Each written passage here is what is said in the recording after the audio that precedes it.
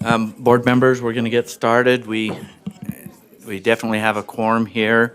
Glad that you guys could make it here safely. Understand the roads aren't so good and the traffic's worse than the roads, I guess. Or maybe the roads are creating the traffic. Want to welcome everyone here to our board meeting. Got quite a bit to do today. Again, thank you for being here. On the emergency safety side, our exits are out these doors to my right. If you're looking at me, it's to your left. Get in the hallway and you can go right or left and exit the buildings. We also have, the restrooms are just right across the hall as you leave these doors. Again, thank you for being here. Board members, will go right to our agenda. Asked Board Member Bolter to lead us in the Pledge of Allegiance.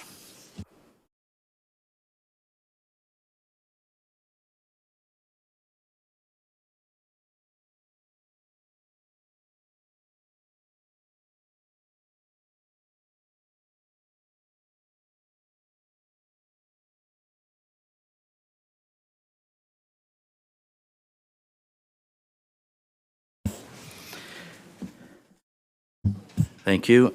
Next, we'll have our board member message from Board Member Linda Hanson. There we go. This is a hard one, and I'm not very good at goodbyes, but Mark said I could say anything I wanted for 10 minutes, right? I got to tell you, my son, my oldest son was always really, really emotional, and it always caused him a lot of embarrassment when he was younger. And then I noticed by junior high, he wasn't so teary anymore, and I asked him how he got over it, and he said, my sixth grade teacher told me whenever I felt like I wanted to cry, just to pinch my ear just as hard as I could, and it would stop it. And he said, so I learned to do that. So if I pinch my ear, you guys know what I'm doing. I wanted to talk a little about a couple of things. A week or so ago, I was online reading, and someone made a comment. They were talking about the scholarship changes for higher ed, and they said, you know, kids, every kid has every chance to go to college. They're at the same schools, they have the same counselors, everybody has a chance. And I thought, you know, I used to think that, but I've changed my mind. And so I reflected a little bit on why I changed my mind, and then I wanted to tell you guys a story. I have a neighbor out in West Valley who's I've had for 20-some years. And she's just a lovely person, and her family's about the same size, about the same age as my family. She and her husband just a little bit younger. They, live in the same neighborhood. We just have so much in common. And she grew up in Vietnam. And sorry, Lorraine's got me handled here. She grew up in Vietnam in a very war-torn place. And, it never occurred to me that she was that different than I was, except maybe in language, until one day when I asked her how she got to America. And she told me, she said, my mom and sister and I were boat people. And for those of you who are younger, when I was a young person, we would watch them try to pile on boats, and get away from Vietnam, and how sometimes the boats would fall over, capsize, and then they set big ships to take these people away. And she said we waited in these long lines for days, and she said when we finally got to the front of the line, there was only one spot left. And my mom said, you go. She was like 11. She said, you go and we'll take the next one. And so she said, so I went, and they took the next one, and it went to the Netherlands. And she said, and I was in America all by myself.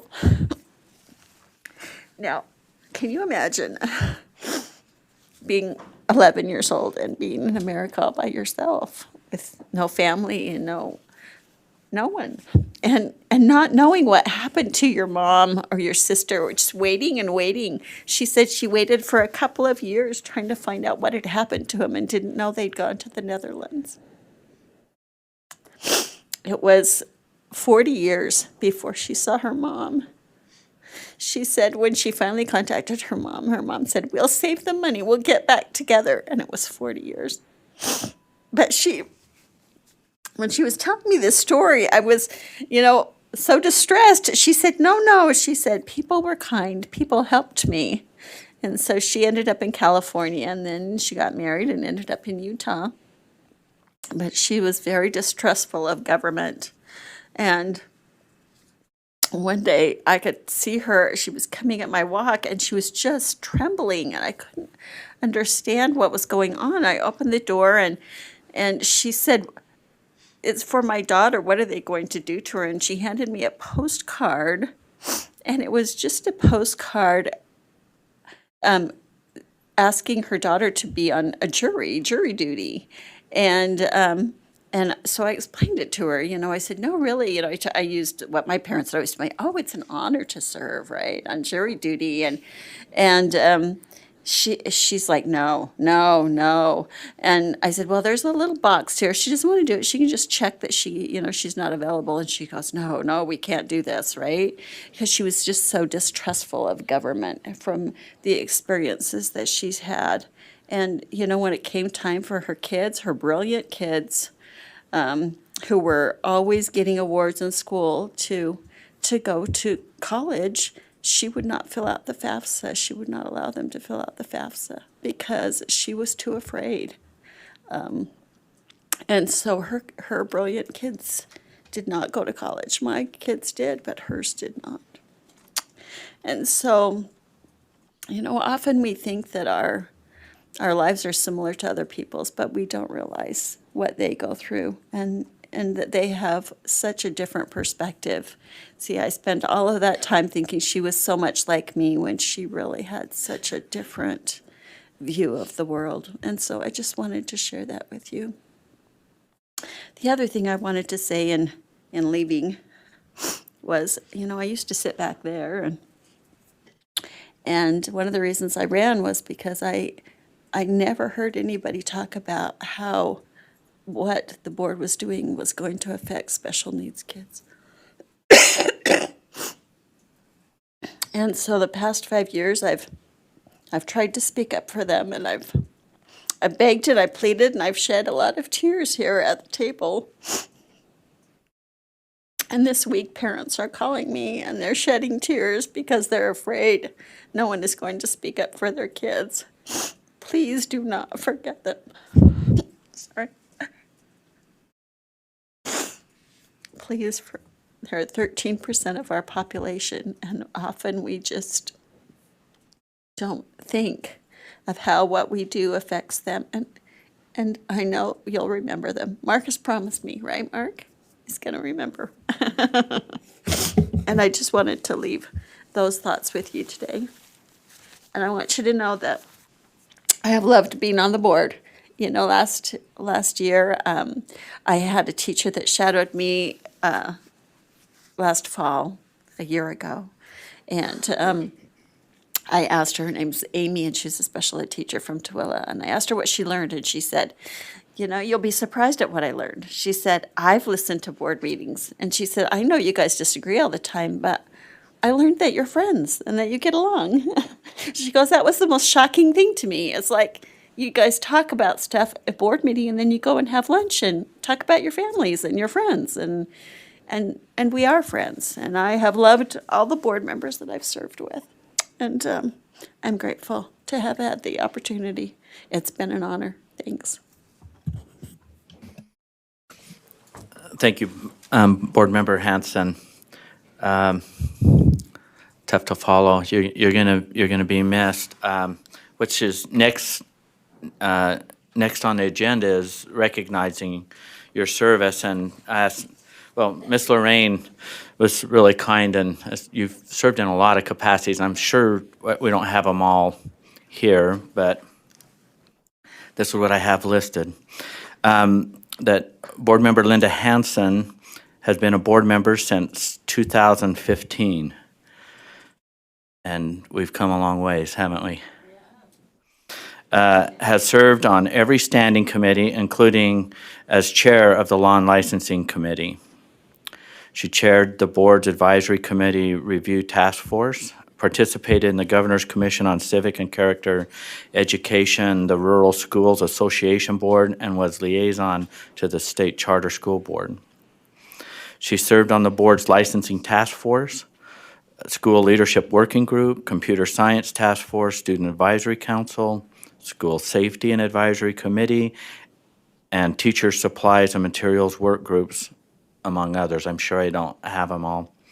Currently participates on NASB's Early Childhood Education Study Group. Board Member Hanson has always stepped up and taken every assignment that I've ever asked her to do, and she's volunteered for many more she didn't get the assignment on. She's a go-getter, and as an advocate for special needs, I assured her, many of us were not too far from children that have special needs. I have them in my family, and that advocacy will continue on the decisions that we make. For myself, I'll say to myself, how does this affect special needs? But what would Linda say about this? And so you've kind of got that burned into my brain, and I appreciate your service. This is absolutely not a goodbye, but it's see you later, because I will most likely be seeing you in other serving capacities, and maybe back here visiting us. And thank you for your service, and excited about change and things that's happening into your life, and we hope the best for you. So with that, we have a recognition, which is a bell. Kind of appropriate. It kind of sounds a little Christmassy. The State Board of Education. So you're awesome.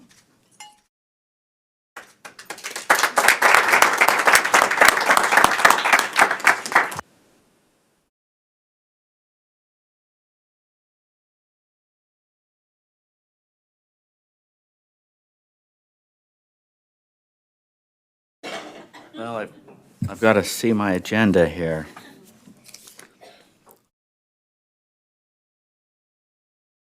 Okay, next we'll have our employee recognition. Superintendent Dixon. Good morning, board members, thousands of listeners, and live audience. Yeah, right.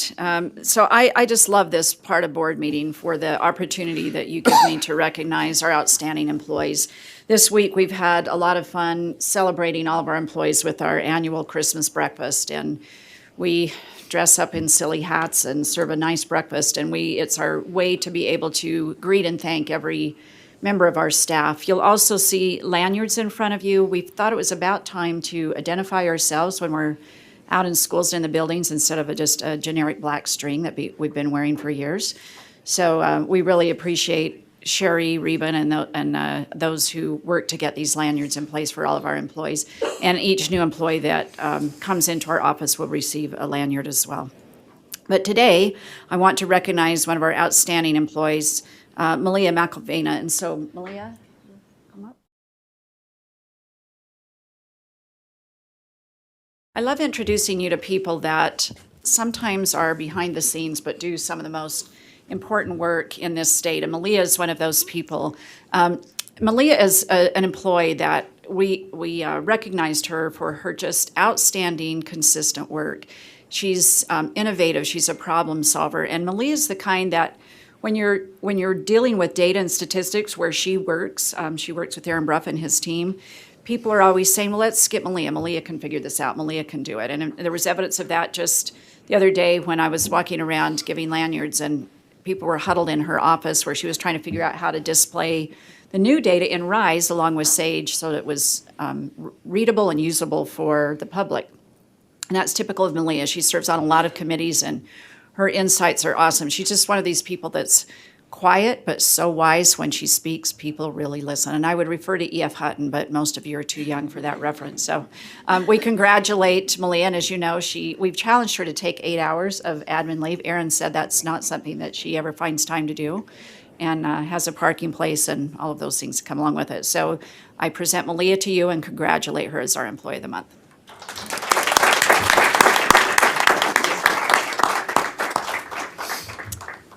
And I also am excited to have you meet our new employees. We just continue to expertly acquire so many great people in our office, and so we'll turn the time over to them. And if you would introduce yourselves, where you work and where you came from, not heaven, but just like your prior work. Good morning. It's great to be here today. My name is Sydney Seeger. I'll be working in the special ed department, and I came from Davis School District. So it's wonderful to join you great people. Thank you. I'd like to point out that's 4 Sydneys working in our agency. Same spelling. Kindred. Thank you. There you go. Good morning, board members. My name is Jordan DeHaan. I also work in special education as a dispute resolution specialist. Most recently, I come to the State Board of Education from the Department of Human Services, Division for Services for People with Disabilities at the Utah State Developmental Center in American Fork, which is an intermediate care facility for individuals with intellectual disability. And prior to that, my background was in civil litigation. So I'm very pleased to be here with you. Thank you. Good morning, board members. I'm Timothy Jenkins, and I am in licensing, and I came from Carnival Cruise Lines Entertainment. Let's see what we do. Hi, my name is Jared Walker. I am working with child nutrition programs as a data analyst. I've been working as a technologist doing sleep diagnostics for the last 12 years, and went back to school and fell in love with data, and I feel very lucky and look very forward to doing something that I love. It's nice to meet you. Thank you for joining USBE.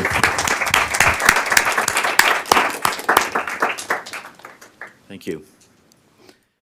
I would like to invite Karen Tolley to come up on an acknowledgement of our student artwork. Good morning. I'm again representing Kathy Jensen, who had the opportunity to go to California to attend some football game that's happening tomorrow. So hopefully I'll do her well. So today we have student artwork from 4 BTS ALP schools. On the right side here, this large quilt-looking piece is from Stansbury Elementary and Granite School District. Stansbury is a very large, diverse school, and the visual arts specialist, I remember her name, Erin Esplin, wanted to help the students realize the importance of each individual and also realize the importance of stitching together their school as a family. So this is their family quilt. This is only about half of the school, and by the end of the year, she hopes to have the entire student body represented. On either side of that piece are some pieces also from specialist Erin Esplin, her work in Woodstock Elementary with the special education students. Each of the students created a representation of themselves and the world around them, and then they collaborated in groups to create a new world. And they're just very cheerful and beautiful. I hope you have a chance to look at them a little more closely. On the east wall, from Benyon Elementary in Salt Lake School District, visual arts specialist Paul Heath helped first graders create autumn. They were studying the seasons, and they used a cubist. I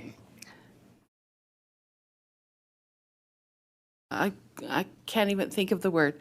They used cubism to recreate autumn trees. And to the right of that, sixth graders were learning about Egyptian cartouches and how pharaohs would spell their name in hieroglyphs. And so each student was asked to create their own name in hieroglyphs and create their own cartouche. And at the very back, from Amelia Earhart Elementary and Provo School District, the students were shown this drawing, this piece by Georgia O'Keeffe, very different from her style.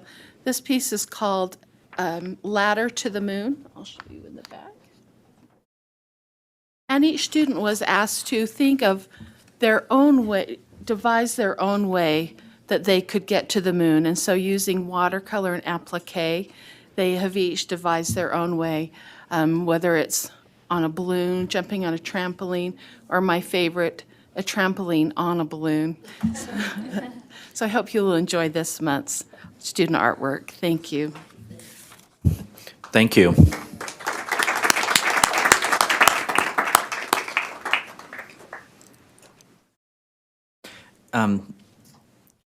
Robert, do we have all of our students here? We do. Oh, very good. We'll invite Robert Austin, our social studies specialist, to come up and introduce our education highlight.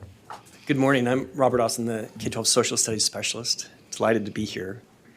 In the southeast corner of this boardroom, you have an exhibit on George Catlin. Catlin's work is in the National Portrait Gallery at the Smithsonian. Some of you may have seen it. It's notable that in 1850, he devoted his life's work to making sure that Native people were represented and honored and celebrated, that they were worthy of representation. Flash forward 170 years later, and you have a student who believes that George Catlin's work is worthy of representation and memory and story.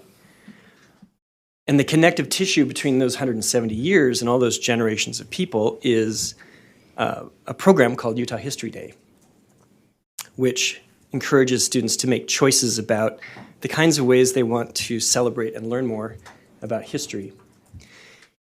And probably the driving force that keeps that program alive and well is my esteemed colleague and friend, Dr. Wendy Rex-Atzett, who is with the Division of State History in the Department of Arts and Museums, where Utah History Day is housed. And so Wendy is here today to introduce staff and, more importantly, some amazing students who have gone on to nationals that we can celebrate today and hear a little bit about the work they've done. So, Wendy, if you please come up. And she deserves a round of applause, ladies and gentlemen.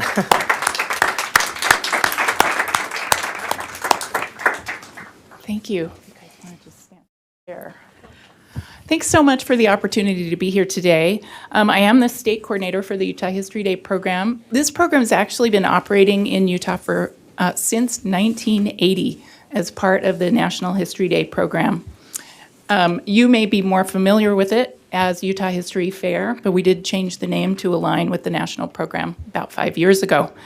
Our goal is to give students the tools to understand the past by actually doing history, by becoming researchers, presenters, and scholars of their chosen topic.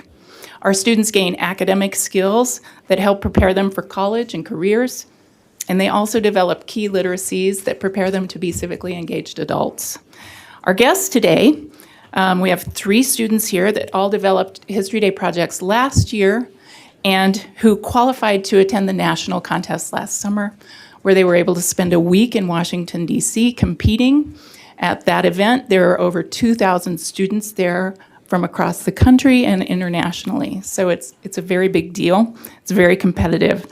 And it's my pleasure to introduce to you Natalia Lopez, Amelia Simper, and Jocelyn Millington. Natalia is here from Logan. She attends Green Canyon High School.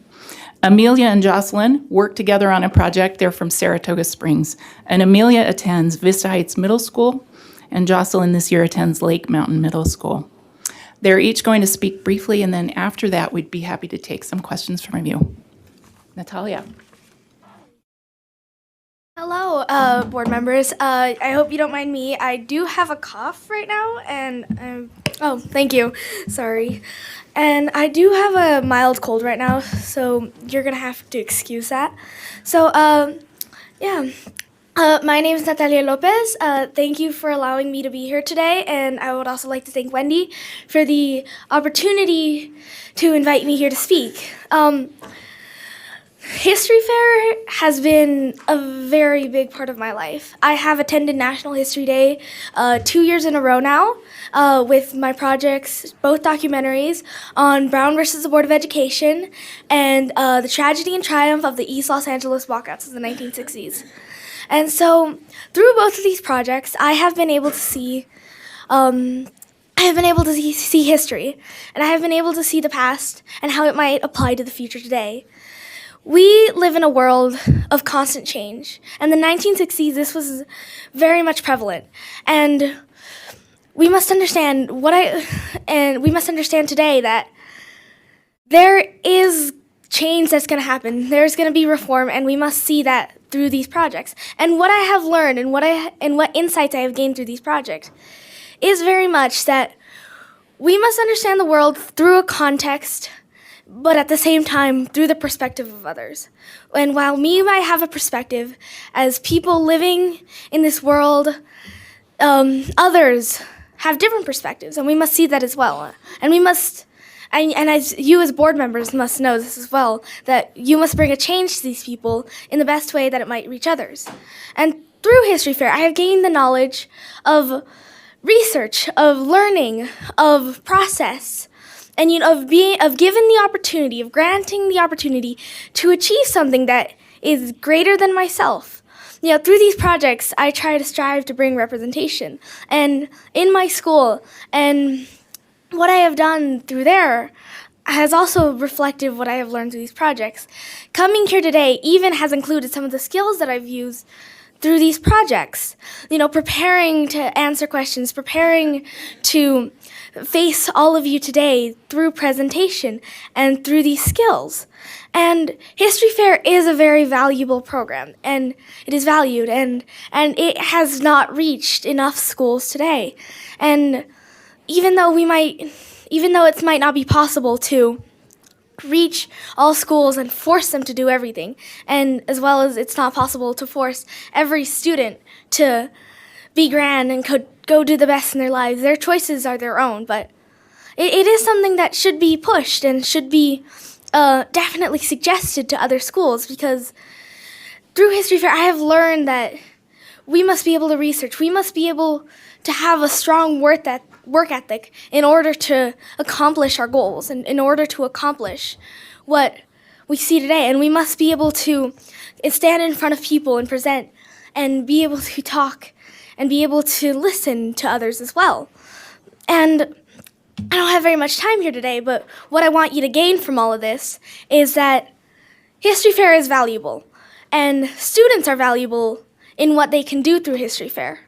And with the knowledge and with the skills I have gained, there's definitely change being made.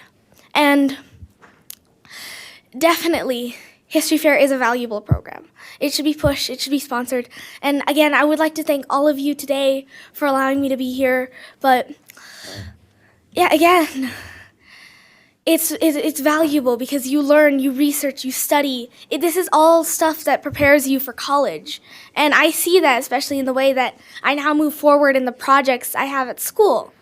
And again, I would like to thank you all for allowing me the opportunity to be here. And I would like to thank Wendy for coordinating all of this and allowing this all to happen. And I would like to thank all of the places that have allowed History Fair to continue. And again, it is important to learn, to value the past and the future. Thank you.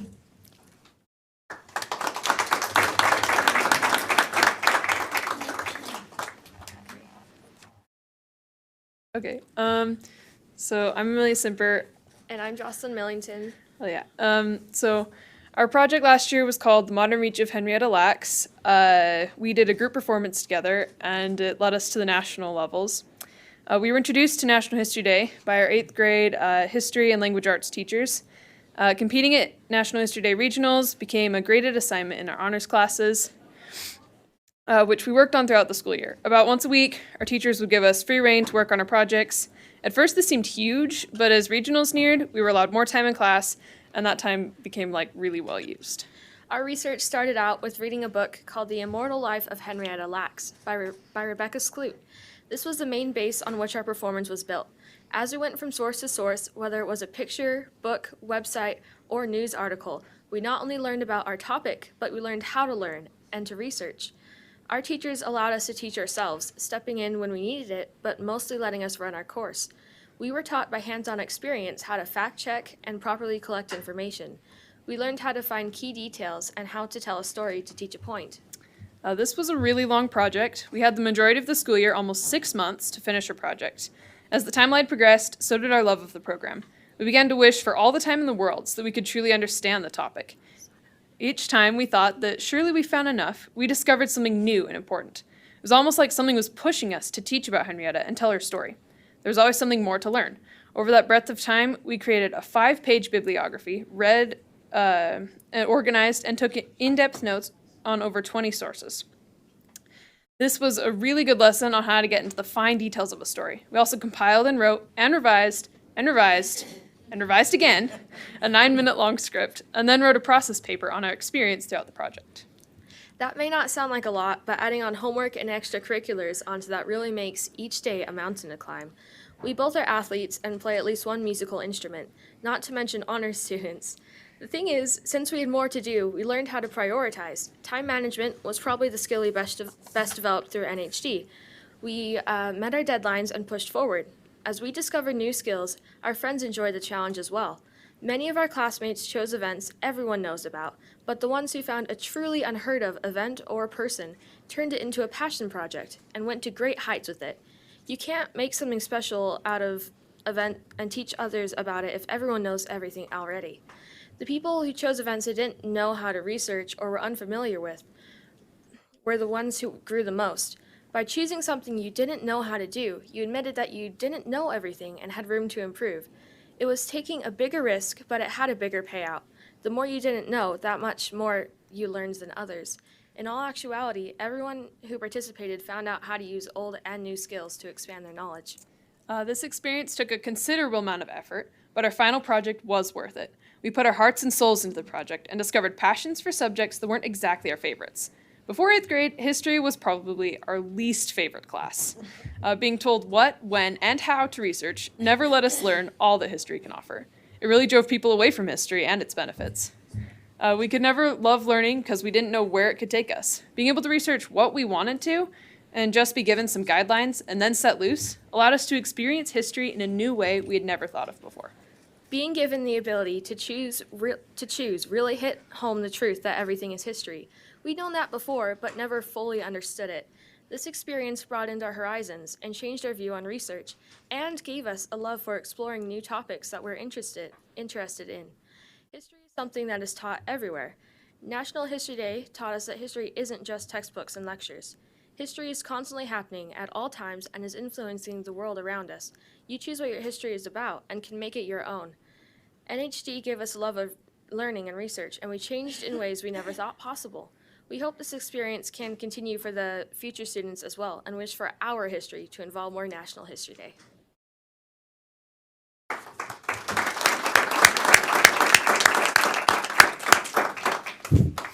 Did you have more you wanted to add No, before I I just have board questions or comments? wanted to open the floor for questions. Okay. Board Member Belknap.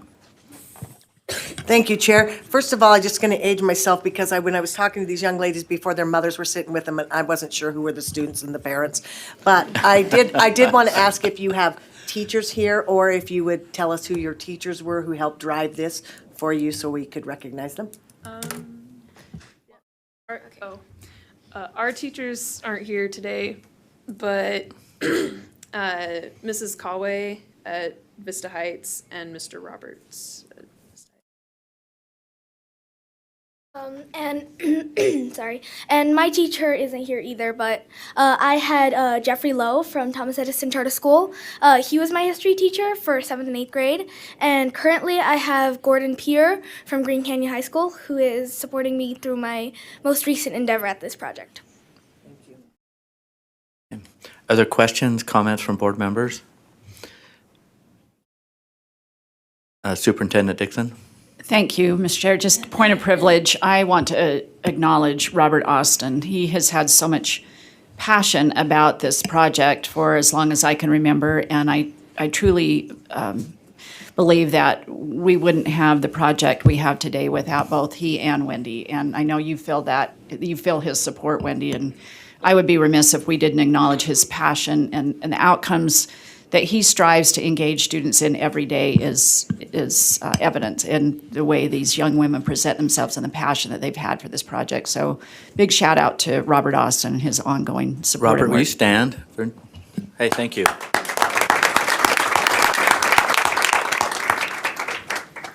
Okay, Board Member Mike Haynes. Thank you, Chair. Girls, you're amazing. That was fantastic. I want to know from each of you what you'll remember most from this experience. Was it the learning or the opportunity to present what you learned or something else? What was it that you'll remember 20 years from now when you look back on this? I'll probably remember two things the most: the actual experience of learning, spending time with my best friend, and actually learning about what we wanted to. We were able to delve so much deeper. The second thing was probably when we were at state and we heard our names being called. All right. We were expecting to be an honorable mention, so when they said that we weren't, we're like, oh, we're not going to be going, and then they said our name for nationals, and that was an amazing experience. All right. Yeah. I think for me, the thing I would probably remember most, I guess, is, well, it's the entire experience. It's going through the research and, staying up late some days and working on my documentary and, going through the levels of competition. And for the first time, about 2 years back, experiencing being able to go to Washington, D.C. and, for the second time as well.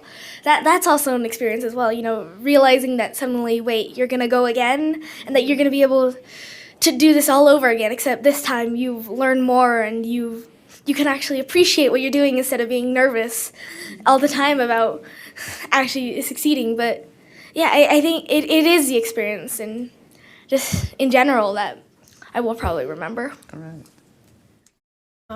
Yeah, I'll probably remember that moment in state when we got our names called. That was really cool. And then as I've done more projects in other classes, I've noticed when I'm researching different topics and stuff and just searching for whatever information I'm trying to find, it's made a little bit easier because we spent so long on this the history project that I just know that my research skills have gotten so much better for finding new stuff. Fantastic.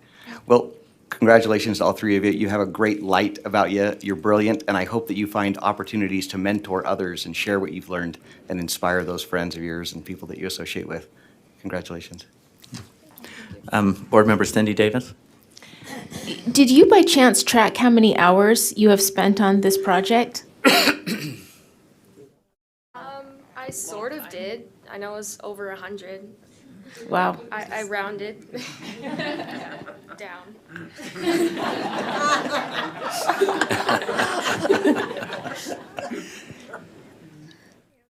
I can't say for sure how many hours I spent on this.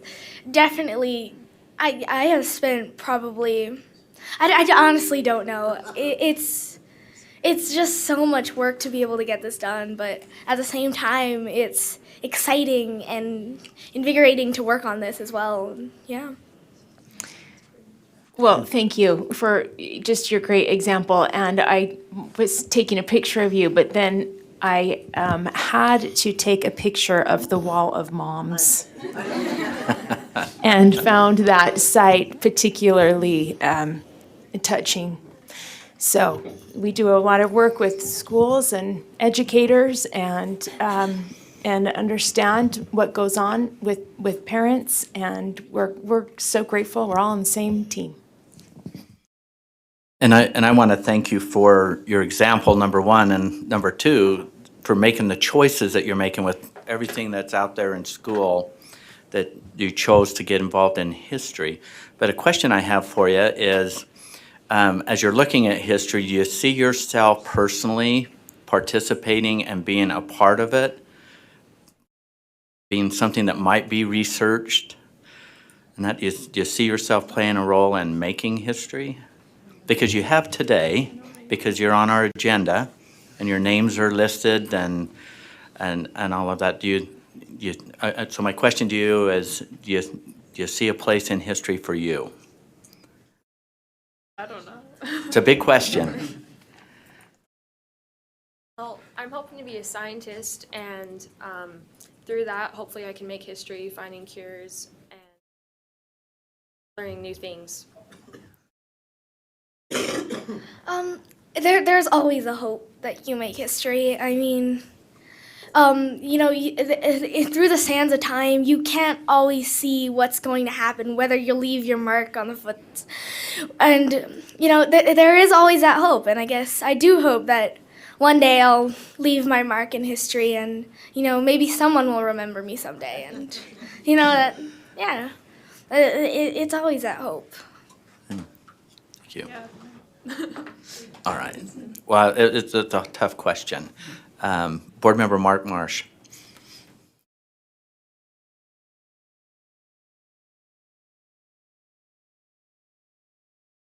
Yep.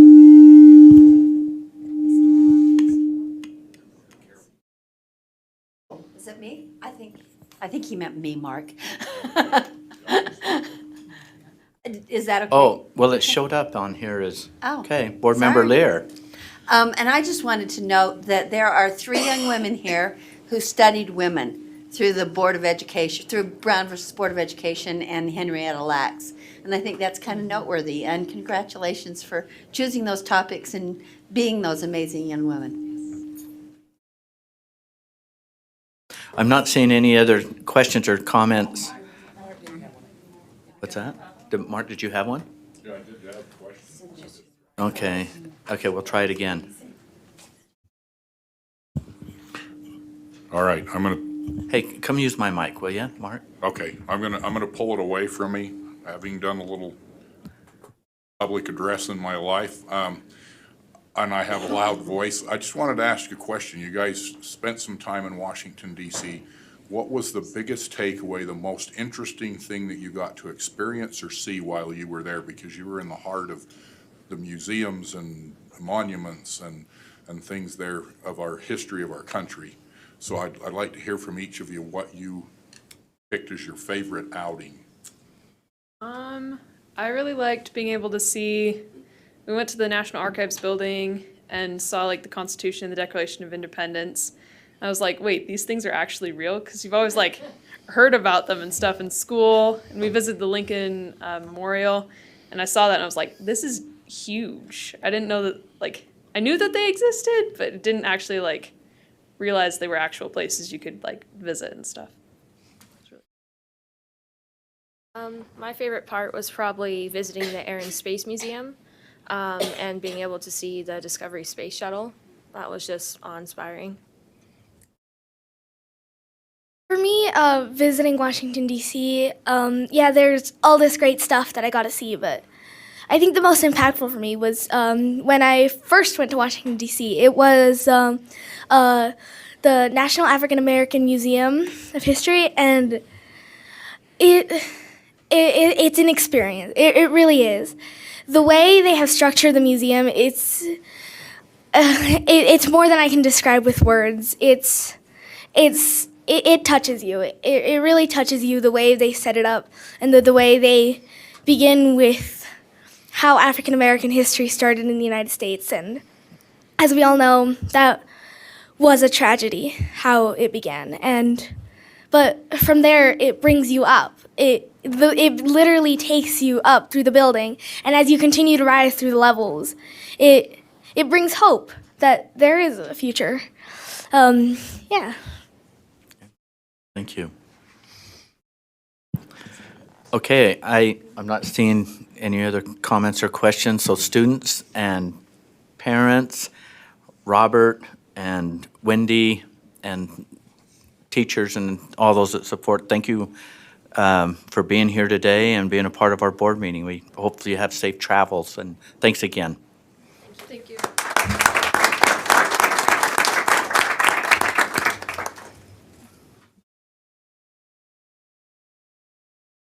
Okay, next we'll go to our public comment. We have two. First, we'd like to invite Ann Dibble up.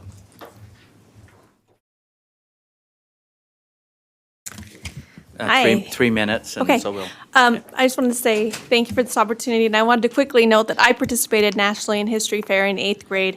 It was a great experience. I can answer Board Member Haynes' question about 20 years later, what did you learn? So many of the skills that I gained from that, I used in college all of the time, like writing an annotated bibliography, how to really do research in a robust way, and how to answer questions and defend a project. So I think I want to second that History Fair is an amazing program and really, really great.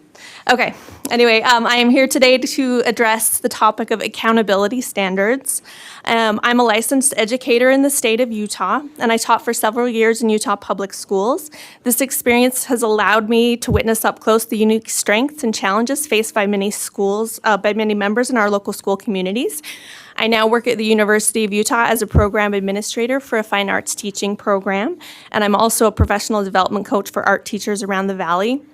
And although that's my job, I'm not here representing them today. Today my comments are solely my own. And as you know, the accountability dashboard has undergone many changes, but without action from the legislature, a single letter grade is still assigned to Utah schools based on their standardized testing performance. As someone who works with teachers across the state, I know that there are many reasons why this grade is problematic. For example, students opting out skew the results, and the letter grading model can never effectively account for growing parent skepticism surrounding standardized tests.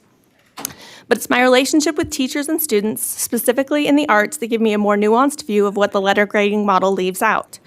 While Utah has core learning standards for fine arts and things like social studies, and even library and media standards core, these are examples of core subjects with no standardized assessment. Student growth and proficiency in these areas is completely left out of the letter grade. While school principals can use self-reported indicators to show students' success in these areas, most of the families I know aren't even aware that there is a self-reported section. They stop only at the letter grade icons, which indicate performance in ELA, science, and math. Moreover, the self-reported areas are written in such academic language that they are unlikely to provide the information about school climates that families want to know. They wouldn't be able to answer questions like, does my school do things like history fair? Are there things like performances, arts performances, and other enrichment activities? What's the social and emotional learning climate of the school? The teachers that I work with and the students I'm fortunate to know would be appreciative if the board helped to lead the way for a legislative change. Without a single letter grade being the focus of a parent's choice to attend a school, there can be a more in-depth understanding of the many areas where public school can educate our children. Without a letter grade as the endpoint, we can also hold schools to a much higher standard across all core areas, not just the ones for which we conduct an assessment, and instead center our attention on educating the whole child. Thanks for your time on this issue. Thank you. Next, we'll have Robert Schermerhorn on adaptive physical education, and hopefully I said his last name correctly. Is Robert here? We are not seeing a Robert. Okay, we'll move on.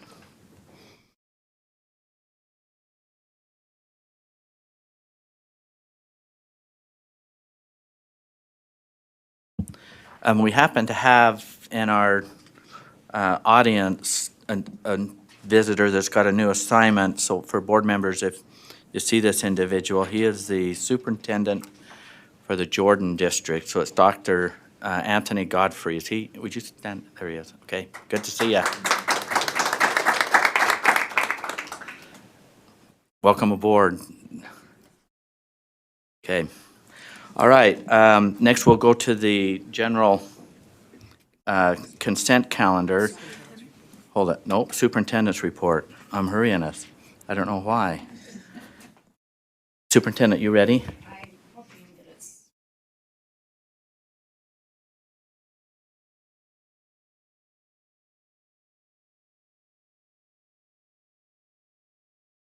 Icon. Okay, all right.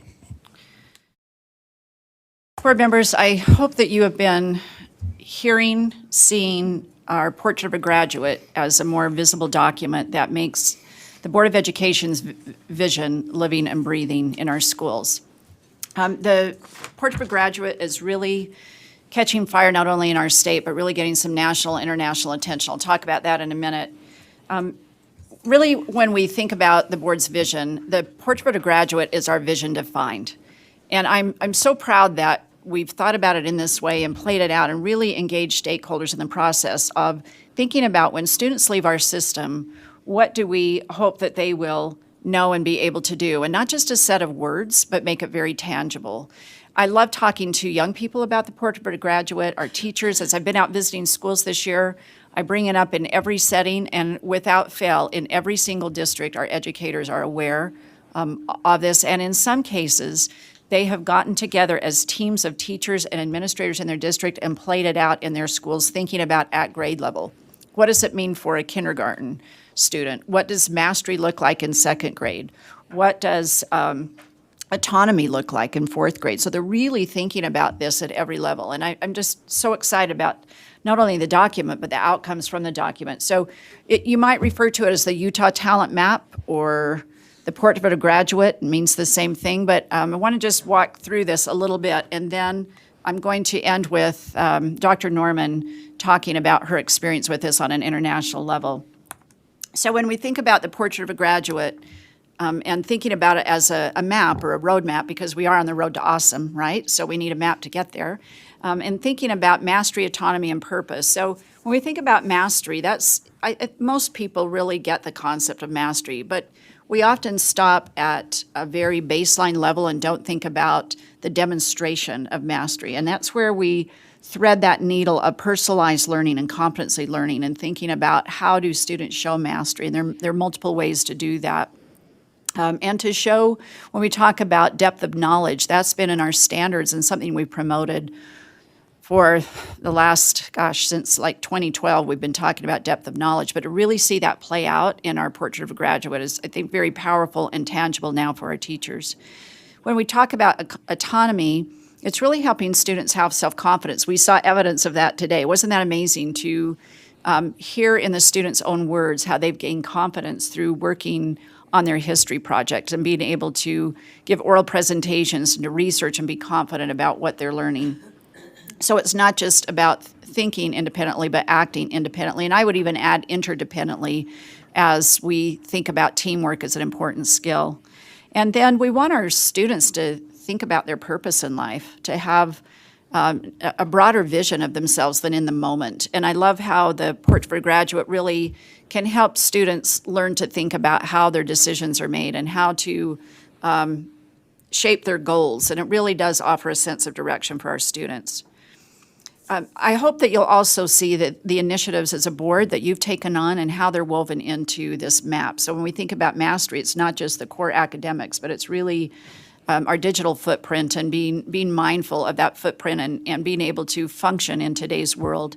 It's about wellness, mental wellness and physical wellness, and thinking about our civic and character education, financial and economic literacy. So it goes beyond just our core standards. And then as we talk about autonomy, I often get in a debate with people about what to call these skills. When I hear people label them as soft skills, I have this visceral reaction because they're anything but soft. These are really hard and they're integral, but they are so essential in today's world. And we hear this all the time from employers when they provide input on our standards, specifically our CTE standards. They talk about all of these things that when they see students, whether it's in college or in the workplace, are they communicating? Can they solve problems and think critically and creatively, and are they working together in productive ways? And then I think the purpose part of this Portrait of a Graduate is something that's really resonating with people out in the field. And you just heard a presentation about educating the whole child, which so appreciated your comments. And thinking about how all of these things can be taught through a variety of curriculum. I was speaking about our Beverly Taylor Sorensen Arts Project yesterday, and thinking about how the arts and humanity can teach so many things, not only in content, but just some life skills. So having purpose can be taught in our homes and supported in our schools as well. So Dr. Norman had the opportunity to represent not just Utah, but the United States at a recent international convening in China. And there are pictures out there somewhere, Patty, I didn't have them, but you can see our Portrait of a Graduate documents translated in Mandarin. That was super impressive to me to see these large posters, just like the ones you see out in the hall, in Mandarin, and I'm sure they'll be translated in other languages. But Patty had the opportunity to not only speak about this, but also serve on a panel and interact with international leaders. So I'd like her to come and talk about the international reaction to Portrait of a Graduate.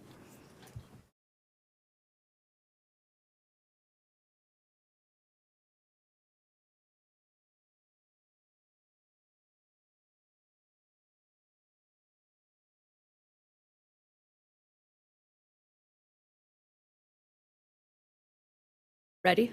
We're ready? Okay. I was waiting for it to go green for some reason. Thanks for giving me this opportunity, and Superintendent Dixon, thanks for giving me the opportunity to go and share and be a part of this. I think the number one thing that I took away from the experience of going to China and representing Utah and the United States in educational innovation is that technology, so it was an educational innovations conference, and the number one thing that we left with is that technology is now the white noise in the background. It is such an integral and integrated part of what we're doing in education, especially in the state of Utah, that our students expect it. If you put a computer in front of them, it's no longer this object where they go, oh my goodness, I have a computer. They're like, and the next step. It's a tool in their tool belt, and the appropriate use of it is where we're going. And it's really moving towards the human-centric component of it, which is why when we talked about the Portrait of a Graduate on an international level, it's what took the world community that was there by storm. And we had the most questions that were being asked. So let me kind of give a little bit of background about the conference and what we were doing. So BYU submitted a proposal to, with different states within the nation to be selected to represent the United States, and the Utah proposal was chosen. So I went over there with BYU and was able to participate by doing a keynote speech. It was amazing because when I walked in, it's like the United Nations where you go in and you put a thing in your ear, a translator in your ear, and you tell them what language you're participating in. And so I was participating in English. And then I had a translator that was there with me to be able to walk me to the different places where I needed to go.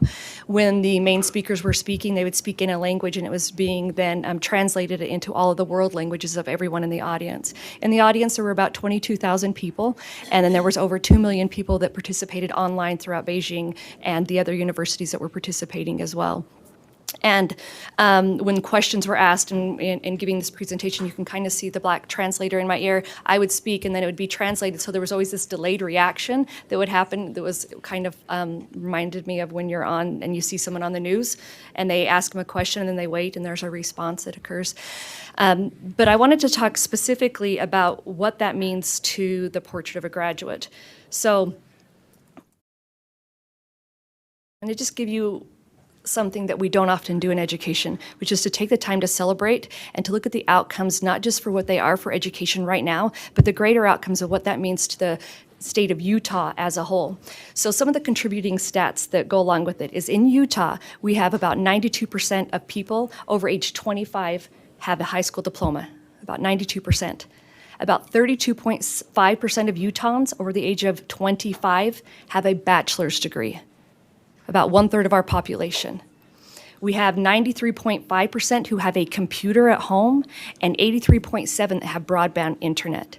So because of these things, and then the educational opportunities that we have that are because of that computer-based, the internet, and those things that are happening for innovation, here are some of the things that are happening. Here's some of our outcomes that we don't usually see in one lump. And here's the lump that brings it all together that's a positive. Although we may be last in funding, we are number one in best state stability. We have the highest achievement in 8th grade NAEP and above average on all other NAEP measures. We are higher than the rest of the nation on AP exam pass rates. We are the number one state for entrepreneurs, the number one with the narrowest wealth gap between our highest and poorest in population. We are the #1 in the nation for broadband speeds. We are the #1 state for upward mobility. You can come to the state of Utah with little or nothing, and because of the educational opportunities, you can make it what it is of yourself that you'd like to and have those opportunities. We are #1 in economic outlook since 2008. We are the #1 most diverse state economy. We're #1 in population growth for the nation, #2 best state for business by Forbes, and #3 highest in state education rankings, only behind Massachusetts and New Jersey. What makes this possible? So those are the greater educational outcomes and what we sometimes measure here at the State Board of Education. Well, one of the things is the availability of capable employees. And of that, that's where education plays the biggest role. We have Utah's top-tiered education system. It exposes all of our students to academics, technology, all of the fields that you've seen in content, all of the standards that you as a board have set, passed, and agreed upon. Then we have an educated workforce. And an educated workforce is a vital part of anyone's economy. And that is why our businesses are coming here.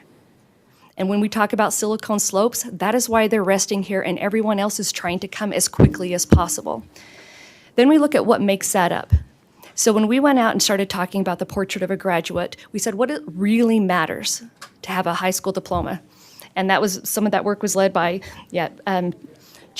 Board Member Belknap, of what is it really going to take? And our original discussion about high school graduation requirements started with us saying, how many credits? Should we have 3 credits in this and 2 credits in this? Is that what it takes? Do we have 1 credit, or is that, how many hours is that? And then we knew that the conversation was much more broad than that. It was about those skills and attributes that make someone a capable employee, a citizen of Utah, a good contributing citizen to the world, to family, to community. All of those things matter.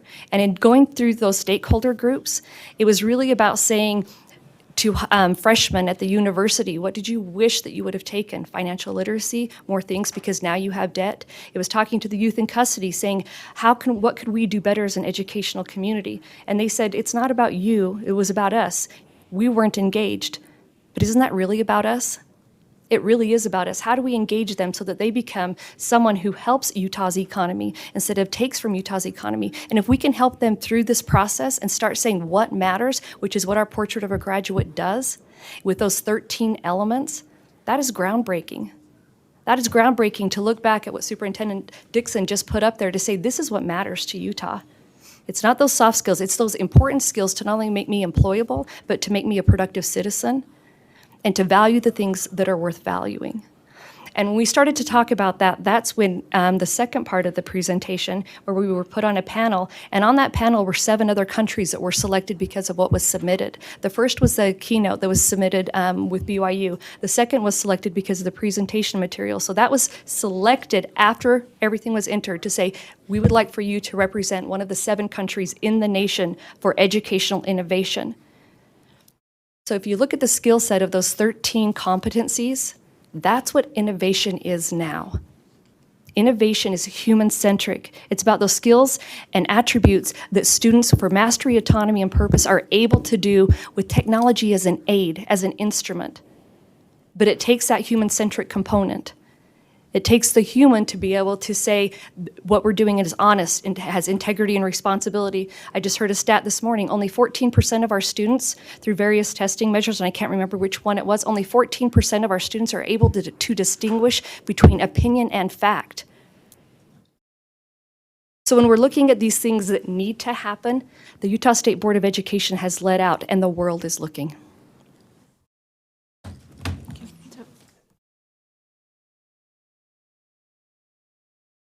Thank you for your superintendent's report, and it sounds like you had an awesome trip. I'm sure your travels were as awesome. Heard you had a couple snags, or one, but we're glad that you're here safe. So thank you for this report. If I could, and I think it would be those lists of first, Superintendent, if you could shoot those out, just in some communication that we can kind of keep track of those. I appreciate you reading them really, really fast for the interest of time, but I didn't write them down, but I think the board members would benefit from having those, so thank you. Okay. Next, board members, if bring your attention to our general consent calendar.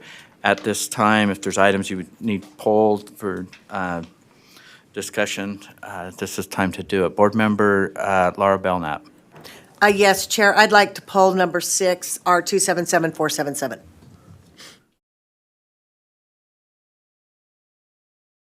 Okay. Board Member Jenny Earl.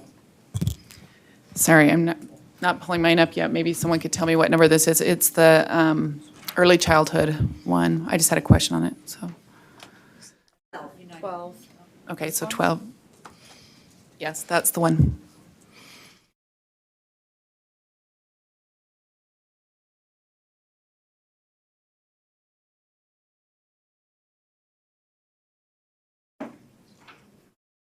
Okay.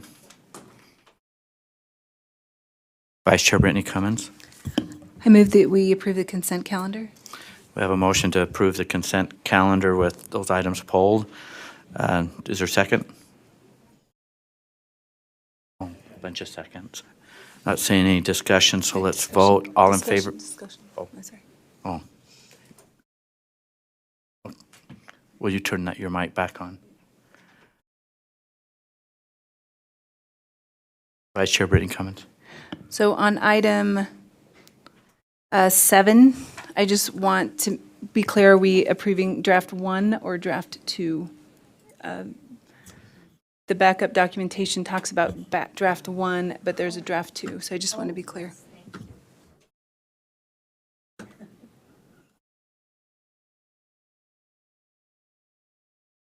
Board Member Lear. Right, and I don't have that in front of me. Let me just, I had an amendment to that. So let's pull To 7. pull that, yes, please, thank you. That was Okay, a thank you. very subtle clue, thank you. Prompt or whatever. Okay. So items 6, 12, and 7 have been pulled. Since we have a motion to approve the consent calendar with those items pulled, we have a second. Any further discussion? Seeing none, let's vote. All in favor, say aye. Aye. Those opposed? Voting is unanimous. We'll go to Board Member Belknap on item 6. Chair, I'd like to make a motion that we move item number 6, R277277, back to committee for further review. Okay, we have a motion to move it back to committee. Item 6 and a second. Any discussion to that motion? So the motion before the board is to move item 6 of our consent calendar back to committee for review. Not seeing any discussion, let's vote. All in favor, say aye. Aye. Those opposed? Voting was unanimous. Board Member Jenny Earl, did you want to speak to item 12? Yeah, I'm sure this will probably be pretty quick. I just had a question on, there's a date list, or it says date on the public review meeting, but there's no date yet. I don't know if that's just not been solidified. It's on the agenda public review meeting.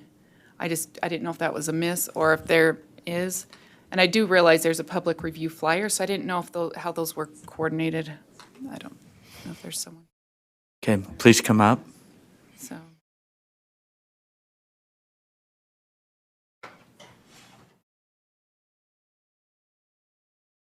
I'm Jamie Robinson, the preschool through second grade specialist. Hi. And so we did just submit, we attached a flyer with the specific dates on there. So I apologize that it wasn't. Okay, so the one would take the place of the other? Is that what? So the dates that we have are December 5th. Today? Yeah. Okay. We're headed to Richfield this afternoon. So, so December 5th. Yeah, right. And we're hoping that the snow will cooperate. So, and then December 18th, the reason we picked that date was because we are down there for a kindergarten transition summit that day as well. And so we were trying to be conscientious of spending taxpayer money and scheduled it for that night as well. And then January 7th and January 15th. Okay, thanks. That helps with the clarification. So hopefully we'll get people out to Sevier, right? Right. If there's just a, yeah, okay, short notice it looks like or not. Were No. these out last week or something? Yeah, Oh, they were, okay, Yeah, we've okay. had them out to the preschool population for quite some time. Ever Okay. since it was approved last month, we sent the dates like within that week. Okay, it just didn't So- get included on the other Right. paper. Okay, thank you for the clarification. You're welcome. So it's okay, we're not taking action on those items, but it's still in our packet. It was an information item. Okay, thank you. Board Member Lear, you had something on item 7. Did you want a proposed amendment? Is it in writing someplace or a change? That is available on the, so I have a motion to accept draft 2, and that has one minor amendment. Well, I was So- waiting for him to say, would you like to speak to that? Because I don't usually wait for that. So let So me I- wait for that, Laura. So I wanted to get your, so you're proposing. Is to adopt draft 2 that has one additional slight amendment. Okay, do you want to state that amendment? Sure. And then It's on line So you want 130. you want to do draft 2 as amended, and here's your amendment. Right, And my then- amendment, my and then you can proposed speak to amendment. My proposed amendment's on line And then- 130. But let's get the amendment first, and then we'll get a second. Well, it's just draft 2, what she, But she has an amendment on draft 2. No, that is the no. amendment. Oh, I thought you had an No, the amendment to it. amendment is proposed as draft 2. Oh, okay, I thought you were going to add something to it. Okay, my bad, thank you. So we have, Unclear. we have a motion from Board Member Lear to accept draft 2. Is there a second? Okay, and then to speak to your Motion? motion, please. It's a very, I think, a short amendment. I considered doing what Laura did with the trust lands rule, but I think this could be easily amended. The idea was that the board, having responsibility for all these students, charter school students as well as traditional school students, should see if other action is needed to be taken if there's a problem with a charter school.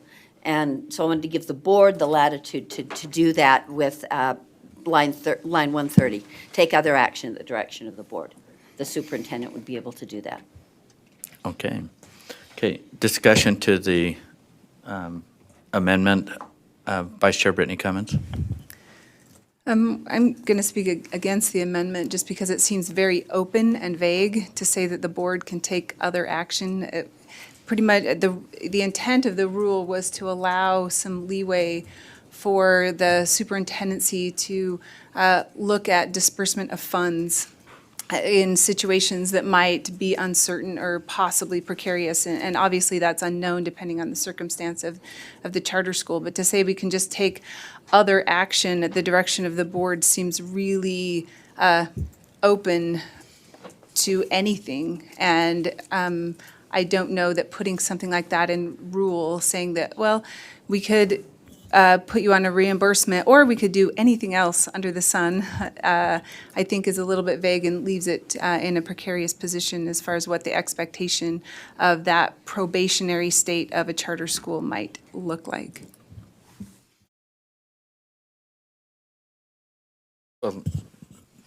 Yeah, so I don't have your mic on. There we go. Board Member Lear. I don't think it's precarious at all. I think it is the responsibility of the board to take what action the board sees is needed. I think that, in fact, the board should step up and be concerned about the students and be concerned about the other LEAs in the area if there is a concern about a charter school.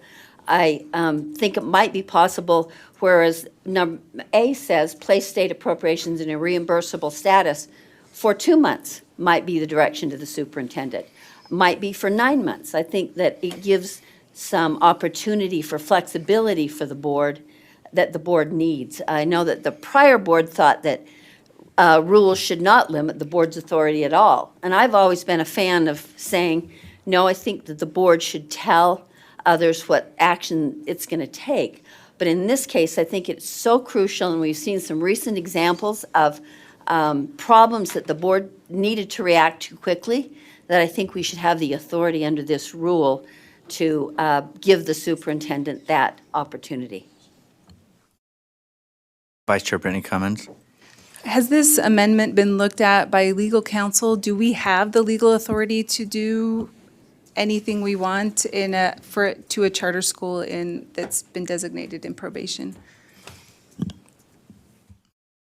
Brian, AAG Quisenberry, do you have a response to that? Yeah, I haven't reviewed this, but I think the board does have that kind of authority. Board Member Buse, you're welcome to come out. Oh, Board member. under the. I mean, not Board Member Buse, AAG Buse, sorry. AAG Buse. Under the federal law, in terms of looking at grant issues, that one is clear and says that you can take other actions as you find appropriate, and then other actions that the board has the authority under certain conditions to be able to remove a charter from a school. So any other condition would be less than what your maximum authority is.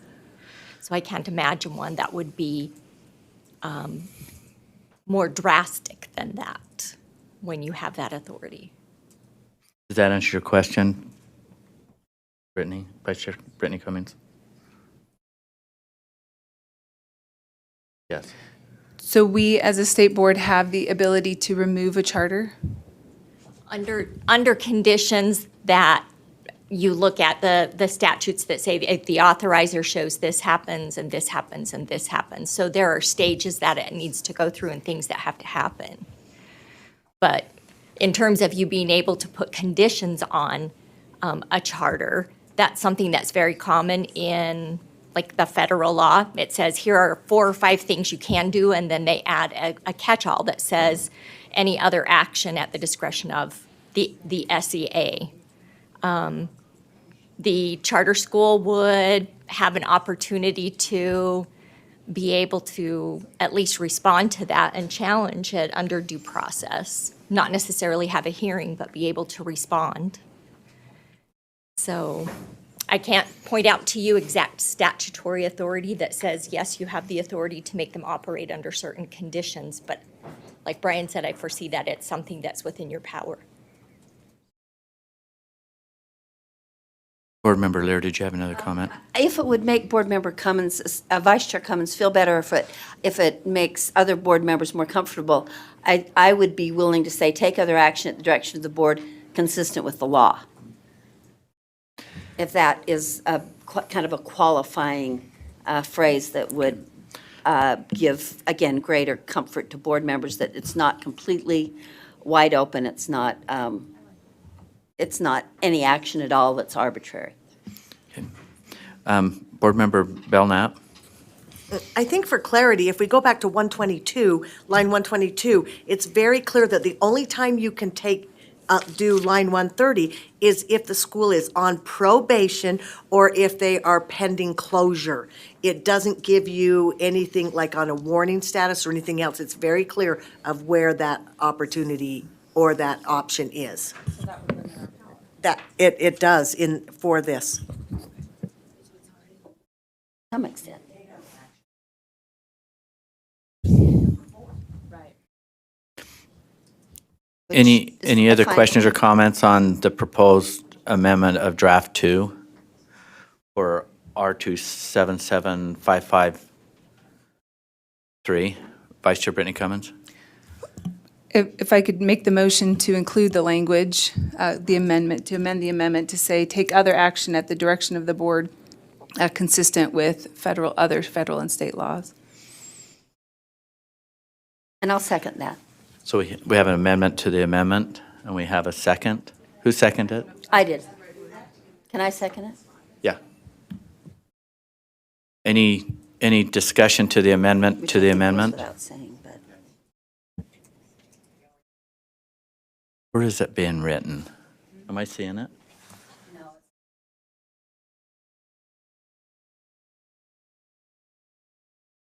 Okay, the motion before the board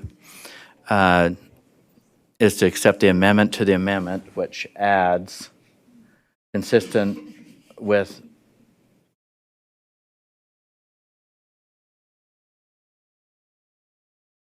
okay, so we're all getting to see it and read it.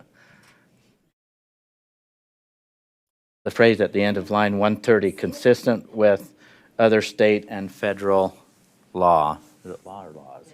Law. Okay, let's, not seeing any discussion on that, let's vote on the amendment to the amendment. Just a technical, I think consistent with.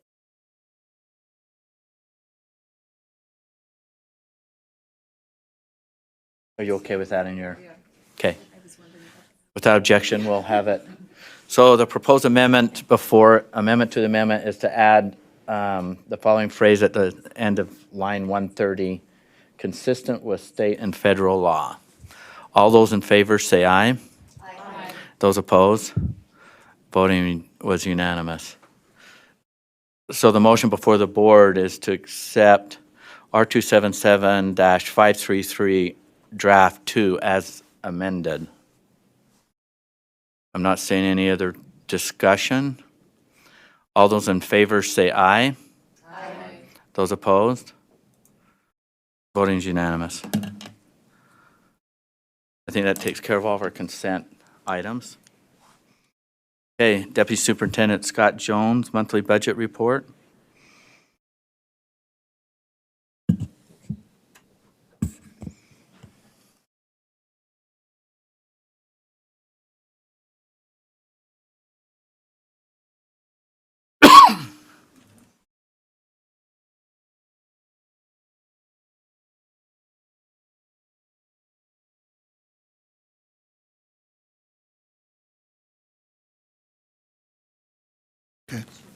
Good morning, Deputy Superintendent of Operations, Scott Jones. This is the monthly budget report. It's a requirement of USBE staff to inform the Board of Education on the fiscal responsibility of the board and of the staff, and then also the status of funds and whether or not we're effectively controlling and managing those funds. I will say that the USBE is solvent. It's able to meet all of its obligations. Last month, I did bring up some concerns or details surrounding the private and homeschool student statewide online education program. We're going to be working on the rule tomorrow in Finance Committee. We'll provide additional details on the course of the funding for the remainder of this year and potentially what direction we're headed for next school year 2021, as part of the rulemaking, if you will, or that process in Finance Committee tomorrow. Other than that, the report is at your is available to you in the backups. It's also available to the public. You have drill down capabilities, so to speak, within any one of the sections of the Utah State Board of Education across our entire enterprise.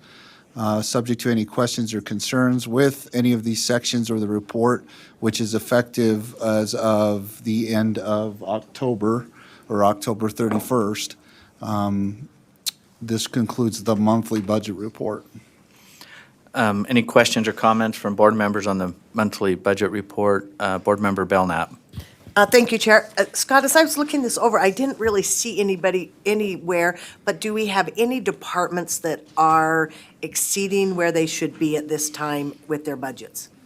No, other than it's always a concern, other than with the SOEP situation going on right now, there's no other incidents of even approaching where we would consider that to. Okay, thank you.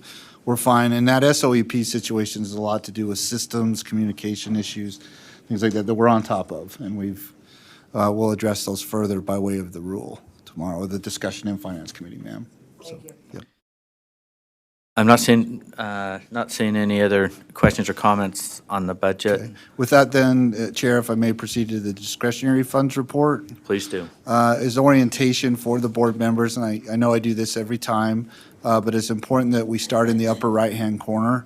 We start out with beginning balances, and then as we progress and identify particular board-approved projects, we systematically, if you will, apply the funding allowably and appropriately to those projects. We've taken the course of highlighting, which you can identify from the last meeting, in yellow, those items or projects, if you will, that were approved by the board in those amounts, with the most recent being for a particular amount of funding set aside, if you will, or encumbered for the purpose of recruiting for hard-to-fill positions. So I'll just inject this at this point. We are really having a challenging time due to the increases in funding to local education agencies with recruiting for particular hard-to-fill positions. We're in the process of working diligently with HR to do analysis and study, especially along the lines of the two positions, educational coordinators and educational specialists, so that we can inform you and subsequently, or hopefully through you, the legislature on what we would need to even start to close the gap now with in our ability to recruit and then also retain, where we tend to lose just some high-quality individuals to higher paying positions within the LEAs. That's really resulted in the last maybe 1 or 2 years, from the increases in salaries or availability of salaries to those particular individuals. This doesn't mean we do continue to, as the superintendent said, expertly acquire expertise out there, and we're grateful, as you all saw, for all the individuals that are willing to come and work here and do great things for the individual students. However, and it's a lot of factors here, the current state of the economy, the raises on it too, that we are having some difficult times with particular positions and getting them filled. So that resulted in our request to set aside some funding or encumber some funding towards professional recruiting services if needed, so that we can have that additional help in identifying and getting qualified personnel here.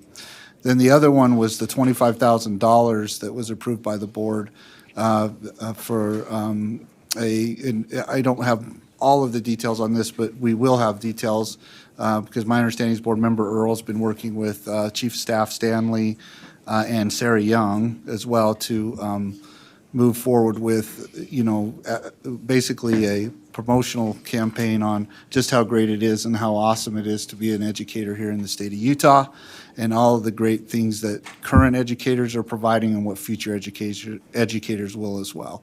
So we feel really good about that. We feel really great about all of them, of course.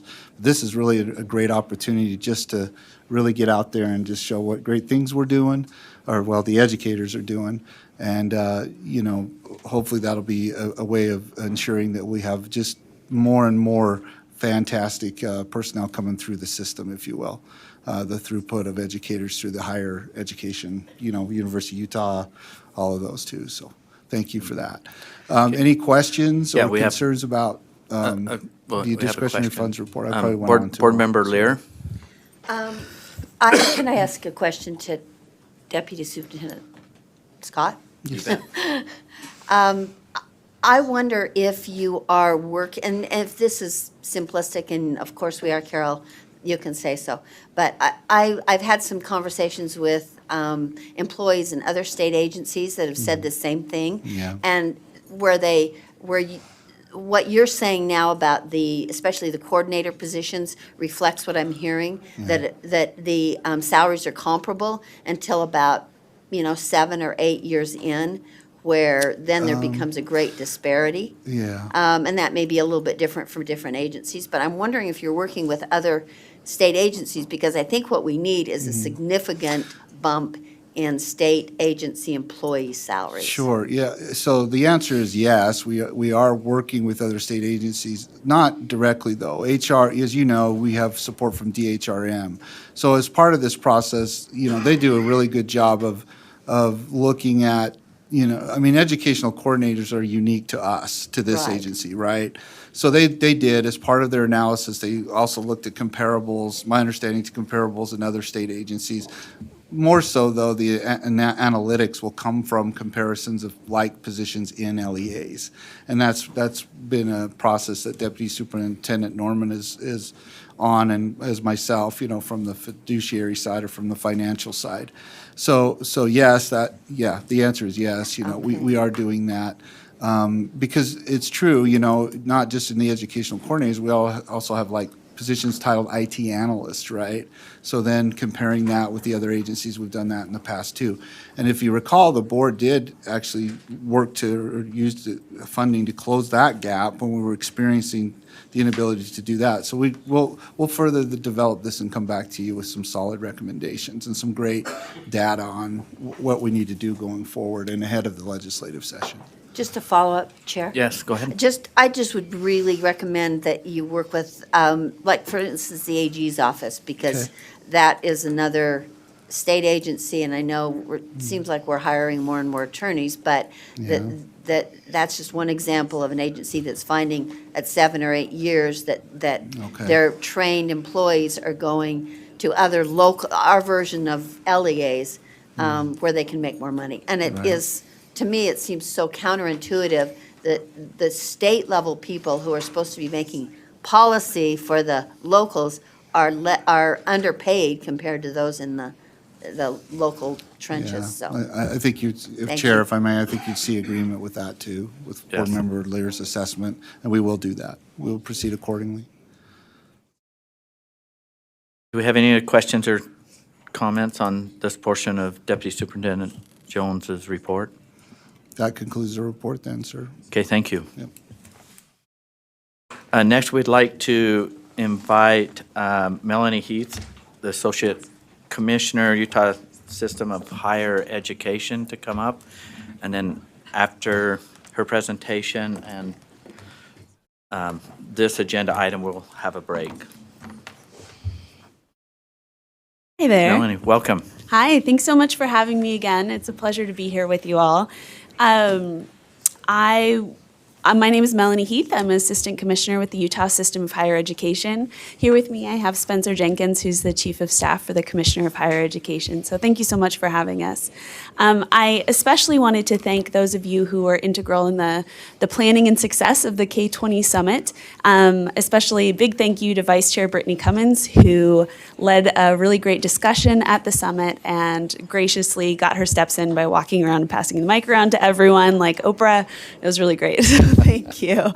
Also, a big thank you to the state superintendent for her leadership in this.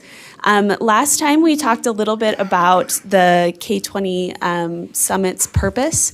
I'm happy to review any of that again. Really, we wanted to have a statewide conversation about post-secondary access and what that looks like in each agency, knowing that this is the space that really touches us all between the three boards, education boards. I think it was a really great event. We're hoping to have one next year and would love you all to attend and participate. One of the outcomes of the event is this joint resolution, which is before you today. We chatted through a draft, I think it was last month. We got some really good feedback from you all that some of the language was duplicative. We tried to clarify the kind of college versus post-secondary in several instances in the resolution. The most important thing to direct your attention to is the kind of outcome of the resolution, which is the development of this four-pronged framework to set up really a post-secondary access framework in the state. And just to review that again really quickly, the purpose of the resolution is that each board direct their respective chief executives to establish and align goals and resources that achieve the following outcomes. So one is encourage students to set and achieve post-secondary goals that best help them succeed in their future workforce and educational endeavors. Two, provide a college access advisor for every Utah high school student to help them successfully access information about potential career pathways and available post-secondary education options in Utah. 3, maintain a statewide authoritative online platform to guide K-12 students and returning adults in potential career pathways and available post-secondary educational options in Utah. And lastly, reprioritize state dollars to improve access to post-secondary education options, especially for underrepresented populations that lead to high demand, high wage, or high skill career options in Utah. A quick note, this has been before the State Board of Regents as well as the UTEC Board of Trustees, and in each instance it was passed unanimously. So we're here on our last stop on the road show. But again, I'm happy to take any questions or clarify anything for you all. Thank you. Questions, comments? Board Member Belknap? Thank you, Chair. I'm looking for a word clarity. Is that okay if I direct here? Thank Yes. you. On number 2, it says provide a college access advisor. Are we talking about trade as well as universities? When we use the term college? When we use the term college, yes. So for us with the Board of Regents and UTEC, when we say college, we mean 1, 2, 4 or more. We've clarified this with the UTEC presidents who are supportive of that too. Yeah. Okay. Board Member Jenny Earl? I think I still have similar concerns I had last time, but just a couple things. First of all, I think education in the next 5 years, maybe even 10 years, is going to look completely different than what it looks right now. I think we're even seeing it in the building of our buildings that we're currently building. I feel like there's still some ambiguity to me as far as this idea of oh my goodness, I can't get the word out. You know what I'm talking about. Reprioritizing. Just kidding. That's what I kept trying to say 3 times. State dollars. I don't know what that is.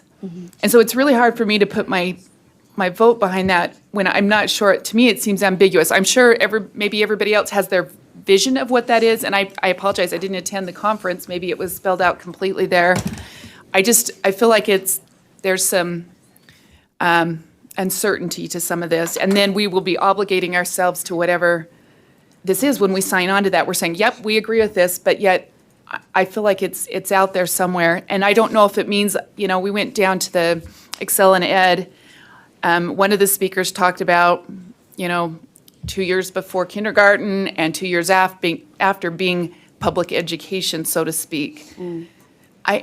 I'm not sure I agree with all that philosophy. I think there is a point where kids need to take initiative and parents need to take initiative and families and communities, and I think that's there. I think that's availability. Now, at the same time, I do think we need to create access for those that have, some kind of a special need or some type of a limitation that, whether it's like Board Member Hanson talked about this morning, just because of the background, there was an uncertainty to moving forward. And so I do have questions with that and concerns. Also, is Utah Futures, would that be considered maintain a statewide platform? Is that, or are we talking something different? What is this? What is number 3?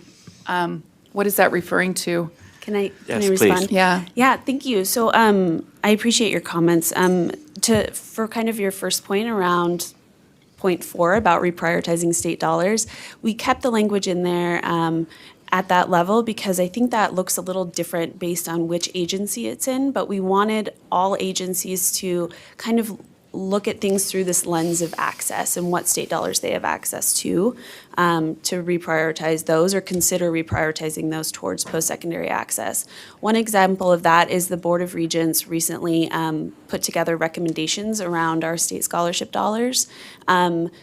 Knowing that our institutions are doing a really great job of awarding students for academic achievement in high school, we're having a conversation as a board about what's the right place for state dollars to be spent.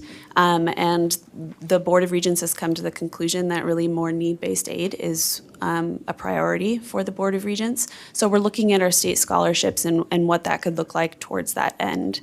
To your second question, I know to number 3 for the online platform, the Utah Futures is currently kind of in flux, and I think it has been in flux for a while. What we want all of the boards to consider, and potentially get behind is the idea that something like Utah Future is an online platform of some sort that has tools for students to really answer the questions of what do I want to be, where should I go, and how can I pay is a necessity in Utah. So I don't know if that answers your questions. Spencer, did you have anything to add? Okay. Okay. Yeah, I suppose it did actually. So Okay. thank you. Okay. Thank you. Superintendent Dixon? Yeah, just an addendum to the Utah Futures conversation that's actually out right now for bid under an RFP. So Utah Futures as the platform or the company may change, but Utah Futures is moving forward and funded legislatively. So that piece is going on. I just didn't want to leave it out there Yeah. that it's not. It's just up for RFP. Board Member Cindy Davis?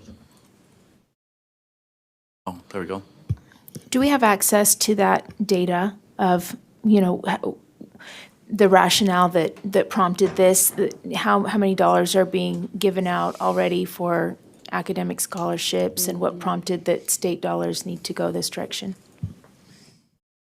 Sure, I can spit off some data, and I'm sure we can get you more if you have further questions. So, in looking at our state scholarships, what we find, or what we have found, is that 90% of the students who receive a merit-based scholarship from the state of Utah are receiving other merit-based scholarships as well.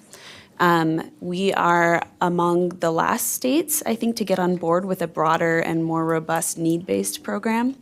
Another thing to note is that about 91% of our merit scholarship recipients are white. And so I think as we look at our state and our changing demographics and the needs of our state, the board wanted to take up this issue as, are our dollars prioritized in the appropriate way? And philosophically, what is the role of a state in awarding merit? It seems to me what they landed on was that, again, our institutions are doing a really great job of awarding students for merit. So how can the state kind of help fill in the gap there? I don't know if that helps. Follow up. Yes. Is this a living, breathing document? This document? Yeah, I'm just wondering because, we have I think it's great to have these college advisors in the schools. I think we're going to outgrow it. I mean, when I hear the GARF folks say, well, we did an app and we've got 11,000 users now and all these kids are filling out the FAFSA because they can get a $50 gift certificate, which is way less expensive than putting an advisor in every school. So, I mean, at some point, I think we'll outgrow this, one person for 1,000 kids. Instead, we'll put an app out and give them all a $50 gift certificate. But is it a living, breathing document? Yes, I would say absolutely. I'd love for all of our agencies to get together and kind of talk about what this framework could look like. And then I'd love to come back if I'm invited and talk through kind of the implementation of a framework. I think it's something we need to revisit regularly. I don't intend for this, or I don't know that the Regents or USHE intend for this to be kind of a one and done thing. I think this issue is going to continue to be really important for our state, and I think we absolutely need to revisit it. If I could comment on on your comment on the advisors, I do think that we have done a lot of work with surveying students and parents, and we have looked at how we're trying to get the word out about post-secondary options in Utah. We've done apps, we've done websites, we've done publications, we've sent folks out there to do presentations, and none of that has meaningfully moved the needle in 10 to 20 years. What we do know is that the advisors, through surveys and everything else, the advisors are filling a need where students and parents want someone to walk them through the process. I think that there is only so far that you can put kind of resources and digital resources out there for students, especially those who might not consider themselves college bound. Having someone on the ground who's always there, who can pull students out of non-core classes to help them fill out applications and talk to them about what their options are, help them fill out the FAFSA. It has proven to be incredibly meaningful in the schools they've been in for about 12 years. In those schools they've been in for about 12 years, they've seen the college enrollment rate of their senior class increase 5 to 9%, so 5 to 9%. None of our other programs have data like that. And as we are continually the last in the nation for FAFSA completion, as we are, leaving millions of dollars on the table every year that our students could use. And luckily in Utah, our tuition is relatively low compared to other states. So if you receive a full Pell Grant that pays for the full cost of attendance at many of our schools, and connecting students to those opportunities and also to our state scholarship dollars, to post-secondary advanced coursework in their high school, I know that the board and the UTech Board of Trustees and others do see that the really integration of that single person in a class in the school makes a meaningful difference there. Thank you. And just quickly, I would just ask you to consider the timeline of implementation. I just got an email from a parent yesterday who's super frustrated because her daughter started on the path in 8th grade and kind of in good faith, and then the changes that were made last year just sort of yanked that expectation of what had been planned for. So just please consider our kids who are starting in good faith and then feel like we as a state aren't honoring our end of the bargain, so to speak. Okay, do you want to comment on this? There we go. Thank you, Chair. Excuse me.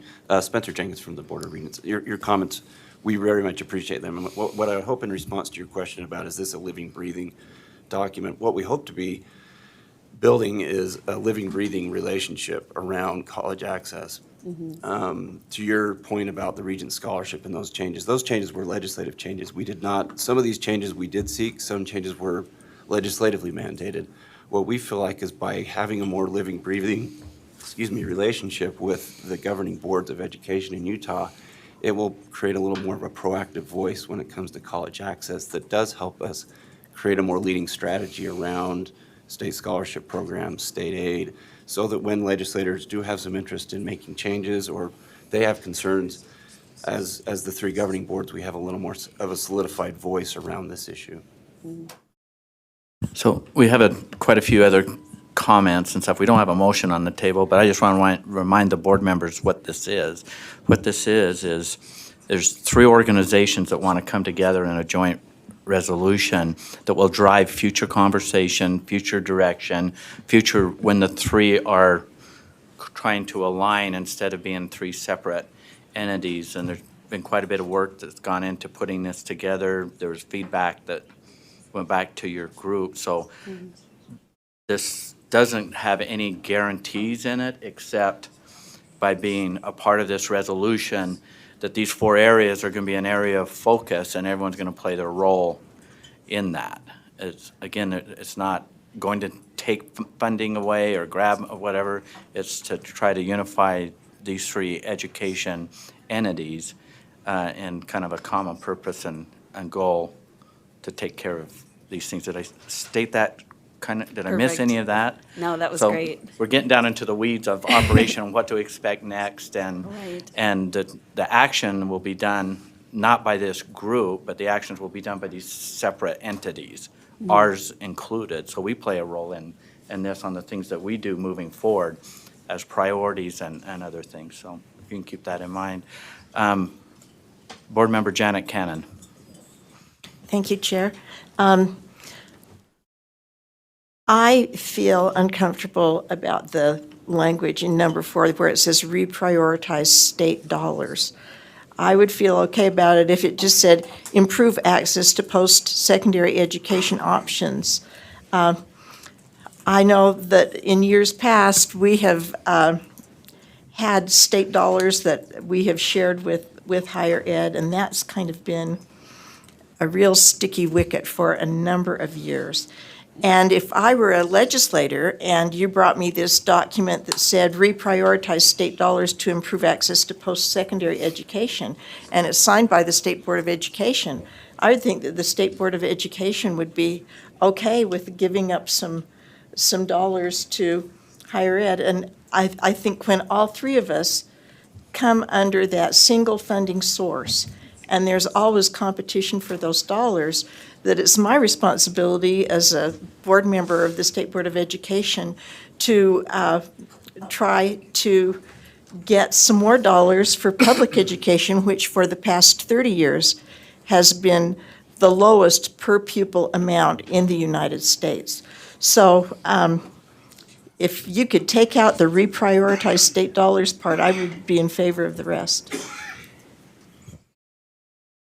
Vice Chair Brittany Cummins.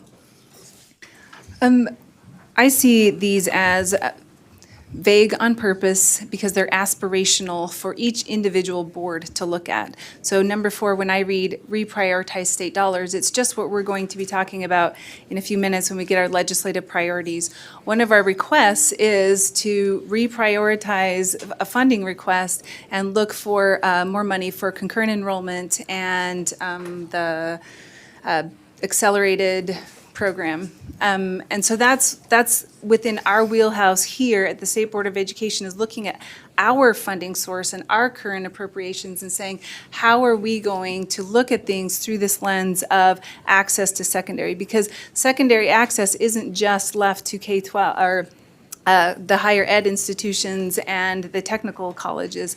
Part of that access is us and the things that we collaborate with these other institutions with, as well as just things that we provide, our comprehensive counseling supports, and how do we prioritize emphasis within that realm and those. And so when this language isn't meant to say, let's take money from K-12 and give it to the Regents, Board of Regents or the technical. It's each of these 3 groups who are signing the bottom of this paper are saying, inside your wheelhouse of appropriation and world, what are you doing to provide access and to encourage access for students into that next part of their life?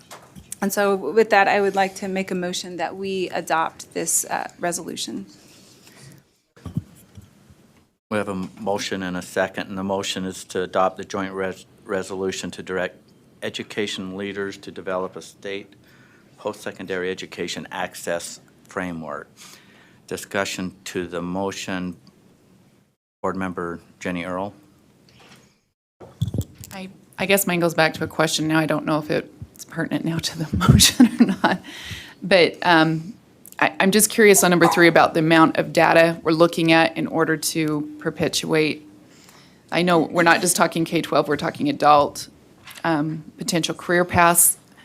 Do we have any idea what all we're going to be putting into this as far, and I know we're in the weeds. I'm sorry, that's important though for me when we're talking the numbers here, or the wording here, what it looks like. Do we have any idea on what that platform looks like?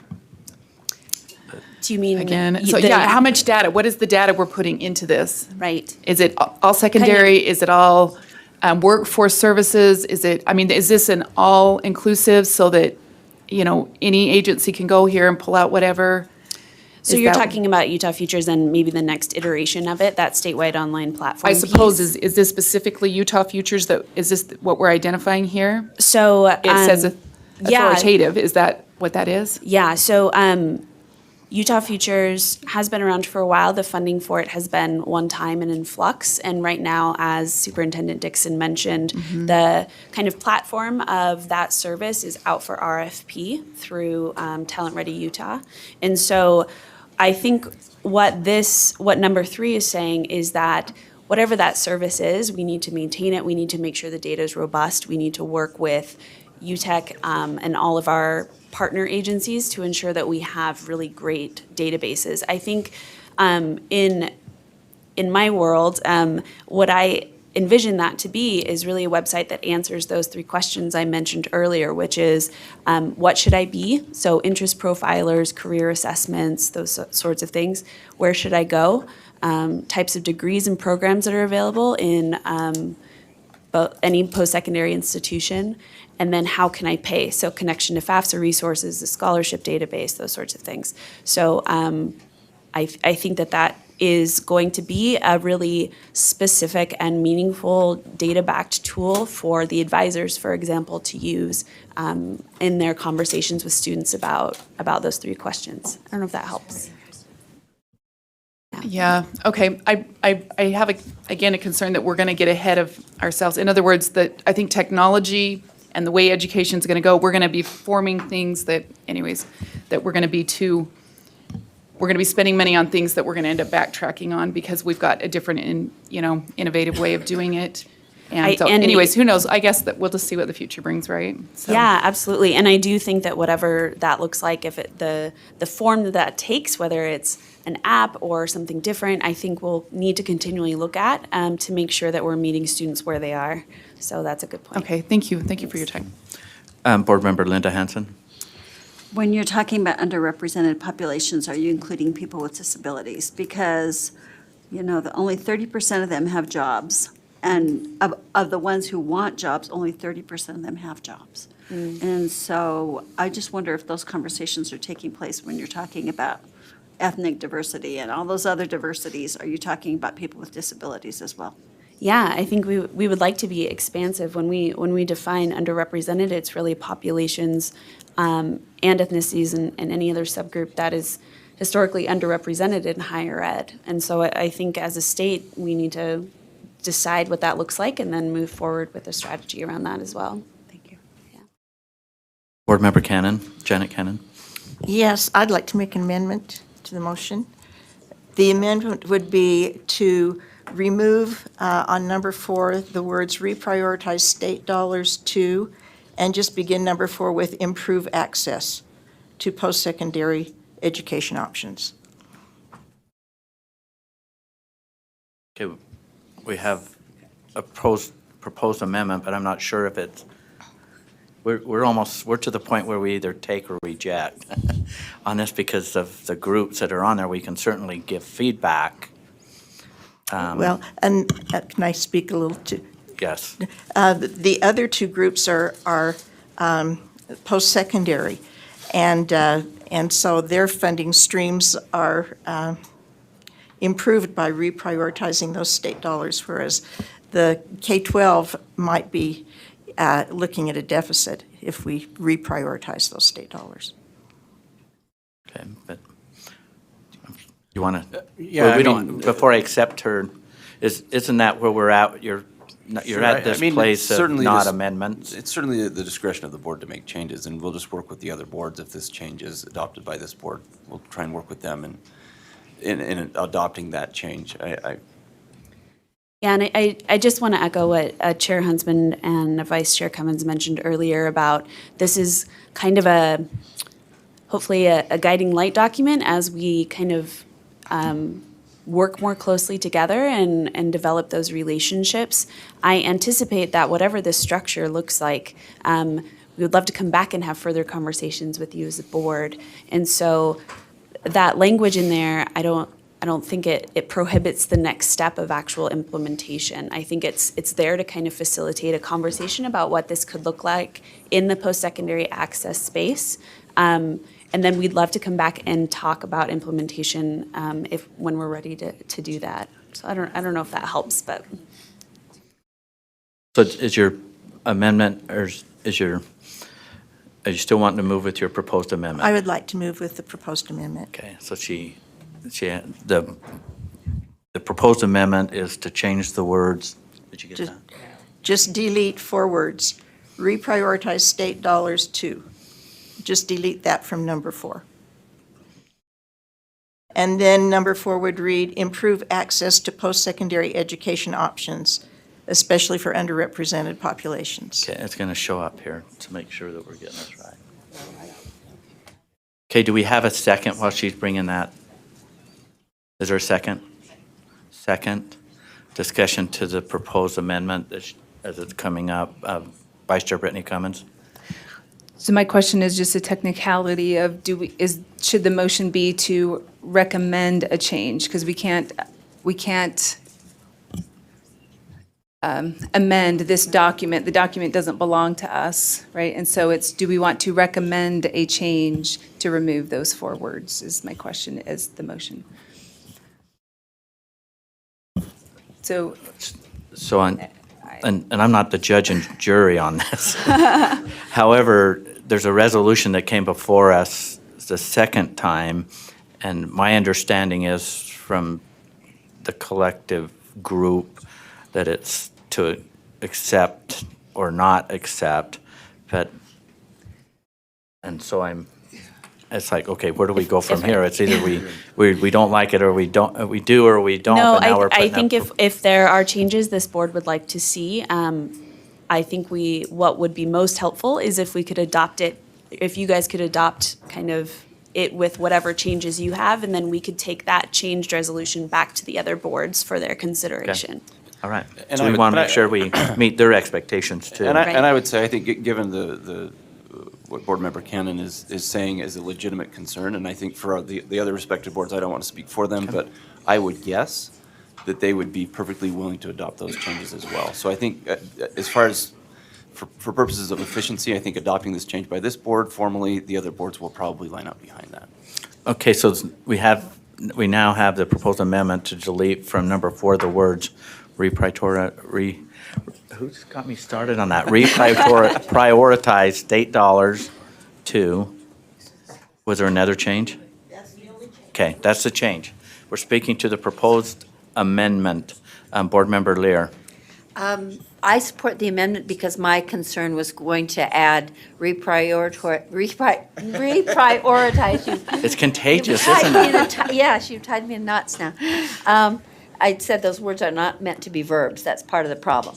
But my change was going to be to end increase. I think we've got to stop just. I think we should all stop accepting the fact that this is as many dollars as they're ever going to be, and never stop saying we need more money for education. So I was going to add increase, but this accomplishes the same end. So I support it.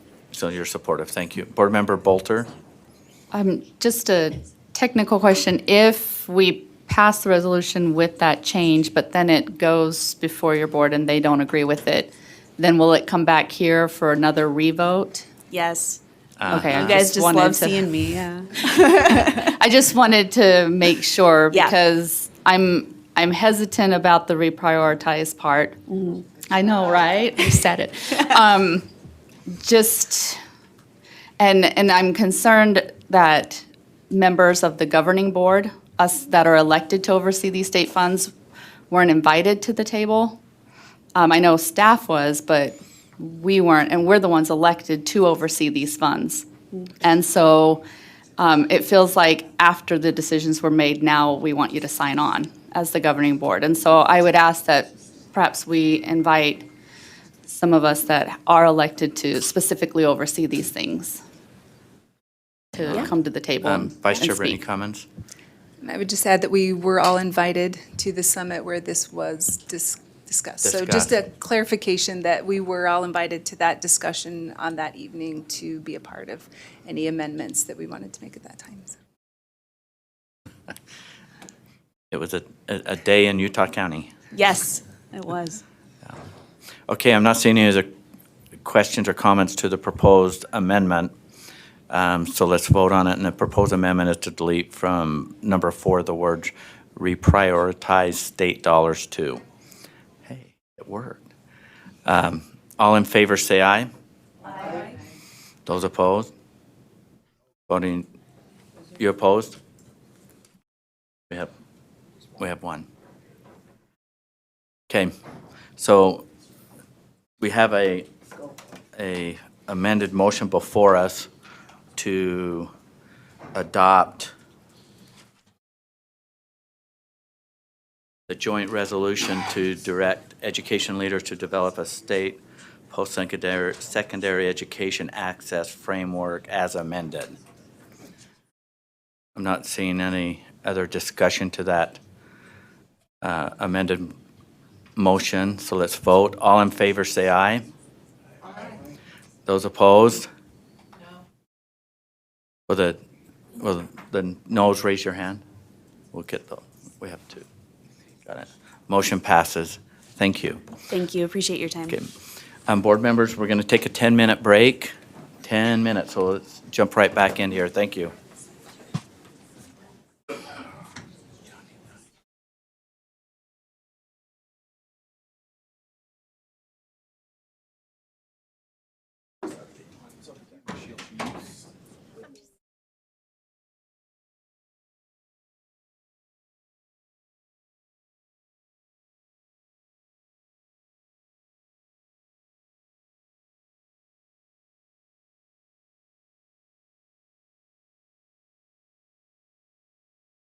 I don't want to do that. I don't want to do that. I don't want to do that. We looked at the statutory things that should come before you guys are the final appeal of terminating.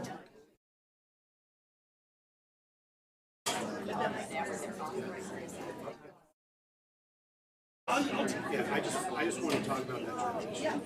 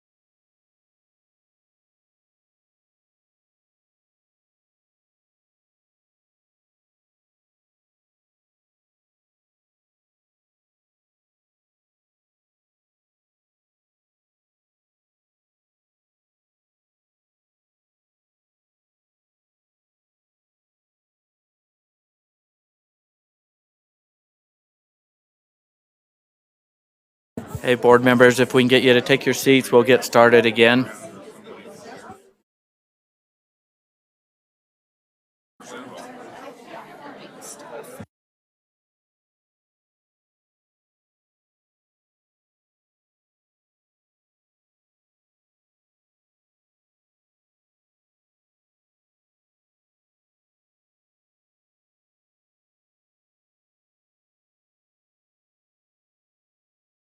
Okay, board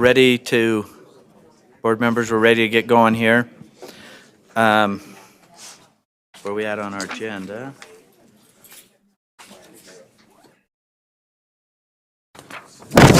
Ooh, oh, that was a good noise to wake everyone up.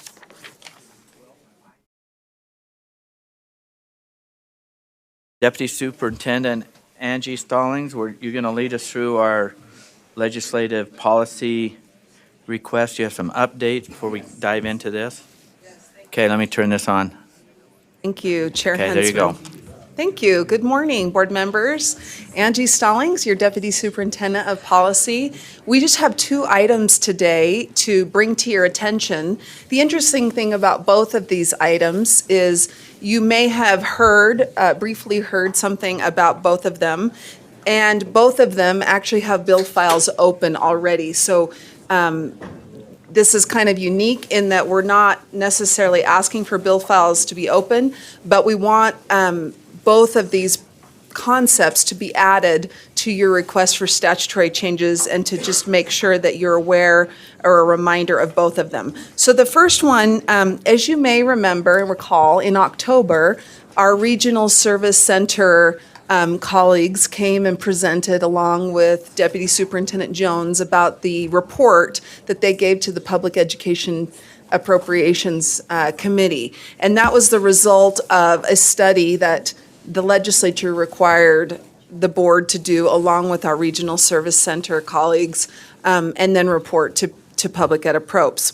And so I don't want to reiterate the whole report. I will just show you one of the slides, and this may remind you of that slideshow that they presented back in October. But our Regional Service Center colleagues asked that we also add this legislative item. It's a bill that would essentially enact the changes that the Regional Service Center and the board support as of that October study item. And so we'd like to have that legislative item added to your request list. And so just so you know, a bill file has already been opened, and the report was made to Public Education Appropriations Subcommittee, and it was received favorably. And then the second. Maybe before we move to the Yeah. second, Mhm. we can move off of this. Is there a motion from the board to put this on our legislative priority list? Vice Chair Brittany Cummins. I move that we add the Regional Service Center's request to our legislative priorities list.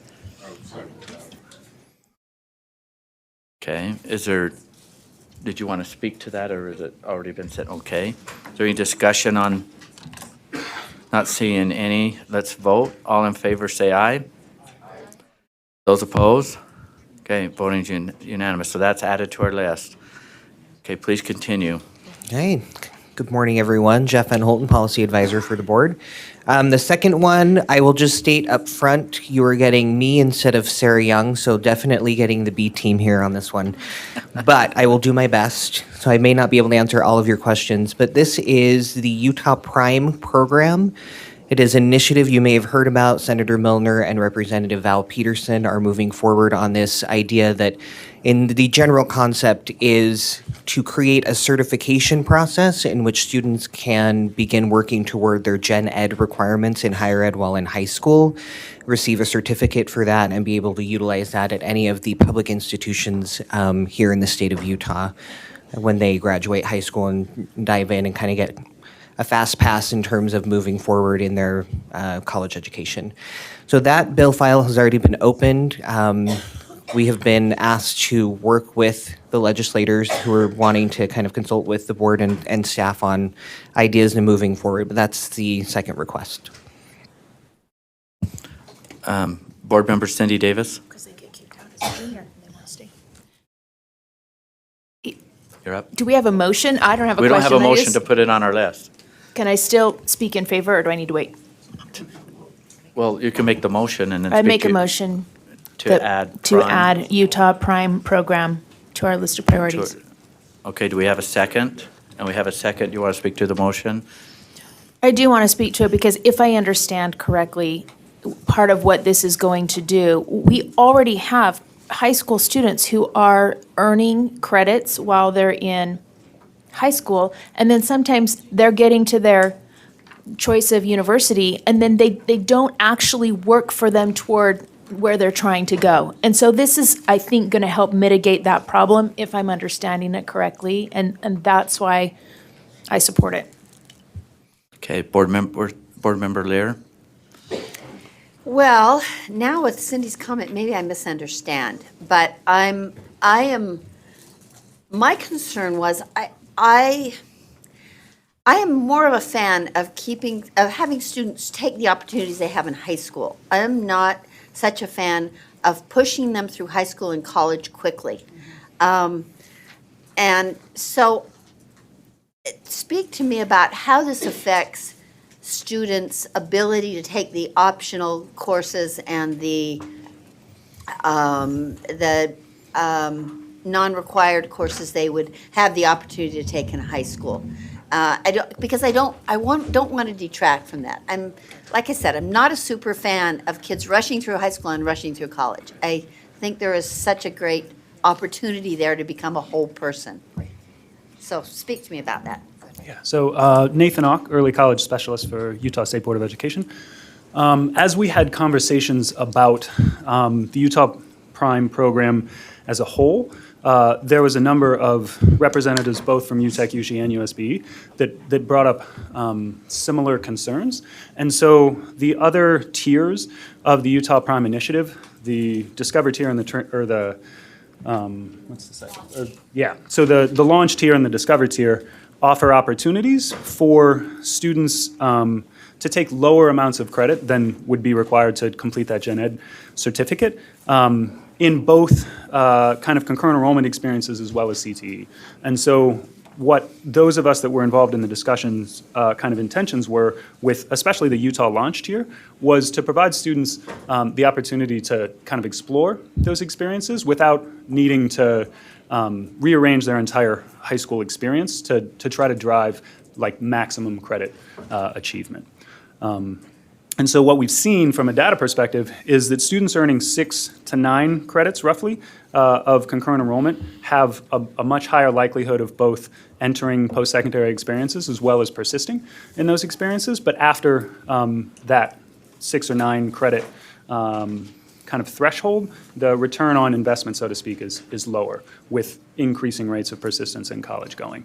And so that was the impetus for the creation of that Utah launch tier. Did you have a follow-up? I do. Kind of 2 points. First of all, I've also sort of, again, just me, but I prefer just an explanation of what something is and not a bunch of jargon, because I felt like there were a lot of acronyms that were hard to track, and it didn't really help me understand what this program was about.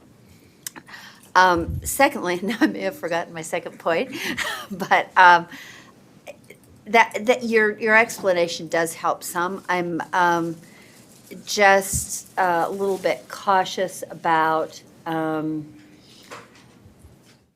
the higher ed sort of, it's always about getting jobs. I think there's a bigger purpose sometimes to higher ed that I like. Oh, I know the other point, as I'm rambling on. I would love to see, and maybe this data exists, but I would like to see the data about, because it sounds like from information I've read, data I've seen, Utahns, boys and girls, have a hard time finishing college. They take a lot more time, and many, especially women, don't finish. I would love to see if there are data that say students who take these early college programs, they start with more credits. Do they complete? Does it help them complete college? And I think that would be an interesting source of information, because that I would be way more in favor of them if it ignited them, so to speak, and they said, okay, I want to finish my bachelor's degree and take advanced courses rather than, yeah, I'm taking all these college classes and then I'm going to drop out when I'm a junior. So I'd love to see that data if they exist. So something that I can speak to in those regards is we have started discussions about a data sharing agreement between USHE and USBE that would allow us to track data in that way. Right now, it's challenging to track students' experiences within the high school setting and those same students once they get to the post-secondary setting, and so to make correlations between the two. So you don't have the data yet, if I'm. That's right. But you're working to work with USHE to get that data. That's right. That'd be helpful. That'd be really persuasive for me. Mm-hmm. Thanks. Superintendent Dixon? We do have related data, Board Member Lear, that may be helpful, and that is we can look currently at ACT scores and track that with course-taking patterns in high school, for example. So we know that students who engage in college-level courses are going to do better on the ACT. And we also know, as we look at depth of knowledge and rigor, like we talked about earlier today on Portrait of a Graduate, that we tend to get that in some college courses. What we've heard from some of our counselors and students that led into this is students will often take, if they're interested in taking a concurrent enrollment class or an AP or IB class, but specifically a college-level course, concurrent, they'll take it based on the teacher that the kids say is popular or this random class. And then the complaint is it sometimes leads to nothing. I've got this course transcript, so trying to provide a framework for students thinking about moving forward. And if they know that they take these courses, I can do general ed, or if I take these, it might help me. But then I can still do those things like you've talked about. I can have the high school experience and engage in a lot of other courses. So tiering this model we put some fancy names to it, but it really is a tiered approach to say, I need some more depth of knowledge and I want to engage in more rigorous coursework, but I'm not really ready to jump full in and get my associates while in high school. So it's sort of incentivizing and naming it in a way that shows that I've gone beyond just some really basic stuff in high school, but I also have a pathway to leave high school with an associate's degree, and it's to incentivize a lot of students in that way, especially those who are first-generation college attendees. And there's some good national data on this approach to get kids who are not traditionally thinking about 1, 2, or 4 years. Maybe their parents were high school grads and they're the first in their family. There is some national data to put them into a trajectory of getting post-secondary education. So it was based on that where a lot of this conversation started with Senator Milner and Representative Peterson. I completely support what you're saying of this, rush through and trying to save money. I mean, that's certainly an economical aspect, but there's also the aspect of trying to help students understand that they can do hard things, they can engage in more challenging coursework, and it will benefit them in the long run, whether they choose a UTEC pathway or a 4-year degree or whatever. So some of it's anecdotal, some of it's national data, and we're hoping to really get better at collecting our own data. See, because then I'd be super impressed with this approach if we saw that it helped students complete college. Thank you. Board Member Mark Marsh. Thank you, Chair. I would support this with the way that Brittany had put it there because 2 or 3 of the parents in my area have approached me saying that they go to Weber State, they go to Utah State, whoever's affiliated with their district system and get these credits, and then they go to transfer to Dixie or to somewhere else and all of a sudden, we're only going to give you 4 of the 6 because we don't accept all of them. And so I like that idea, the approach that any of the state institutions, that they'll be able to move the full amount of their credit hours with that. So thank you. Board Member Michelle Bolter. I'm just wondering, so would this be similar to concurrent enrollment or like Success Academy that we currently have, or is it seeking to improve those programs that we already have?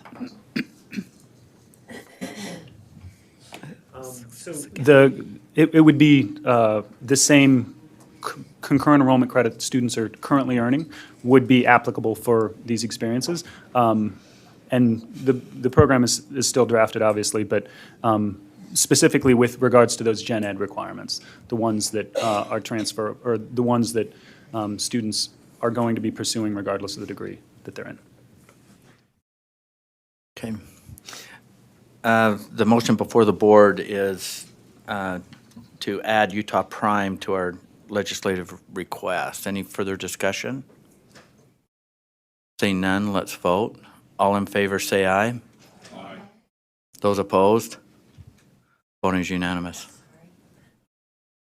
Board Member Lear? I am Johnny come lately, but I had one more question. I forgot. Is this going to require any funding, or is it just a sort of?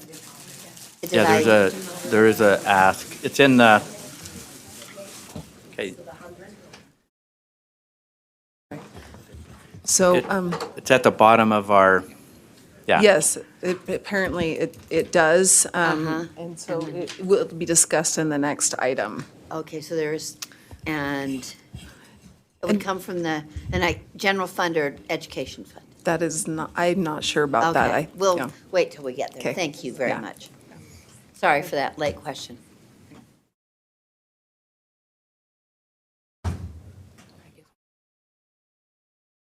That, yeah, she was all, yeah. She just had a question. Board Member Janet Cannon? I have a question too, as I'm looking at the funding part. It's on the very bottom in parentheses. We're still on the prime thing, right? Yes. Okay. It says 100,000 / LEA. Does that mean 100,000 per LEA? Is the Yes, funding? it's 100,000 per LEA is what I'm hearing. And so the total, so is every charter an LEA? Under this? Okay, There hang would on. be- Got too many answers coming in. So Angie, you want to answer? What I understand is there'd be 27 pilots, so that would be only 27 LEAs in the first phase of it. Correct? Is that right? No? Okay. And so the ask is for $2,700,000 for this? 100,000 per LEA.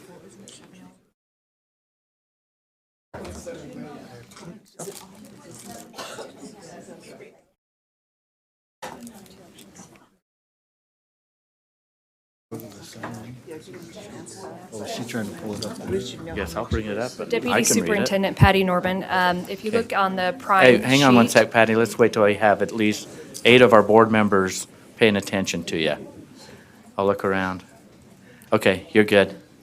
If you look on side 2 of the prime sheet, it talks about the pilot of the program. So in year 1, there's a development, and then in year 2, the pilots that we have are the 6 to 8 LEAs that you see there.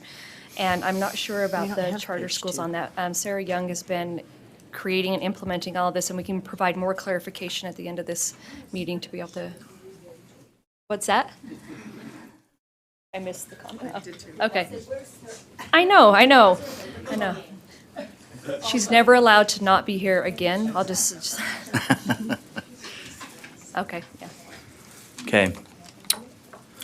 Superintendent Dixon. Oh.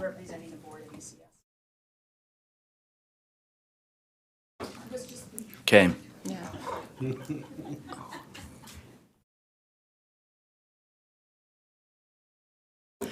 All right, we're still moving along, correct?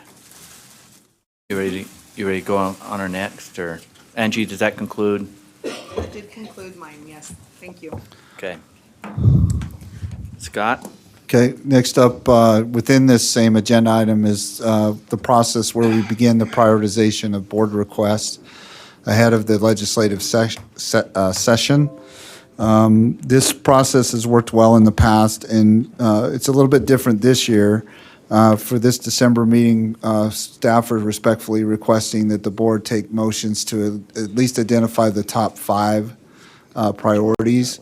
So I'd really appreciate it if board members would orient themselves to the backups that we provided to this agenda item. I'd like you to start first and foremost with the attachment titled USBE Budget Formulation Tracker with a up-to-date date of today, 12/5/2019. If you pull that up and Dale is doing so as well as he connects to that. This, again, is the overall summary, if you will, or the tracker of all the different requests that were made as part of the Budgetary Procedures Act to the Governor's Office of Management and Budget in accordance with that law back in October. Since then, there's been some revisions, just slight revisions. For example, later today, Board Member Belknap, as the Finance Committee Chair, will give her report where we came to terms positively on what the weighted average salary adjustment would be for USDB. Plus, we made an amendment to the teacher salary teacher salary supplement program, as well, the TSSP.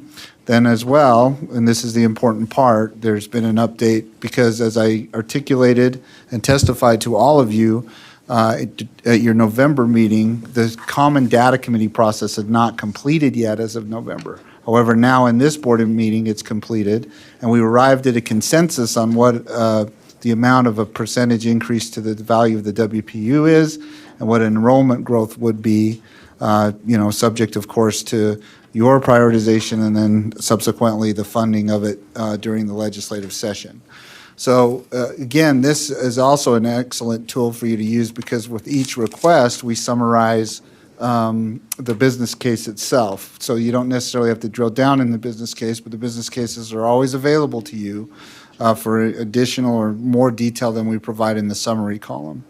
So we'll go out of this one, and then we'll go into the next one, which is the tool we use basically, or for this process that we're embarking on today, which is the USBE budget priorities based on budget scenarios.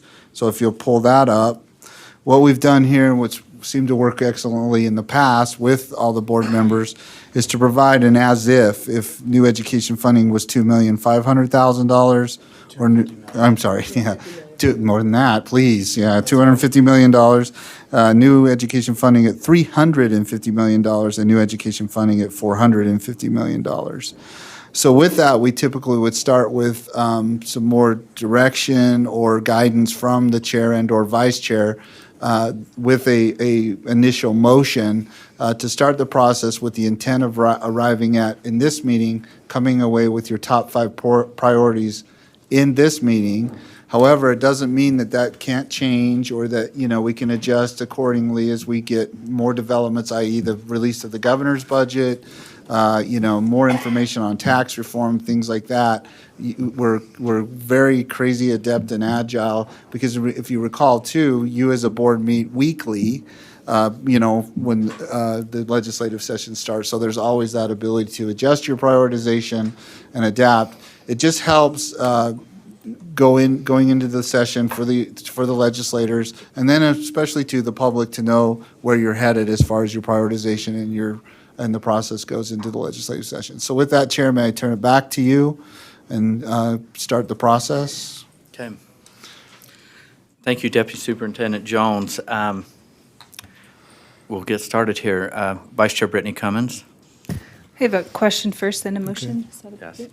So my question is, so we're beginning this process with the assumption that we've got 450 million available? Is that kind of where we're at? Or do we have some numbers We that don't. we don't have any numbers? Right, Chair. We don't have absolute numbers right now.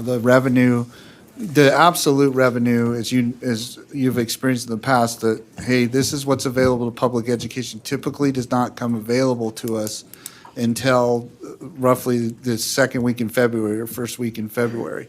There will be some revenue discussions and some talk this month after you meet this, but this is why exactly we provide the 3 different scenarios. We don't know for certain that it's $350 million, $250 million, or even upwards of $450 million that's going to be available for as new revenue, so to speak, or new money, by way of the legislature. That's why we start this initial process of just identifying top 5 within these categories, right, or within these particular amounts, so that when we do firm up what revenue is, you can take a look at it again and see, and adjust. That's why I made a point of saying that we can always adjust your priorities, even beyond the top 5. Does that help answer the question? Because I don't have a firm revenue amount right now. I don't. So from our previous experiences and stuff, and this, if I'm understanding you correctly, if someone made a motion on one or two priorities, they could be in scenario 1, scenario 2, scenario 3, and we fill Right. those in. Yes, yeah, so if you follow the process, which is establish your top 5 priorities, we would list those top 5 priorities within all 3 areas, right? So that you can see how much is left and all that. And then when we do firm up the revenue numbers, that helps to know for sure, how much is left. And that's why I say it's very important to note that this isn't, this is just an initial start to the process of prioritization. It's not an absolute that. It's not our end game. It's not your end game until we know absolutely what your revenue, what the revenue or availability of funds are. But it does start the process so that we're thinking about that and we're going into this session. It also helps communicate to the governor's office as well what the priorities are of the board by way of the fact that you did submit your overall request back in October in accordance with the Budgetary Procedures Act, but that we're all pretty much in tandem and it's very clear going forward where the board is at. Subject, though, to changes in information, we all are aware of the tax modification or reform processes that are going through right now so that, we can adjust accordingly. We've done that very, very well and in a great partnership with the legislature, so. Okay. So Did I'd you- like to make a motion then. Yeah, go ahead. Based on that very nebulous answer, I'm going to make a nebulous motion. How's that sound? So I move that we prioritize first, growth. Second, increase in the WPU value with a 4% base up to 6% base that would be flexible within this the nebulous numbers that we'd be coming at. How does that sound for a Sounds good. wonky Is there a motion? second? We have a second, Board Member Mark Marsh. Discussion to the first and second priority. Board Member Cindy, are you in on that one? Oh, Board Member Linda Hanson, are you going to speak to that? You want to stay in the queue? Cindy, you want to stay in? Okay. I'm not seeing any discussion to those as priority 1, the first and second priority. So let's vote on it. Oh, Okay. hang on. If I may add some additional information, several board members have talked about in the past and requested from the staff that we also provide you with documentation, if you will, or what about increased value to the WPU would result in property tax or has some property tax implications. So Dell's just going to bring that up real quick just for your review and purview because, and I'm kind of looking to the left over here, I know, but that's important, I think, as far as your consideration of, the value increase to the WPU, or at least what we've got input from board members on, is that you want to see this type of analysis done as well. So go ahead, Dell. Introduce yourself. Good morning, Dale Frost, Fiscal Policy Analyst for the Board. I can tell you what it is. Chair Huntsman, what I put up on the screen does not have the property tax, but I can get to that. I just wanted to show for information purposes, this is in your backup information. This is what the cost to the education fund for each 1% would be. So you can compare and contrast a 6% versus a 4% or whatever the board would want to see. As for the property tax impacts for a WPU value increase, for every 1%, it's about 5.1 million in additional property taxes as well. So 6% would be about 30.9 million, and a 4% would be proportional, if that answers the question. So Dale, go ahead and go to the property tax, unless, Chair, you need more time, or board members need more time on that. Okay, all right, okay, we got the property tax part. The other thing I'd be remiss too, if you go back to the original document, the overall tracker, please recall that we've done our due diligence, the staff have, in helping identify particular requests to support your strategic plan that are program maintenance, if you will, or new and expanded programs. So you see that by way of the motion with the prioritization of enrollment growth and an increase to the value of the WPU, that those priorities support all three. But then as we get, look towards 3, 4, and 5, you can see on the tracker here which ones also, which requests, if you will, were determined to support your strategic plan, program maintenance, and new or expanded programs, right? So we want to make sure that you're very aware of which requests fit into which categories, if that makes sense, okay? I need to just reorientate you back to that as well, so for your consideration. Okay? Yeah. Hopefully I didn't confuse you. Did you want to clarify your motion, or? What is it? Yes. Well, do you want to? Or, yeah, there you go.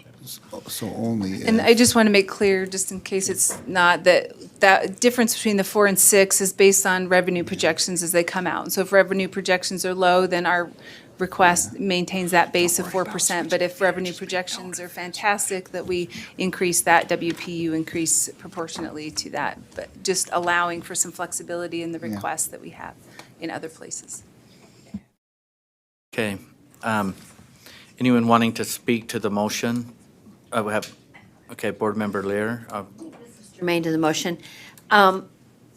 It's a question, I'm not sure if it's for Scott or if it's for board leadership, but, so we just talked about a program, Launch, Aspire, something, one of those. Launch, I think. Anyway, if that were to be funded, would that amount of money, which I think was astounding to all of us, 2.6 million, or if we take away a zero, it's, would that funding be considered part of the WPU base, or is that different? I mean, is that completely different? Is that so I don't know who's the best person to ask the question. Did you want to? Well, Go ahead. Scott? Yes. No, but I think Say that's your- a base amount, this is a WPU increase percentage. So that's what this motion is saying. We are requesting an increase in the value of the WPU by 4% Right. as this. And so none of these other requests affect that. What would affect the change in 4 to 6 would be revenue. How much revenue would be coming in once we get those projections? So any other decisions don't affect the WPU. We're looking for at least a minimum 4% increase in the value of the WPU. Can I follow up? Yeah. Because I want to make sure I understand. I understand what you're saying, and this is based on revenue projections, not anything else. But if such a program like this were to be funded, would that be considered part of the 4% increase or 6% increase, or is it something else? I'm just trying to understand what goes into what we Scott, call sure. the percentage increase. Right. For now, the proposal to increase the value of the WPU by 4% is mutually exclusive of these types of programs that Okay. you're asking for. Does that help? Yes. So that Thank you. going into the legislative session, we would state that we just, the prioritization is subject to further and confirmation of the amount of revenue available to public education, that for now, your motion is to set a base of a 4% increase that could increase the value of the WPU once we have more information as we progress together. For now, though, I will state for the record that your question on that particular program is mutually exclusive from what you're establishing as your increase for the 4%. It's the base of 4% increase to the WPU. Okay, does that, I'd like Vice Chair Cummings, though, to say, because I'm nebulous here, so, Okay. Thanks, ma'am. So Linda and Cindy, you're in the queue. Scott, are you speaking did you want to speak to this or something different? Okay. See, some people want to get their placeholder to get something else. Okay, all right. Board Member Scott Hansen. I just have some difficulty with throwing the 4% number out there. I think we had our superintendents come here. They said 6% was what they wanted. We said we'd support that. We think, I believe as a board, we've talked about this before, that the WPU is the place we want the money, maybe even at the expense of some of these other programs, because the WPU gives us the flexibility.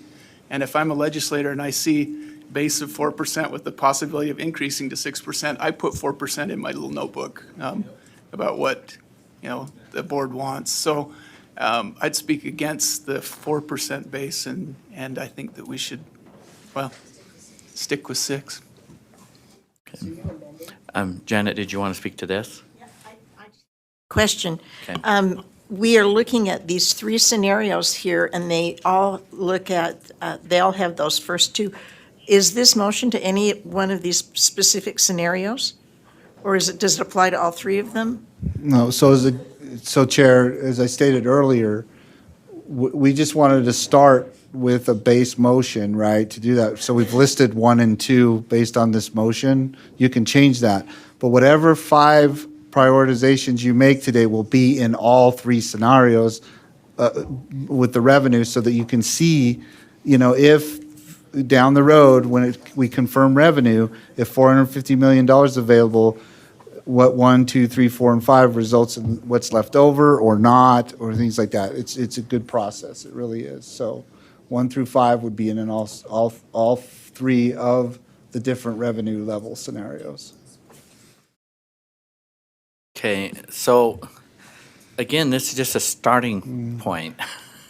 And there's going to be more added to this. There is a reality that we face, and it hit last year. It has to do with how much money is left. I mean, how much money's there, and then how priorities are put together.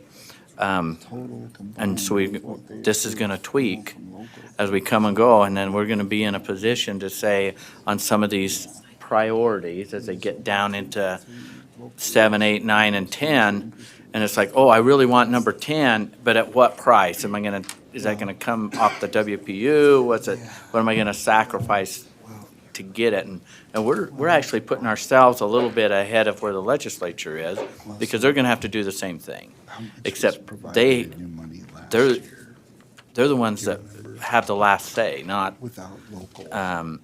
us. And before we move off of this real fast, I know the superintendents were here, and Terry, do you want to speak to, can I invite you up to speak to this a little bit? So this might help move us off of the discussion of our priority 1 and 2.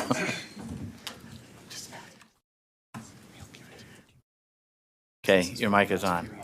Thank you. Terry Shoemaker with the Utah School Board Association, Utah School Superintendents Association. I'm going to kind of concur with what Scott, Board Member Hanson, has said. The superintendents and the school board members established this at 6% for very good reasons. And that establishes the need that exists out there. And frankly, if we're going to make any real progress in improving teacher salaries beyond what's been done, and most of that's been done because of the work of local boards, in terms of increasing taxes, et cetera, to make that happen, I would urge us to stay together on this. We're not going to change our number. So let's say your end number ends up going back to 4, and you may have good reason to do that. We're still not going to change the number. As Chair Huntsman said, the legislature, within the realm of estimates they're going to get, are going to set it according to what they think is right. But there always is significant amount of money that comes into play for discussion as part of the legislative process. By setting this consensus amongst the education groups at 6%, we're sending a very powerful message about the significant need beyond what we can do just to keep even, which is around a 2.5% increase of the WPU, to move us forward, to take care of the needs that we have in the state, particularly to continue to attract and retain quality educators. So I would urge you to keep it at 6 at this point. That's my comment. Okay, thanks. Board Member Belknap, did you have something on this? Yes. Okay, your mic is on. Okay, if we're talking about growth and WPU, because that is the motion on the table. Just for clarity's sake, over the years, the legislature, I asked Dale to get this and he has it, but the amount of money that we get is approximately $290 and the highest was $343. So you've got to note that in here, if we're even looking at scenario number 2, we are higher than what has been since 2015. Is that the range, Dell? May I ask him that to finish my thought, Yes. Chair? To provide some context, because I thought some questions about the scenarios and what's happened in the past would come up, I looked at the last 5 years from the governor's budget as well as what was approved by the legislature. On the low end was $201 million, on the highest was $343 million, and this is new public education funding. So that over And the that's what last we're- 5 years. And so can I finish my thought now, Chair? Yes. Because he had to fill in my gaps, okay?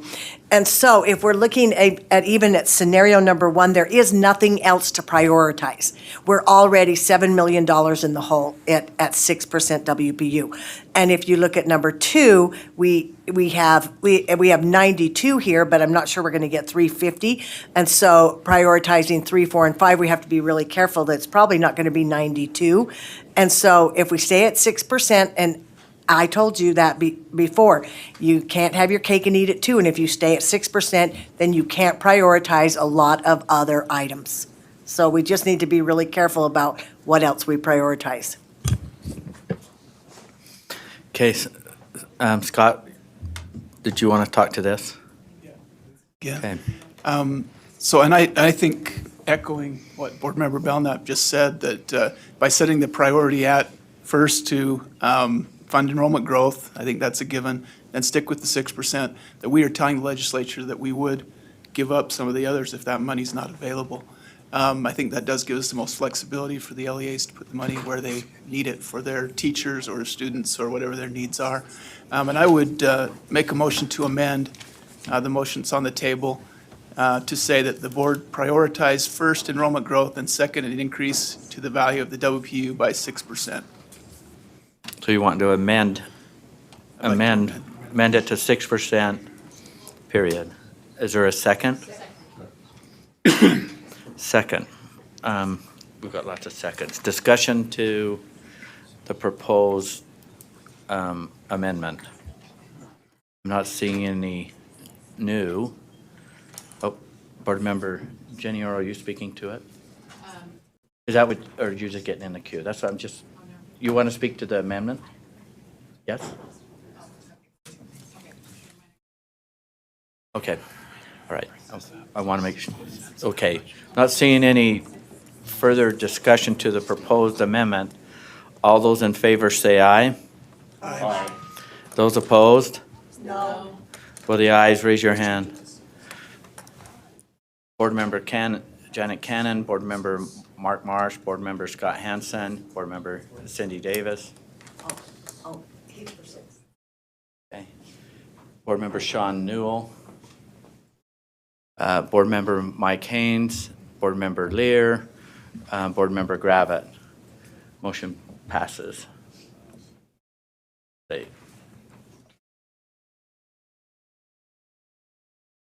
Yes. Okay. That's 1 and 2. Board Member Cindy, I think I knocked you out, but you were first in the queue. Board Member Cindy Davis. So the reality is, okay, you can see it up there. You can see how much is left. So, okay, Board Member Cindy Davis. I have a question on, is there anything in our current list that is an unfunded mandate other than transportation? Because I think those need to be requested first. If we're going to force LEAs to do something, we should fund those.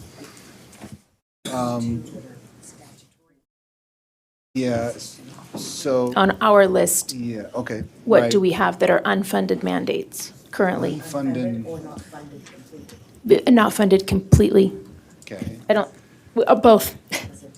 right. So So first and foremost, if I may clarify to answer your question through the chair, is that the weighted average salary adjustment for USDB is required by law. So that one, I don't think you need to prioritize, right? Because that's, it's already up there, right? So then the other, to your question, for, items such as, the request that the field has made, so to speak, for pupil transportation, right? What was that amount again? 5 million. 5 million for pupil transportation. Well, we have done the analysis and that we're not up to the 85%, right, for that. So I think that's what Board Member Davis is asking in regards to that. What else is there, Dale? I mean. Okay, yep, there's the teacher salary supplement program, which by law, we're required to do, and we've made that adjustment. So I don't necessarily think you need to say, that's one of your top 5 priorities, because that's, right? Because it's, yeah, go ahead, Dan. Yeah. If I may, Chair. Is it all right if I speak? Yes. Okay. So, Board Member Davis, I think Scott's correct. I would agree that the teacher salary supplement program, I don't know that the board needs to use one of their priorities to support that, because I think the legislature, it was really mostly an estimation error, because we didn't have data from the field. At the time, they made corrections after the appropriation was made. So I think the legislature is very likely to make that correction on their own, and I don't know that the board would want to use their prioritization, on that. I think that's. Because it's an adjustment by law. Yeah. So that's all. So can I make my motion then? What's that? Well, Hey, before I accept a motion, I made an error, and I apologize. Imagine that. We voted on the amendment, but we didn't vote on the amended motion. My bad. I apologize. So can we save this train of thought? I'll come back to you, Cindy. So we had the amendment to our motion to put in 6 and take out, remember, the other 4 and 6.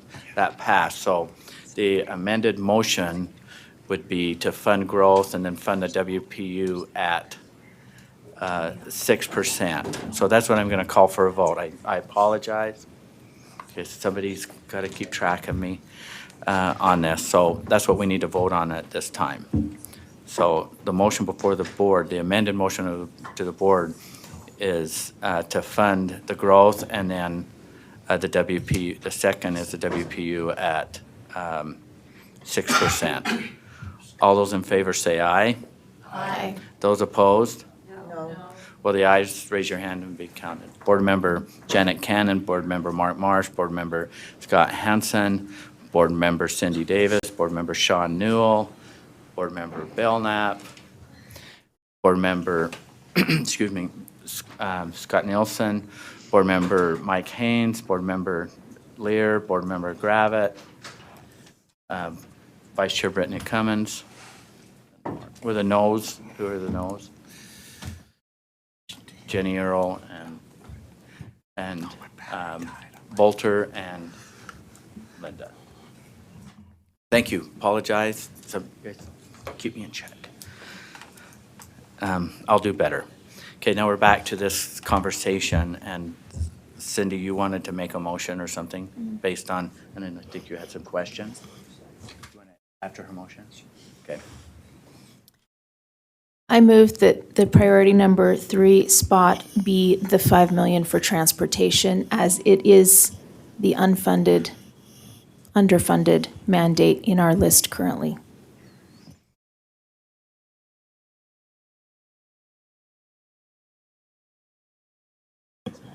It'd be in all 3.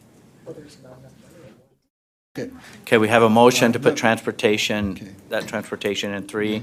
Before I get a second, Scott, do you have a question or comment? I just want to make, just kind of slow us down here a little bit, and make sure that we're understanding, why we put the amounts in the 3 scenarios up there. We don't know what we don't know yet. We don't know the actual amount of revenue yet, right? But also too, in the past, there's been what's called offsets. So we go in prioritizing enrollment growth, and we tell you, and we inform you by way of the CDC process, how much that would cost. But in previous years, there's been what's called offsets, like the governor provides, recommendations on that, or the legislature offsets an amount that uses other monies to reduce, if you will, what that amount will be. So it's very important not to get stuck on negative right now, right? Because there could be other processes that take place that would free money up to reduce. So even if $250 million of money or thereabouts were made available to public education, there could be offsets that reduce the cost of the enrollment growth that would through that ramp that would make it so we wouldn't be in the red. We are at a point right now, though, that we do that, and I want, if it's okay, Chair, for Dale to explain a little bit more, give a little bit more detail on what we mean by offsets. It's important that we stick to the fundamental piece of the process that's establishing your first 5 priorities, putting them in there, so that as we progress together and offsets are done or changes in the amount of growth take place, based on whatever revenue comes in, you can see what that difference makes to the different scenarios. If you get too caught up in saying, well, what's the use of prioritizing because we're in the red, right, even with 1 and 2, I wouldn't do that at this point. I would just do your top 5 priorities, or I, respectfully recommend you do your top 5 priorities, let them come in there, and then once we know more and get more detail, you can see how this all plays out as far as what the revenue is, okay? So Dale, just give them a little bit more information on what I mean Before by he's the doing that, offsets. I've got a question, and Okay. Vice Chair Brittany Cummings, you can go first, but I have a So question can you couple that conversation with offsets with the comment that Deputy Super? Terry Shoemaker. I know, Angie Stallings. I get everyone's roles mixed Oh. up. I'm sorry. I'm trying to think what comment. I need a flow chart right here in front of me every day. So when we were talking about offsets, and then Angie made the comment that there's things that the legislature is automatically going to do, right? We recognize that that's coming out of the same bucket. And when we look at revenue, can you speak to that as well, that there are offsets and there's probably automatic things that the legislature is going to do within the bucket? And how should we consider those if we're looking at a revenue number? Should we automatically kind of be thinking that some of these automatics, these things that the legislature is going to fix automatically, should we reduce our mental revenue picture by that amount and then just focus on our priorities and then add mentally in some of these offsets? And so I'm just curious how we should kind of frame this as we go forward. And I know today we're just looking at priorities, but there is kind of this boundary that you see as revenue, both in offsets and in automatic things that are part of that. Do you want me to answer that? Or you? Okay. Sure. Thank you. So there's not very many of these kind of dips like the teacher salary supplement program that I think are on our radar. Transportation is different than the TSSP kind of budget deficit, because transportation for many years now has not been at that 85% level. So I guess to answer your question, number one, I would treat the transportation deficit, statutory deficit, differently than I would the teacher salary supplement program deficit for 2 reasons. One, because transportation historically has never been at that statutory level, whereas the teacher salary supplement program generally has. The teacher salary supplement program deficit's fairly small. I would say, isn't it less than $1 million? No, it's larger than that. Oh, is It's it? right here, yeah, it's. About 4 million. So you may want to consider that 4 million in there, but knowing that will likely be prioritized along with growth and whatever the WPU is as a first take on whatever revenue is available. But when you're talking strategically about what you prioritize, again, I wouldn't recommend that the TSSP $4 million be one of your 5 recommendations. But I think you're right, Vice Chair Cummins, that it's something to be aware of, that $4 million will likely be funded as one of the first items by the legislature because they already committed to that in the prior session. That's helpful. Did I answer that? Yes, I do. Thank you, Chair Huntsman. You know, every year I spend my energy on the Hill advocating for our budget. And there are some policy things as well, but those of us who are behind the scenes, Deputy Jones and others, we get asked the same thing every year, and I've been asked at least 5 times in the last week or two. What are the board's funding priorities? So I will tell you what I keep saying, and that is fund the plan, fund the strategic plan. So if we have a strategic plan and we're trying to make a difference and we're trying to get to those metrics, what is your focus? Like, we've got these 2 conversations going on. One is balancing our checkbook. You know, we've got debits and credits. The other is our Christmas wish list. And so every year I watch us sort of approach it in a variety of ways. They're kind of mixed together. We have a Christmas wish list, and then mom and dad pull out the checkbook and say, okay, what can we really afford? And I want to reflect back to something that Board Member Lear said earlier, and that is oftentimes we make a statement of settling instead of saying what we need. So I just want us to be mindful of your strategic plan and what we need in order to get there.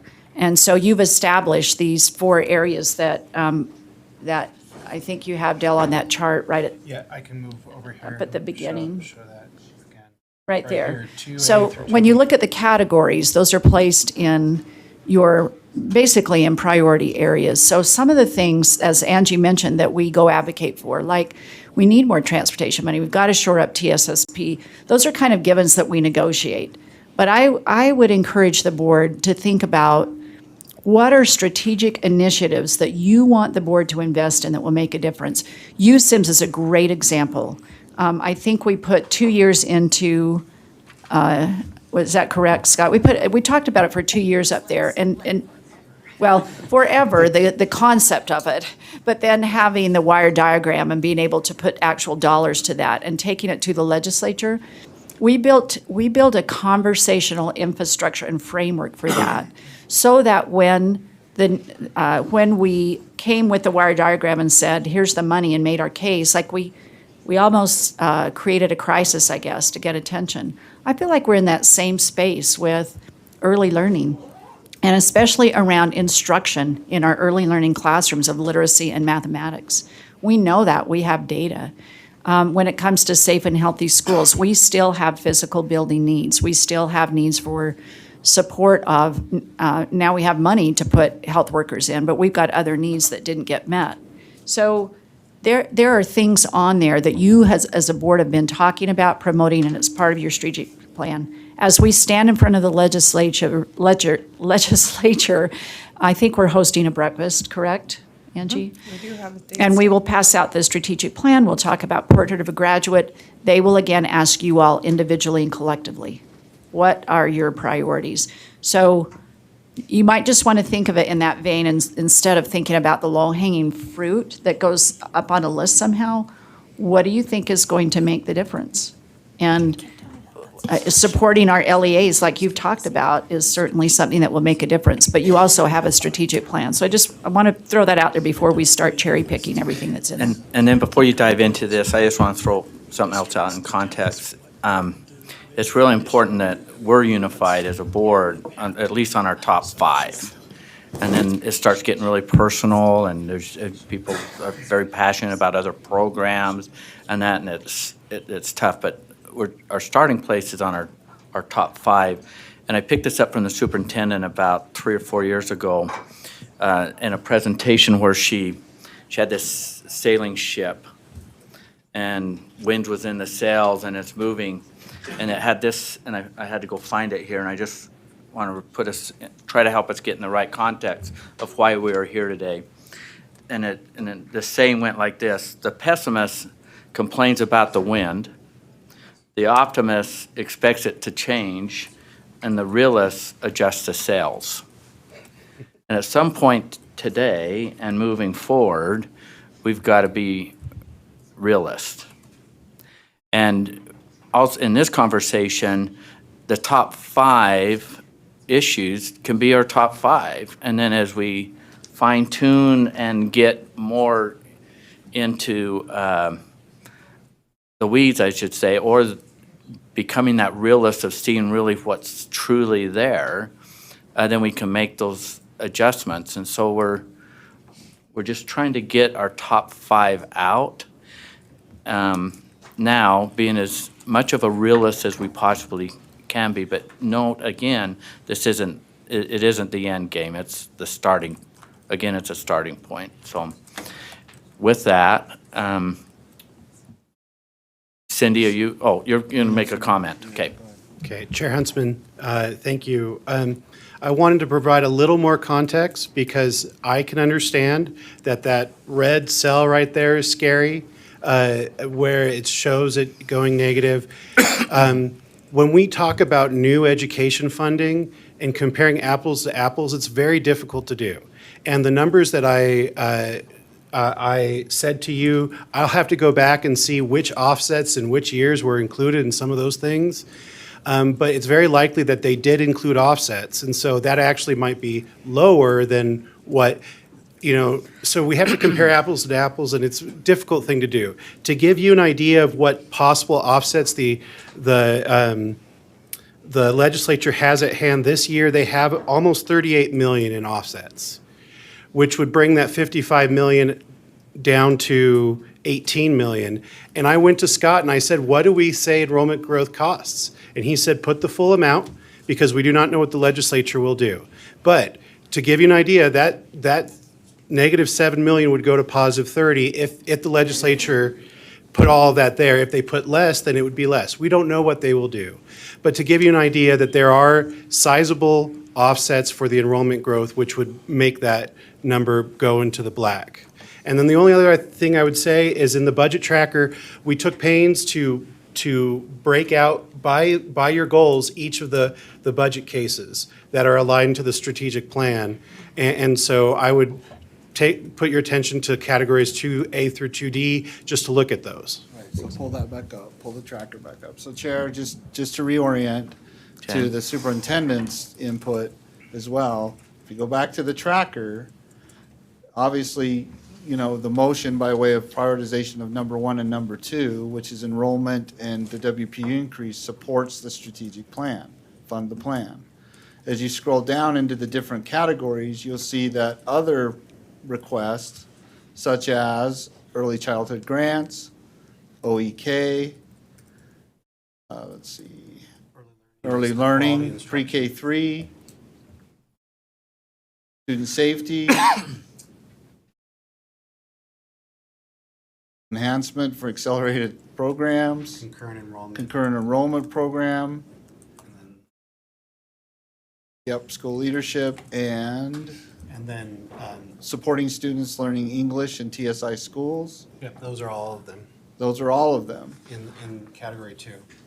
Right, and then, so those are all the ones that were identified as supporting or funding the plan, right?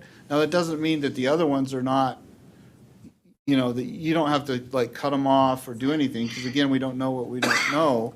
But if, along the theme of funding the plan, my recommendation is your top 5 priorities should be along the lines of those that were identified that support the strategic plan, right?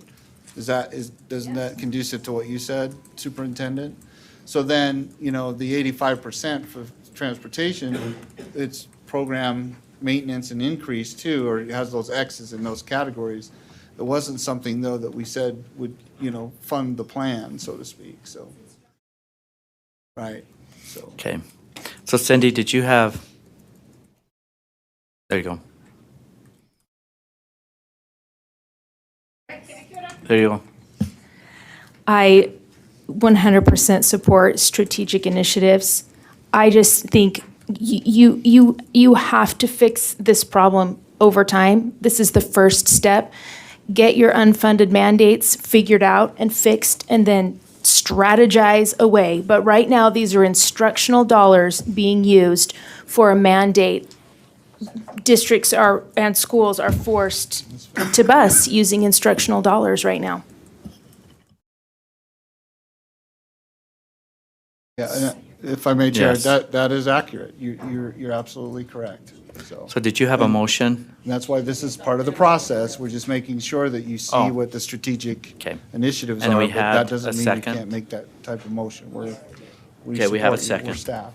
Okay, we have the motion, we have a second discussion to the motion that we prioritize transportation as the number 3 priority.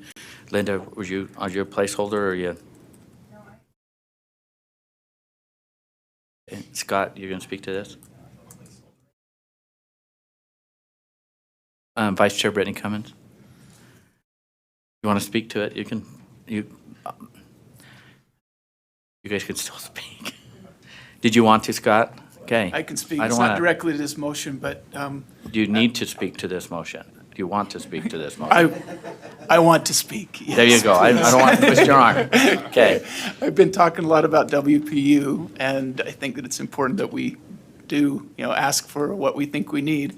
But I also think there's a problem in that because WPU is ambiguous. We can't say exactly what's going to be done with each dollar because it can be different in every district. So I think we need to do that kind of a PR job by soliciting that information from each of the LEAs. If the WPU is increased to this aspirational level that we're asking for, what are you going to do with the money so that we have talking points when we go up on the hill? So I think that needs to be done. I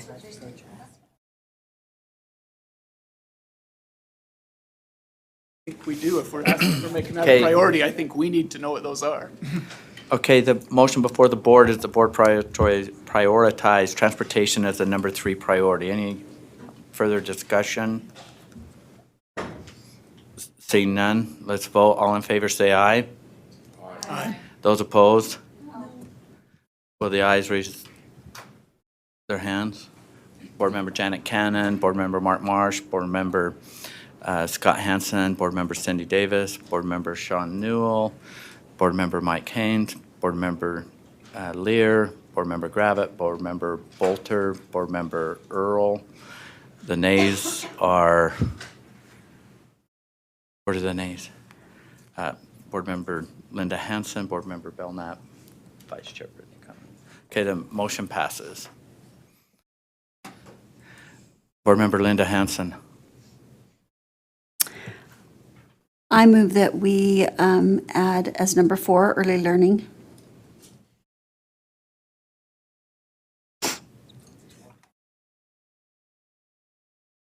OEK specifically.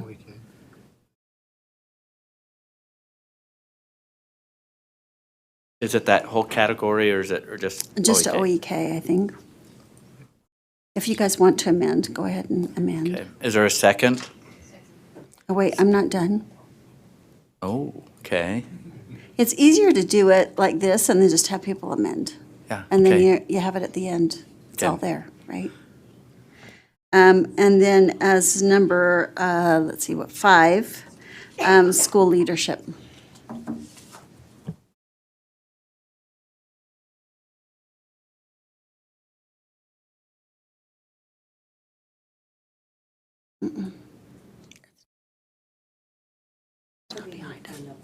Okay.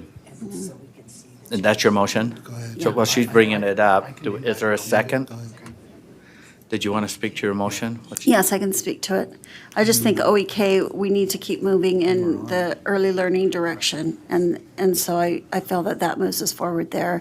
The school leadership, that was a task force that Senator Reby and I were on that worked on principal and other leadership. I don't know if you guys know, but we have a huge problem with training principals and getting principals that are willing, people that are willing to be principals. And so this would help us statewide. And some districts already have initiatives, but a lot of districts are so tiny, they don't have anything. So it's something principals have been asking for and districts have been asking for a long time. And it's something we've worked on with higher ed. And so that's what the school leadership initiative is. And I feel like it's really important as well. Okay, speaking to the motion, Vice Chair Brittany Cummins? Oh. Okay, we have a motion to divide the motion. We have a second. Any, well, we don't have a discussion on it, so we're going to vote on it. On dividing the motion, all in favor say aye. Aye. Those opposed? Okay, motion's divided. Okay, so we'll do the first one is that the motion is that the board prioritize OEK as a number 4 priority. We'll speak to that one first. Board Member Janet Cannon, are you wanting to speak to that? Okay, Jenny Earl, was you wanting to speak to that? Okay, Vice Chair Brittany Cummins? I just want to speak in favor of this prioritization. I think early learning is important, and some of this funding is going away, and how do we maintain this program and help provide more access to this important resource for more students. So I'd like to speak in favor of this prioritization. Okay, I'm not seeing any other discussion or anybody have any questions or comments. So with that, the motion before the board is that the board prioritize OEK as a number 4 priority. All those in favor say aye. Aye. Those opposed? No. Will the ayes raise your hand to be recognized? Board Member Janet Cannon, Board Member Mark Marsh, Board Member Scott Hansen, Board Member Davis, Board Member Linda Hansen, Board Member Sean Newell, Board Member Laura Belknap, Board Member Haynes, Board Member Lear, Board Member Gravitt, Vice Chair Brittany Cummins. The noes, Board Member Bolter, Board Member Earl. The motion passes. Now we need to go to the second part of the divided motion, and that is that school leadership be the number 5 priority. Is there people that want to speak to that motion? Vice Chair Brittany Cummins. So I'm going to speak against this one, not because I don't think it's important, I just don't think it's number 5. And so I am not going to support this as this high of a priority.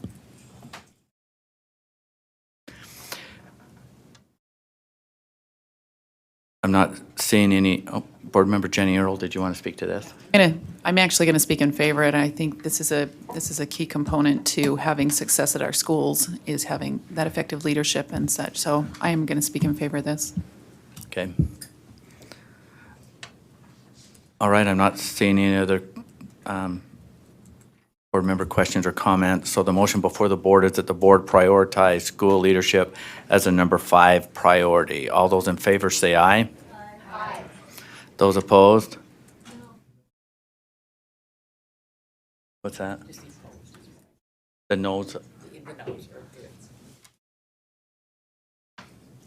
So, hold it. Wait. No, will the ayes raise your hand and be recognized? Okay, Board Member Janet Cannon, Board Member Mark Marsh, Board Member Scott Hansen, Board Member Linda Hansen, Board Member Mike Haynes, Board Member Lear, Board Member Gravitt, Board Member Michelle Bolter, Board Member Jenny Earl. I know that's more than 8. So the nays on this? Cindy, Board Member Davis, Board Member Newell, Board Member Belknap, Vice Chair Brittany Cummins, Mark Hansen. Okay, motion passes. Sir, this concludes our... Yes, if I may just offer some additional information and a request, is that we place this on the agenda again next month, keep this process going, allow the board to, because more information will come available between True. now and the January board meeting, right? So if we perpetually and do iteration after iteration, we can arrive at, it does work. I know that it's difficult sometimes and challenging to publicly go through this process, but in the end, we've always come out well with our partners in the legislature and at the governor's office, so. The other I really feel piece, strongly. once we start seeing budgets and some Right. other things, we can start fine-tuning those Exactly. outside of 5. Right. So But to this help. initial piece of the process will help, I Okay. promise. And then as you, as individual board members get input on what actions you took today and things like that, we'll make sure that we have that consideration next month and always going forward into the session, okay? So, thank you.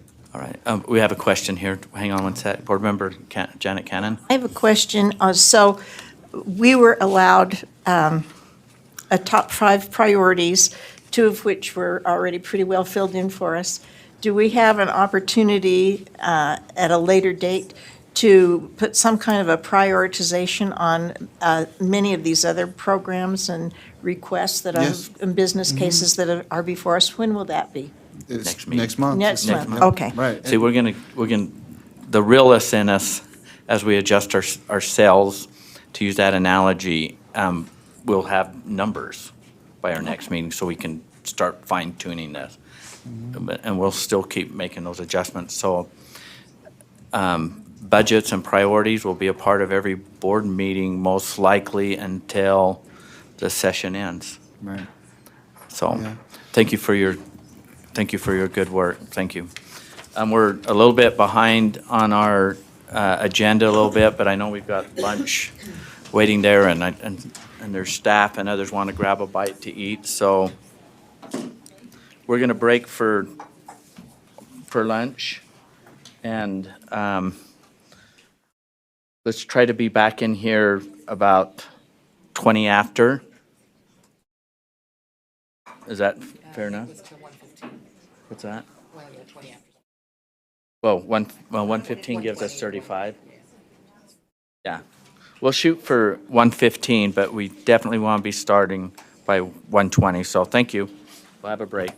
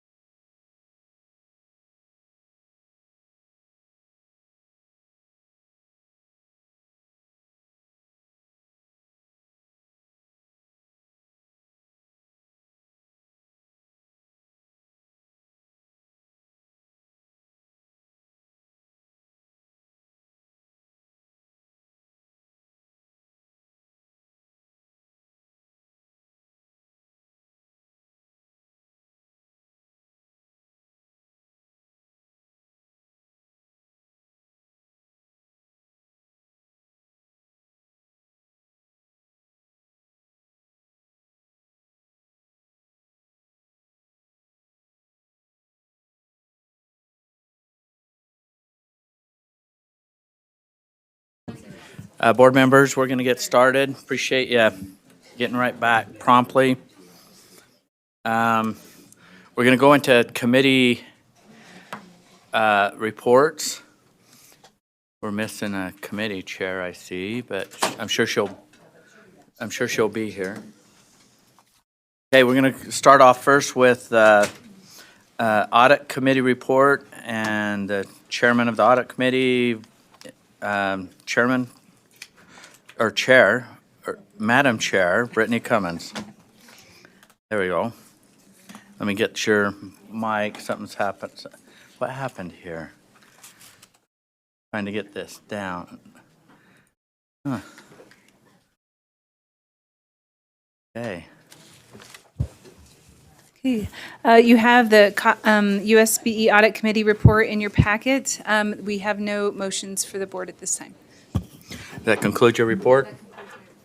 Okay, thank you. Okay, we're going to try to stay, we're behind on time, so we're going to try to stay to specific actionable items. So, Finance Committee, Chair Belknap. Thank you, Chair. Oh, hang on. Mic's on. Thank you, Chair. Okay, we are under Finance, we're on 9.8, the approval for the use of board discretionary funds. The memo was to do $25,000 for educator recruiting and retention program and $50,000 for recruiting services for hard-to-fill positions at the State Board of Education. The committee action was, Board Member Huntsman moved that the committee voted unanimously, the board approved the $25,000 for discretionary funds for the purpose of educator recruiting and retention of public relations activity. So the motion for the board is that the committee moved that the board approve the use of the $25,000 discretionary funds from the federal mineral lease for the purpose of educator recruiting funds. And hold on, the caveat would be that Board Member Earl would like to provide a short presentation. Wait, we got to. Okay. Well, I'm going to read what came out of committee here. Yes. Which is that the board approved the motion before the board is the board approved the use of $25,000 in discretionary funds from federal mineral lease for the purpose of educator recruiting and retention public relations activities, period. More to follow. This is to. Now discussion to the. Okay. With this approval of the fund. Not seeing any discussion, so be more will come before the board on this. This is a placeholder, the funds puts it in a bucket, moving the money. Thank you. Okay, so the motion before the board is that the board approve the use of the $25,000 in discretionary funds from federal mineral lease for the purpose of educator recruiting and retention public relations activities. All those in favor say aye. Aye. Those opposed? Voting was unanimous. Thank you, Chair. Committee action, the board member Newell moved that the committee voted unanimously, the board approved the use of $50,000 in discretionary funds for the purpose of recruiting services for hard-to-fill USBE positions from state funds. So the motion to the board is that the committee moves that the board approve the use of $50,000 in discretionary funds from state funds for the purpose of recruiting services for hard-to-fill USBE positions. Okay, the motion before the board is that the board approve the use of $50,000 in discretionary funds from state funds for the purpose of recruiting services for hard-to-fill USBE positions. Discussion to the motion? Seeing none, let's vote. All in favor say aye. Aye. Those opposed?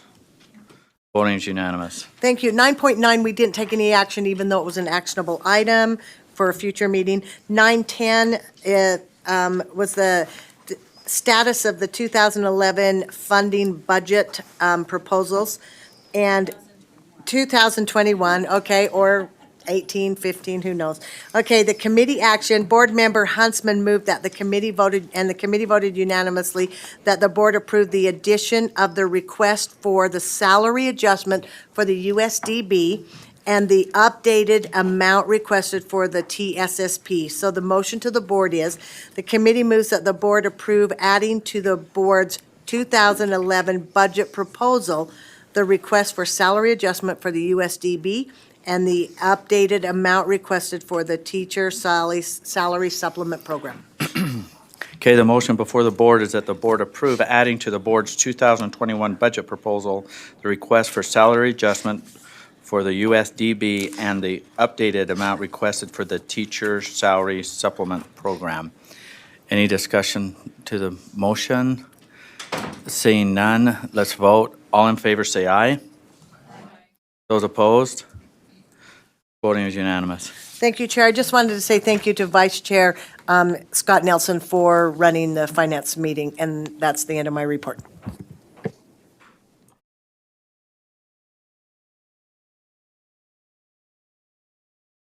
Okay.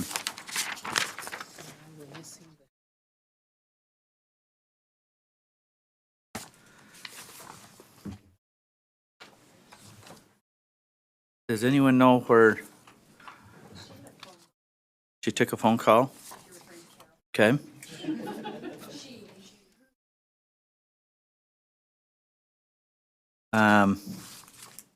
Should we go standard assessment? Okay. Chair Gravitt, standard and assessment. Okay. So 12.2 wasn't an actionable item.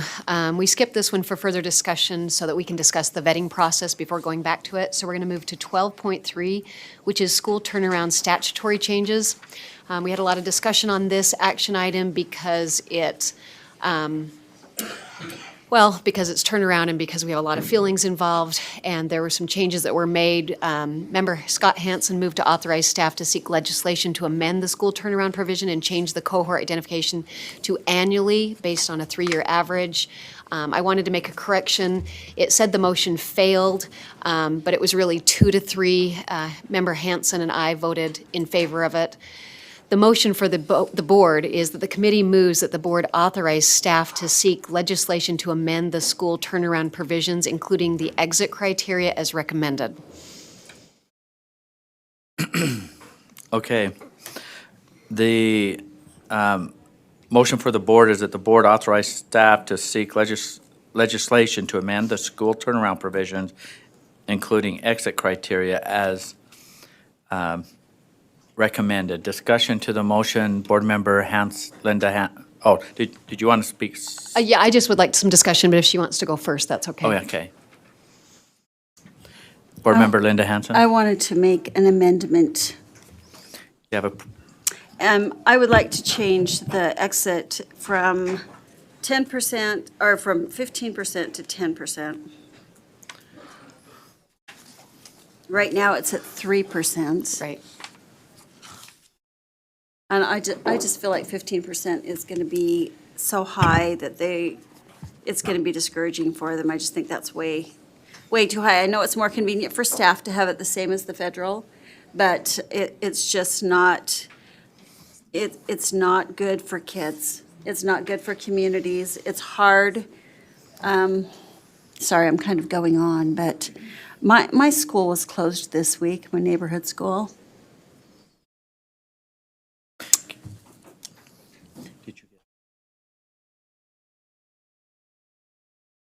And it has been devastating to my community.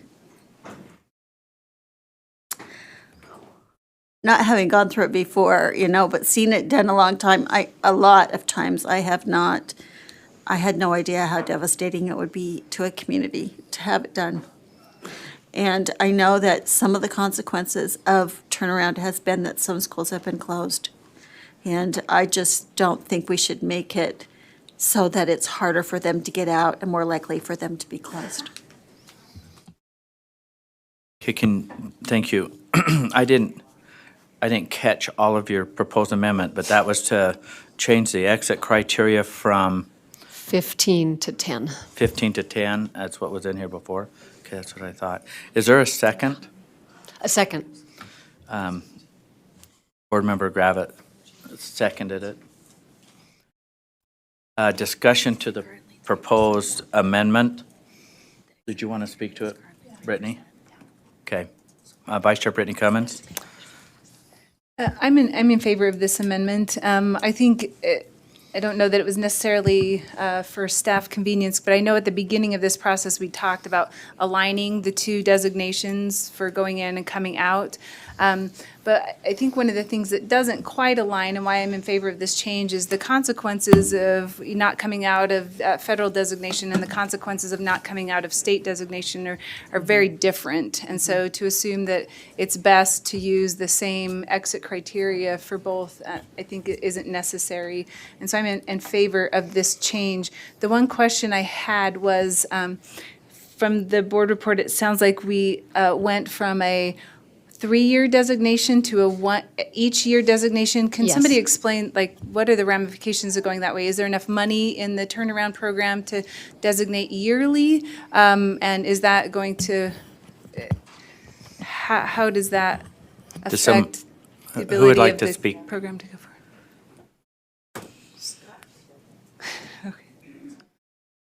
Oh, let's.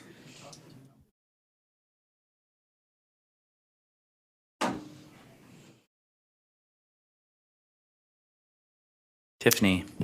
Tiffany Stanley, Chief of Staff. So there is currently $7 million appropriated on an ongoing basis to the state turnaround program. And going to this identification criteria would mean more schools identified in that first year than we identify currently. And then identifying on an annual basis, we wouldn't, if a school is already on the list, if they were identified in that initial year, they wouldn't be, re-identified onto another list. So it would be much fewer schools than identified on that annual basis, but more of it would be more schools than if you did only identify every 3 years. So there is an impact on the budget. However, like I said, there's $7 million appropriated on an ongoing basis. And in estimating the amount per school, it's around like 600,000. So there's money in that program to fund. Do you have a follow-up? Question? So what's the benefit from that change? What is the, why designate yearly? What's the benefit that the system gets out? I don't know if Board Member Hanson would want to speak to that because he's the one that brought it up in our committee discussion. Chair, if that's okay. Okay. Scott? So if we identify once every 3 years, a school could potentially be in the failing category for up to 5 years. They could be out for 2 years and they wouldn't have failed for 3 years at the time we identified, and then they'd be out for another 3 years before they were identified at that time. What the change does is it takes 3 years average data and then identifies each year. So if a school is failing for the 3 years, they get put into that category. So we thought about it, I thought about it, a child could be all the way through elementary school almost in a school that should have been identified as a failing school without any help being given to that school. That makes sense? Okay. I have a couple other things I can add while I have the mic again. Yes. With regard to the 15% versus a lower number, we have, I think staff presented some information that a lot of these schools are bouncing back into turnaround status quickly after they're released from turnaround. If we're truly going to do a turnaround, there should be a significant improvement at the school. I'm not sure that 3% certainly I don't think is the right number. 10% probably, for me, 15% was a better number, and that's the number the federal government's already thrown out. So to align that was more than just convenience. It was also showing that there's been a significant change at the school, and it's safe to remove those crutches and scaffolding that we've given them during the turnaround period. So that's my thinking on it. Michelle Bolter? Okay, I'm just trying to understand. So currently, the schools that are in turnaround, they have to improve by 3% of what? Of like 3% better. they have to be 3% better than what? Than whether they were or the lowest schools or what? Yeah, so This isn't a super simple answer. In board rule right now, for turnaround schools, it specifies that the school no longer meet the criteria for which the school was identified. So if you are identified by being in the lowest performing 3% for 2 consecutive years, you need to get above the lowest performing 3% of schools. That exit criteria has not yet been applied to a cohort of turnaround schools. That would happen this fall. Previously, the exit criteria was improved by a letter grade. It was a letter grade improvement. So cohort 1, that was their exit criteria. The other piece that I need to clarify is that in state law, what had been hoped for or proposed was that a statistical analysis be conducted to determine whether a school exit. And that has been recognized for some time as not workable. And so that's part of this request, is to amend that state law to make all of this workable. So when you say currently, what's the exit criteria, it's a complicated answer. And then follow-up? Yes. So then the proposed would be, if it passes 10%, would then 10% of the lowest schools then be brought into the turnaround? Or will it still be 3% of the lowest, but now they have to improve above the 10% of the lowest schools? It would be just that those schools would need to perform above the lowest performing 10% of all schools. So we're raising the criteria, that we could possibly have even more schools shut down.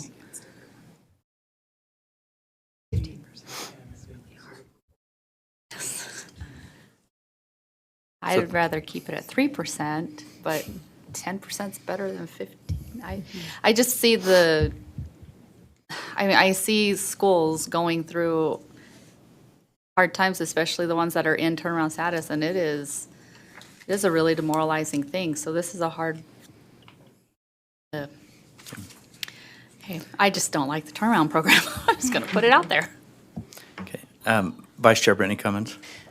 I have a question for Tiffany, if that's okay. Yes. So can you clarify for me, because I know the federal designation is the bottom 5% of Title I schools. Is that the same for turnaround designation? So it's the bottom 5% of all schools? And is the same for the exit criteria then? So it would be the lowest performing 15% of all schools? Yes. Okay, so now my mind is like completely changed as to even 10%, because that changes the dynamic drastically. Okay. Can I make a motion?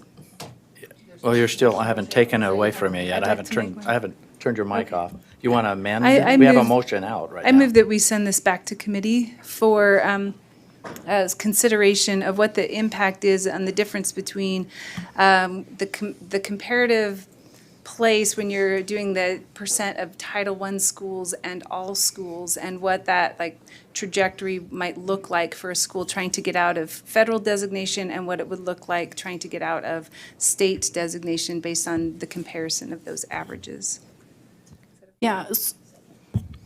Okay, we have a motion and a second to send back to committee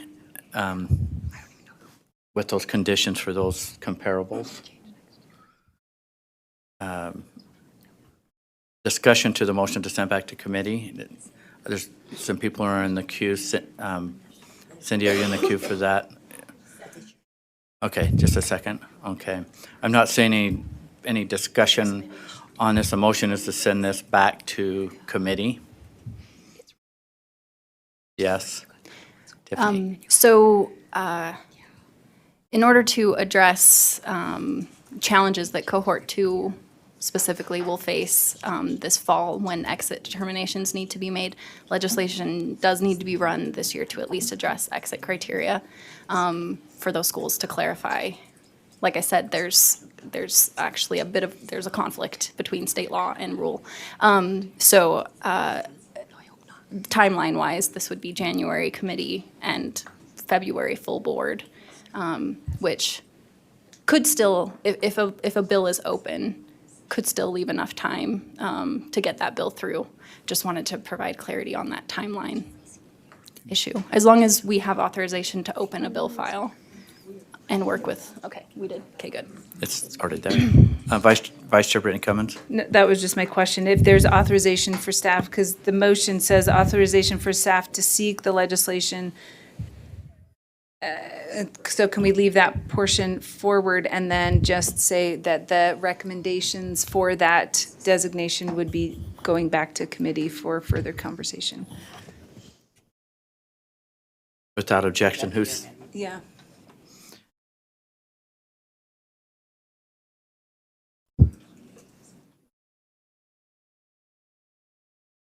so the second's still good with that?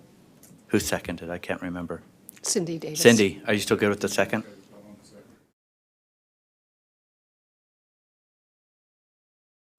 Yeah, I'll second it and then we can speak. Okay. So the motion is that the board authorize staff to work with the legislation to amend the school turnaround provision, so that's to open a bill file. And this goes back to committee. This is going back to committee to do those comparisons, and then we'll come back and vote on any change that is being proposed from what we already have in play, presently in place. That's basically what her motion is. I don't see it up on. Okay, it's not going to be up there. Okay, Board Member Scott Hansen, that's the motion. Yeah, I'll speak in favor of the motion. I think that we can go back and look at some of the numbers, but I do think we need to get something moving. And then I just want to say that I don't see turnaround, maybe I haven't been here long enough, as such a bad thing. I think our kids deserve a quality education. If schools are struggling, we need to create a crisis at the school by designating them and then get them the help they need. And I think this change that's instituted there should be significant. So it shouldn't be easy to get out of turnaround, so they bounce right back into turnaround status.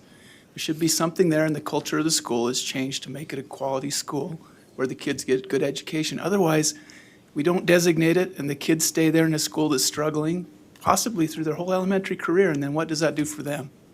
So I'm for the turnaround program. I think that we can fine-tune it. There's some things about it I don't like, but I think that if we're getting the attention to the schools that that's going to benefit those children, I think we're doing the right thing.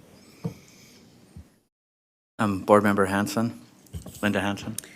Just a comment, almost half the turnaround schools are mine. And I have visited them, and I know that their struggles. If you don't have a turnaround school, if you have one, I suggest you go visit them, talk to them. If you don't, go find one before you start talking about how it affects them, because they'll tell you. And it's a hard thing. It can be a positive thing, but it can also be a very, very, very challenging thing for them and very hard on communities. And I'd like to just echo that as we're talking turnaround, and that let's try to get as well versed in the situations they have. You know, I've got a neighborhood school for one of my offices, Midvale Elementary School, and it is not a typical, not even close to a typical elementary school. And I am glad they're in turnaround to get the extra help and some other things, but to see them exit it and not go back into that, because of the situation and where they're located and a few things, that's a tough school, and we have tough schools. So before as we come back and we're going to make a informed decision out of committee and act on this and ask our legislature, let's do as much homework as we can to understand exactly what we're trying to accomplish here. Board Member Cindy Davis. I just want to clarify something that, because it was mentioned that I don't like the turnaround program. What I wished we could have seen from the beginning is a pilot program with turnaround monies, with half of the turnaround schools contracting with private companies, and the other half of the turnaround schools being given the same amount of funds and resources to create extra interventions and turn themselves around, because they know their communities the best, and they could put those resources into students where they need to be. And I feel like it felt like a vendor bill from the beginning, and I just want to clarify my frustration with that piece. But we do have an opportunity to do some things different this next round if we choose to act. So, and that's going back to committee if we vote and say yes. So So that's a motion that's still on the table. Did you want to speak to it? I just wanted to add kind of a combination of what was just said, because in a perfect world, I love the idea of turnaround being, we're giving schools extra resources. I think that's what we're talking about. What I don't like is that somebody gets to make money off of it. And what I also don't like is that it's really a burden on a school. It's a burden on a community. And I've known teachers who have worked in turnarounds and they leave because they're working on Saturdays and they're discouraged. And so I think whatever we do, we need to make sure we keep this a very encouraging process and we don't discourage them, because you know what else is bad for kids is teachers who leave, schools who aren't in the community, because schools are good for communities. So anyway, I'm glad it's going back to committee and we can take a look at some of these things. Board Member Lear? Not to belabor this, but the committee could discuss all of these possibilities, is that right? And so the legislative changes might include, although it's sort of starting in the middle, it might include something like Cindy just suggested. Is that a possibility? That you could at least discuss it? Is that right? Okay, Correct. thank you. Okay, the motion before the board is this is going back to committee. I don't want to repeat the whole motion. Does anyone have any question on the motion? Seeing none, let's vote. All in favor, say aye. Aye. Those opposed? One no. Okay. Please continue. Our next actionable item is 12.4, the Student Advisory Council recommendation. In general, you can look at the individual motions, but the Student Advisory Council gave us a lot of recommendations, and they were dealing with things like equity, access for students, for all students. They talked about the ELA standards needing to be revised, as well as the social studies. And then it also included some information about vaping legislation. So our final motion for the board is the committee moves that the board adopt the Student Advisory Council recommendations as approved by the committee. Okay, the motion before the board is that the board adopt the Student Advisory Council recommendations as approved by the committee. I'm not seeing any discussion. Oh, Board Member Jenny Earl. Yeah, so I'm just wondering, what does that really mean? That we just acknowledge it, or Well, each you know what I'm motion. saying? Yeah. May I So respond? each of those Yes, please independently. answer. Okay, so for example, if you look at motion 2, dealing with equity, it directs staff to create training that incorporates true equity practices. So we're actually doing something at a staff level to train school counselors. If you look at the ELA standards, we're considering opening the ELA standards. They're already on schedule to be open. If you look at the first one, you move staff to train and reinforce engaged learning practices, because one of the recommendations was to make sure teachers are using they're engaging their students and not just, doing tests, for example. Okay, so we're directing staff Yeah, to a lot do of it's things. directing Okay. staff. If you can look through the individual ones, but a lot of it is, we're going to support these recommendations through staff efforts and moving along with standards Okay, adoptions. so I am just curious on one that had previously been Yeah. on there. I don't know where it's at, but, or what happened, but there was an assessment one. That with- would be, we Did I had a miss that? discussion, it was number 1, we discussed it because the students, they had kind of a different concept of assessment, and they didn't realize that assessments can come in the forms of discussion. It's not, but they were seeing it as tests. So that changed to, instead of assessment, it changed to engaged learning practices. Okay, because that I make know sense? that, yeah, I just Okay. remember the dialogue from being in Yeah. a couple of those meetings is Yeah. the youth were specifically concerned about over-assessing. And they would rather have engaged student learning. So Yeah. you rotated the Yeah. language to mean that. Okay, I just didn't see it on there and I knew it was. Okay, talked thank you about. for bringing that up. Okay, thank you. Okay, the motion before the board, that the board adopt the Student Advisory Council recommendations as approved by the subcommittee. Not seeing any further discussion. Let's vote. All in favor, say aye. Aye. Those opposed? Voting is unanimous. Okay, next actionable item is 12.5, the Career and Technical Education Course Standards Approval. As you guys know, the CTE programs are approved annually through the consent calendar. You can kind of look through those. I hope you have, because we were all in favor of the new dog training class, or whatever it was, something like that. Anyway, the motion for the board is the committee moves that the board approve the CTE course standards, draft 1. Okay, the motion before the board is that the board approve the CTE Course Standards Draft 1. Not seeing any discussion to the motion. Let's vote. All in favor, say aye. Aye. Those opposed? Voting was unanimous. Okay, item 12.6 is the 6 through 12 Computer Science Standards Draft 30-Day Public Review.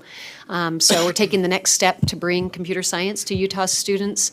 And we're now in a 30-day public comment period to gather more community input, raise awareness for both elementary teachers and students. After this, the writing team will review the feedback and then bring a final document to the board for approval. So the motion before the board is that the committee moves that the board approve the release of the 6 through 12 computer science standards for a 30-day public review. Okay, the motion before the board is that the board approve the release of the 6 through 12 computer science standards for a 30-day public review. Any discussion to that motion? Seeing none, let's vote. All in favor say aye. Aye. Those opposed? Voting is unanimous. Okay, 12.7 was just an information item on student growth targets.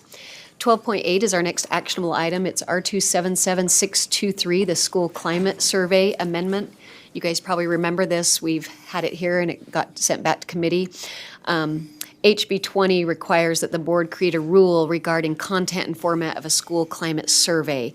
623, R277623 addresses legislative requirements, and it incorporates by reference the baseline model survey. The motion for the board is the committee moves that the board approve R277623 Draft 3 on second and final reading.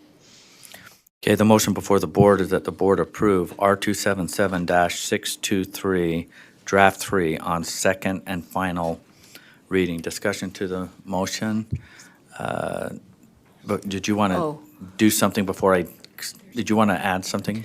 I just wanted to highlight on Civic Clerk, there is a Draft 5. Draft 5, I just, Just with stylistic and editorial changes. Okay. you heard 3, but I said 5. Oh, did you say 5? I was just kidding, but yes. Okay. I'm sorry, I didn't mean to mess with you. I know, that was good. This is just like school. What's that? No. Still have to be 3. Yeah, That's because the that came motion. out of committee. Sorry, I didn't mean that. Okay, so. Yeah. So we know we're going to have something. Yes, I'm there. sorry. Okay. Board Member Jenny Earl. Yeah, my question has to do with how this survey is administered. Is this online or is this a paper? Okay, to answer, please. Thank you, Mr. Chair. Jeff Van Holten, Policy Advisor for the board. So it will, generally speaking, be a link that will be sent over Qualtrics because we now have the state license. So all of the LEAs will be able to just send a link specific for their LEA to all the schools. We incorporated, per the board's discussion last month, the ability for this to also be distributed orally. So if there are students who are unable to do it online, don't have access, or are unable to read because it's for the younger age group, that is also an option, and we have the parameters added into the rule as to how that would be done. There currently is not a paper form.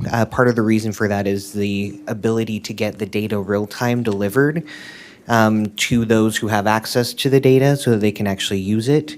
There would have to be, if it was done in paper, somebody would then have to input into the system the responses of the survey taker, whether it's a student, the SRO, the parent. So that is currently not something that is addressed. It's not prohibited in the rule either, but that is something that if we wanted to talk about paper administration, we'd have to consider the parameters we'd want to put around making sure that the responses, if recorded, are protected and whatnot. So right now, that is, the rule is silent on paper. So can I ask another question? Yeah, so do students enter their ID number?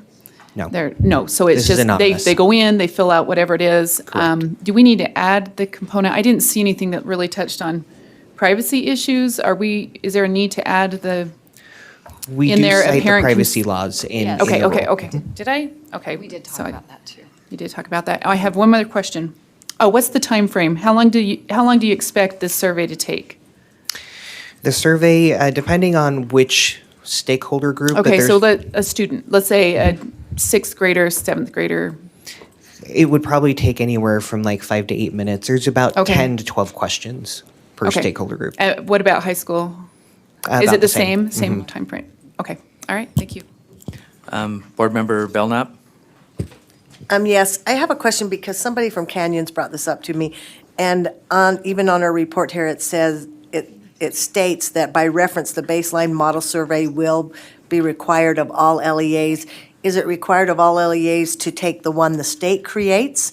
Or is it required of them because Canyon's already created their own? And then all of a sudden they got this one and they're thinking, oh, that was a conundrum for them. So as the rule is written, it would be required that they have the state questions incorporated into any survey they have. So what they could do is, with the text solution of Qualtrics, they would be able to take our baseline questions, add any of their own LEA-specific questions to it as well, but they would be required to make sure that all of the ones we have from the state are in. The reason for that is to make sure that we're getting consistent data, so that when we do a statewide look, we know that we're comparing apples to apples when it comes to responses. Board Member Lear? I gave Jeff some editorial concerns I had, and he incorporated some of them, but I still have a question about, beginning on line 50. And this is, and I guess in the off chance that there'd be a survey administered to a student instead of the student takes it online. Is that right? The LA provides methods to protect confidentiality of the student's responses. Chair, if I may? Yes, Yeah. please answer. Yes. So we added that in to make sure that the confidentiality of the student's responses was protected, because we didn't want a student to have the survey orally administered and that we not make sure that we're at least encouraging or trying to put a nod toward the idea that you need to protect these students' responses. 'Cause you'll have a facilitator Sure. taking those and entering And I those. get the protecting the student's confidentiality and the student's responses. I'm trying to make sense of, like, line 52, the student can request a different survey administrator, and the LEA provides methods to protect the confidentiality and identity of the survey administrator. That seems like so overbaking. Help me with that. So one of the concerns is if you have a survey administrator being assigned to a student, the student may not be comfortable with that particular person, and that could sway the responses that they have. This is a school climate survey regarding the environment of the school the student is in. So we wanted to make sure the student would have the ability to request a different administrator if they were concerned about being able to be honest about their responses with the administrator that they had been assigned. Okay, yeah, I thank you, that's enough, I'm sorry to cut you off, but I mean, I don't know that I think it's overkill for the nature of this, that's just my opinion. And then C, why would we care about protecting the administrator's identity? That seems way overkill. Chair, if I may? Do you wanna? So the reason that was put in, it was that I'm now blanking on who requested it in the board discussion last month, but the reason that was put in is there was fear that there could be undue influence placed on the person who has administered the survey to the student orally, that others might want to say, well, what did Johnny tell you about X, Y, or Z? And so this idea of they need to protect the confidentiality of that person so that they're not having to deal with people coming after them to try and influence or understand what the student's responses were. Okay, I feel like this is just, and I know there won't be, there'll be a very small percent, it feels like, of students who are actually getting these physically, literally from an administrator, but I just feel like this is, in fact, I worry that it will have the reverse effect. It'll be such a nightmare and I'm exaggerating, there'll be such a production to have an administrator chosen by a 12-year-old or a 6-year-old that they'll just kind of not get done. That's what I worry about. I feel like it's just overbaking, but just my opinion. I don't have a motion or anything. Jennifer, do you have we have draft 3 out of committee. Do you want to make a motion on accept draft 5 as Yeah. revised?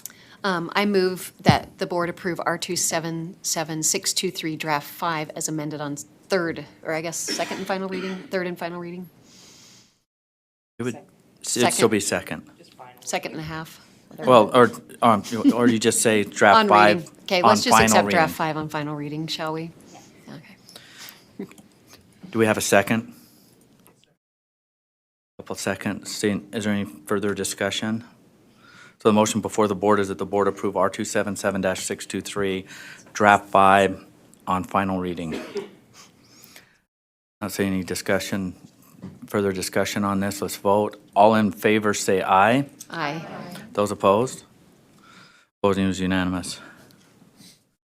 Okay, 12.9, we're going to be talking about tomorrow, so that takes us to 12.10, R277711, unsafe school choice option.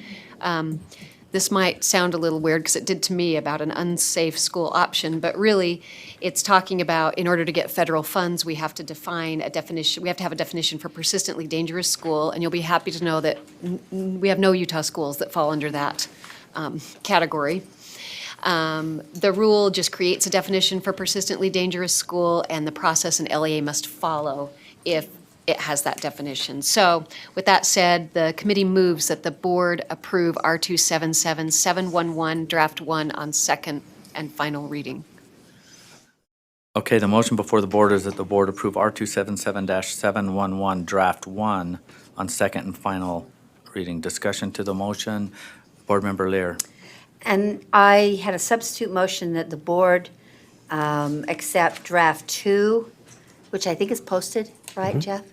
I'm having a hard, my computer's not liking, I think my fingers are cold and it's not liking. I'm trying to find draft 2 on R277, that 711, the one you're talking about. So is there a second to that? First, you're going to a draft 2. Second. And to speak to the motion, Board Member Lear? Yes, there are just, I just thought it was kind of confusing the way it read initially. I didn't have any big substantive concerns, but Mr. Van Holten was nice enough to accept my kind of concerns, my efforts to streamline things. And so I just think this is a better, draft 2 is a clearer version of what we intended. No, nothing, yeah. Do board members, do you need a pause moment here to catch up on this? For instance,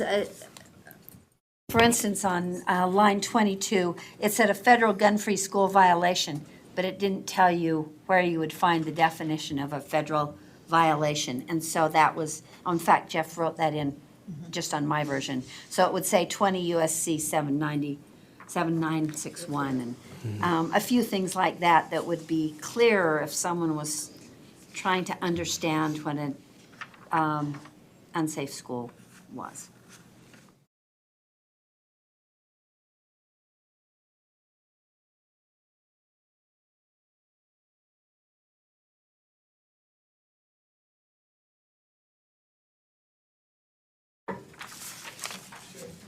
You bet.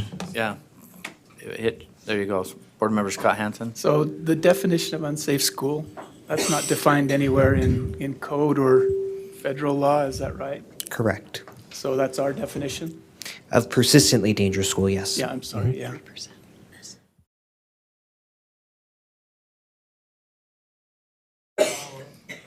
What's that? You can still. Okay, thank you. Is there any federal money or anything that we're foregoing by not having any persistently dangerous schools in Utah? Chair, if I may? Yes, please. That is kind of a loaded question, but essentially all of our federal funding is connected to the statute that requires we have a definition for a persistently dangerous school. Just for a very quick 30-second context as to where this came from. This was originally in Congress a while back. There was a movement to create school option legislation. The political climate did not allow for the full expanse of that legislation, so it was whittled down to if you have a persistently dangerous school as defined by the state, then you may have these open school choice options. To date, there is no school in the nation that has ever satisfied its state's definition. So this is one of those, we're required to do it to get our money, and therefore we do it. It's a compliance, basically a compliance rule. Would that be safe to say? That is correct. Okay, the motion before the board, the substitute motion before the board is to approve R277-711 draft 2 on final reading. Any further discussion? And board members, if you, I know this is in the interest of time and we need to get this on the compliance side, but if there is something you find later, bring it to us. And we'll definitely, it's not affecting our schools, but it is putting us in compliance. So I'm not saying any further discussion, so I'm going to call this for a vote. The motion before the board is to approve R277-711 Draft 2 on final reading. All those in favor say aye. Aye. Those opposed? No. For the ayes, raise your hand. Board Member Janet Cannon, Board Member Mark Marsh, Board Member Scott Hansen, Board Member Cindy Davis, Board Member Linda Hansen, Board Member Earl, Board Member Belknap, Board Member Haynes, Board Member Lear, Board Member Gravitt, Board Member Bolter, Vice Chair Brittany Cummins, Mark Huntsman. So the noes, I think Board Member Bolter and Board Member Earl, were you the noes? Just Earl, just Bolter. So did I count Earl? Were you in? Okay, I didn't see the hand. Okay, we've got that. All right, motion passes. Please continue. Okay. Next item is 12.11, the Utah Special Education Advisory Panel, the USEEP recommendations. In this discussion, USEEP met in May of 2009 and discussed a lot of issues. They examined the data, and they talked about several things, and here were the recommendations: to have adequate support staff, paraeducators, and related service providers. So the motion before the board was that the committee moves that the board accept the recommendations in the USEEP memo: adequate support staff, paraeducators, and related service providers. Okay, the motion before the board is that the board accept the recommendations in the USEP memo: adequate support staff, paraeducators, and related service providers. Discussion to that motion, Board Member Linda Hansen. I agree that this is a problem. I'm just wondering how we are planning to resolve it. I think it's pretty evident that it's a problem everywhere. But I don't know that I see anywhere, they're just pointing out to us that it's a problem, right? It's not saying, I mean, I would think that we would need some kind of an appropriation or legislation or something. Well, like number or two. Or something to go out to LEAs or something. Because there's nothing. And it might be, the way I understand this is if we accept these recommendations, we're accepting them, but then if we choose to act on them, it's a whole different, and how we act and what we do after we have these in hand might be a different story, different choices that board members can start or committees to act, but it's the way I read this, we're in receipt of, and we want the board to be in receipt of.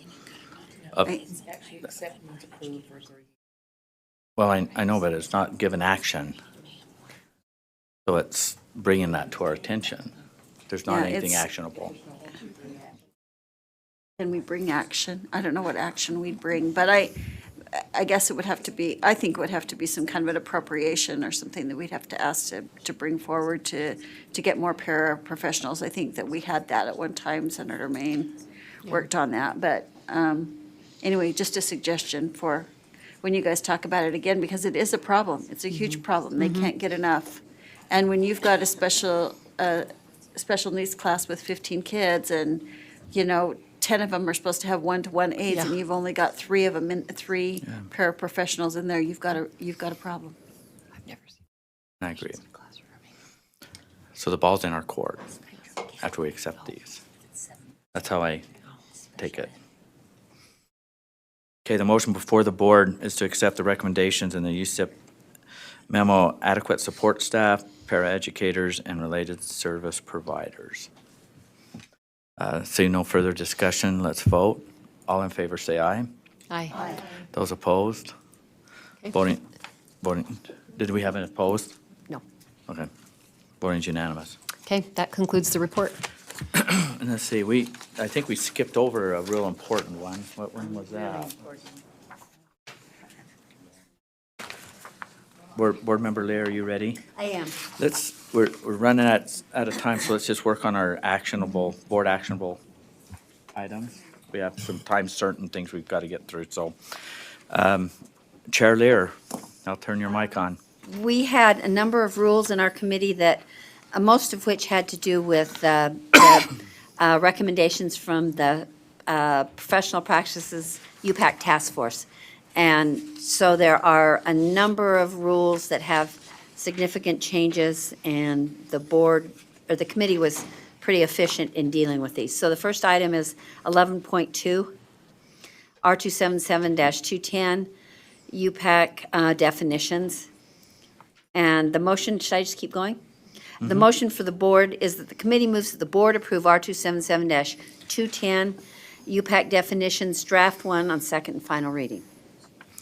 Okay, the motion before the board is that the board approve R277-210, Utah Professional Practice Advisory Commission, UPAC definitions, draft 1 on second and final reading. Discussion to the motion? Seeing none, let's vote. All in favor, say aye. Aye. Those opposed? Voting is unanimous. Item 11.3, and it is R277-211, UPAC rules of procedure, notification to educators, complaints, and final disciplinary actions. The motion for the board is that the committee moves that the board approve R277-211, UPAC rules of procedure, notification to educators, complaints, and final disciplinary actions, draft 1 on second and final reading. Okay, the motion before the board is that the board approve R277-211, Utah Professional Practices Advisory Commission, UPAC rules of procedure, notifications to educator, complaints, and final disciplinary actions, draft 1 on second and final reading. Any discussion to the motion? Seeing none, let's vote. All in favor, say aye. Aye. Those opposed? Voting is unanimous. Please continue. Item 11.4, rule number R277-212, UPAC hearing procedures and reports. The motion for the board is that committee moves that the board approve R277-212, UPAC hearing procedures and reports, draft 1 on second and final reading. Okay, the motion before the board is that the board approve R277-212, UPAC hearings, procedures, and reports, draft 1 on second and final reading. Discussion to the motion? Seeing none, let's vote. All in favor, say aye. Aye. Those opposed? Voting is unanimous. Item 11.5, R277-213, requests for licensure reinstatement and reinstatement procedures. The motion for the board is that the committee moves that the board approve R277-213, request for license reinstatement and reinstatement procedures, draft 1 on second and final reading. Okay, the motion before the board is that the board approve R277-213, request for licensure reinstatement and reinstatement procedures, draft 1 on second and final reading. Discussion to the motion? Seeing none, let's vote. All in favor, say aye. Aye. Those opposed? Voting is unanimous. Item 11.6, R277-215, UPAC disciplinary rebuttable presumptions. The motion for the board is that the committee moves the board approve R277-215, UPAC disciplinary rebuttable presumptions, draft 1 on second and final reading. Okay, the motion before the board is that the board approve R277-215, Utah Professional Practices Advisory Commission's UPAC disciplinary rebuttable presumptions, draft 1 on second and final reading. Discussion to the motion, Board Member Scott Hansen. I just had a question. Lines 45 and 47, we reference Class A misdemeanor violence offenses. I don't know if that's defined anywhere, if that's clear enough. Usually we have a list of the offenses that would result in disciplinary action. Was that discussed in committee? Staff. Yes, we'll have Ben Rasmussen come up and address, I guess the board chair Ben? can say that. Ben, will you come up? I guess I won't do that. Thank you for that request, Chair Lear. Ben Rasmussen, Director of Law and Professional Practices. Those are defined in the state criminal code, so that would be the reference there. Okay, could we just add that reference? Oh, I thought it was there. But that, That's I don't see any reference, it just says Class A misdemeanor violence offenses, and if we can just put as defined in Utah we can do- code, I think that'd be helpful whatever, too. that would be Thanks. helpful. So for me. without objection, we won't have that as an amendment. We'll just make sure that's in place. That's added. Are we good? Okay. Okay, any, My turn again? no, we've got to vote on it. Okay. Okay, the motion before the board is to approve R277-215 Utah Professional Practice Advisory Commission, UPAC's disciplinary rebuttable presumptions, draft 1, on second and final readings as so noted. All those in favor say aye. Aye. Those opposed? No. Except the one no. Motion passes. The next item is 11.7, R277-217, Educator Standards.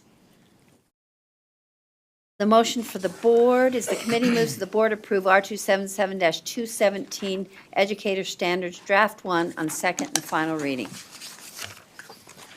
Okay, the motion before the board is that the board approve, excuse me, R277-217, Educator Standards Draft 1 on second and final reading. Discussion to the motion? Seeing none, let's vote. All in favor say aye. Aye. Those opposed? Voting is unanimous.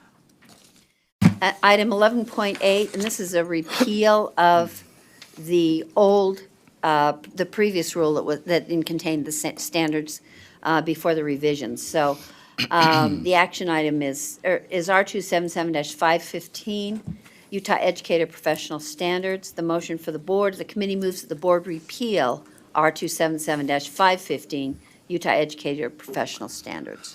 Okay, the motion before the board is the board repeal R277-515 Utah Educator Professional Standards. Any discussion to the motion? Excuse me. Seeing none, let's vote. All in favor say aye.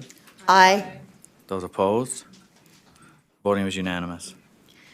Item 11.9, we have an amended, it's R277-516, Professional Standards and Training for Non-Licensed Employees and Volunteers. And we have an amended motion for the board, that the board approve R277-316. So it's essentially the same rule. We just had the wrong number when the committee discussed it. Did I say that accurately, Angie? Draft 1 on final reading. Is this the 516 is now? This is now, it really should have been 316. We discussed the same rule by a different number, so now we're proposing that the board. So to be safe to say that the motion that came out of committee is to approve R277-316. Well, it should have been 316. That's the amended motion. And So I'll say as amended. Right. So to approve R277-316, still called still called the same thing. professional standards and training for non-licensed employees and volunteers draft. 1, same draft, except for the rule number. I guess, is it draft 2 Yeah. then, because the rule? It's still draft 1. The rule number is Yeah, really not. part of on it. second and final reading. Okay. On final reading. Okay, that is Right. the motions. Yes. Speaking to the motion, and that's as amended, we have a second because we have a amendment to it. Second, Board Member Graff, okay. And Chair Lear, you spoke to your motion of why. Right, I explained, I'm sorry. Okay, and Board Member Belknap, did you have a question? No, I can ask. Okay, so the motion before the board is that the board approve R277-316 professional standards and training for non-licensed employees and volunteers, draft 1 on second and final reading as amended. Let's vote on it. All in favor say aye. Aye. Those opposed? Voting is unanimous. Next item is 11.10, R277-502, Section 5-5, Professional Educator License Areas of Concentration and Endorsements and Underqualified Employees. The motion for the board is the committee moves that the board approve R277-502-5, Professional Educator License Areas of Concentration and Endorsements and Underqualified Employees, Draft 1 on second and final reading. Okay, the motion before the board is that the board approve R277-502-5, professional educators license areas of concentration and endorsements and underqualified employees. Draft 1 on second and final reading. Discussion to the motion? Seeing none, let's vote. All in favor, say aye. Aye. Those opposed? Voting is unanimous. And those are all the UPAC rules. So now we're moving to item 11.11. And this is action on R277-800, Utah Schools for the Deaf and the Blind. The rule was amended because of some legislative changes last year. The committee moves that the board approve R277-800, Utah Schools for the Deaf and the Blind, Draft 1 on second and final reading. Okay, the motion before the board is that the board approve R277-800, Utah Schools for the Deaf and Blind, Draft 1 on second and final reading. Discussion to the motion? Seeing none, let's vote. All in favor, say aye. Aye. Those opposed? Voting is unanimous. Item 11.12, this is Board Policy 3006, Data Governance Plan. And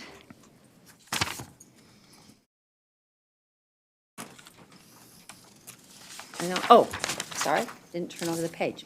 The committee recommends the board approved Board Policy 3006, Data Governance Plan, Draft 5 on final reading. Okay, the motion before the board is that the board approve Policy 3006, Data Governance Plan, Draft 5. Discussion to the motion? Seeing none, let's vote. All in favor, say aye. Aye. Those opposed? Voting was unanimous. Oh, I was supposed to ask you It about might that. not be. Yeah. Okay. And I had one more motion. Sorry, Okay. that is not. Did I miss one? Pardon me? Maybe it's the same thing you were. Yes. Okay. Did I? I meant to ask Andy about this and I forgot. So we're back to item 11.9. We need also to repeal R277-516 as it existed. So the motion for the board is that the committee recommends that the board repeal R277-516, professional standards and training for non-licensed employees and volunteers.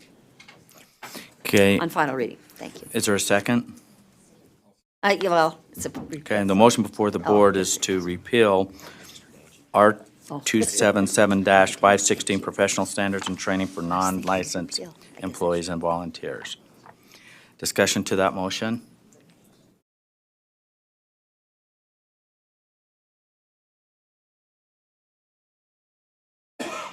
Seeing none, let's vote. All in favor, say aye. Aye. Those opposed? Voting is unanimous.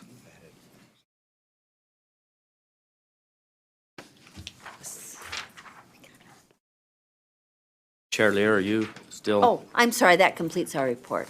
Oh, I didn't know if you had anything else. But, I don't. kudos to the committee on those UPAC rules. It was kind of predicted that it would take a lot of time and effort to get through them, and apparently you put the time and effort in, and it's good to have those done and out, and go look forward to those changes. Okay, thank you. Well, I don't know. I think we haven't seen that. That was a computer. That was, I'm sorry. I know, I keep being threatened by individuals who will not be I named. just, somebody was listening. We have a computer that my grandkids would love, my grandsons would really like to have access to, but I'm waiting for the board member to get rid of it. And they would have a lot of fun. With that, Board member continues to torture the chair. At this time, I'm seeking a motion to go into executive session for the purpose of discussion the character, professional competence, or physical and mental health of individuals. Okay, this will take a roll call vote. So we'll start with Board Member Ken. Yes. Yes. Yes. Board Member Bolter, executive, yes? Yes. Yes, we're going into executive session. And while we're in here, I'm going to ask Vice Chair Brittany Cummins, do you have a chance? Are you going to be able to ramrod this, or? Okay. You guys are getting tired of my voice, so while this is getting set up, quick break.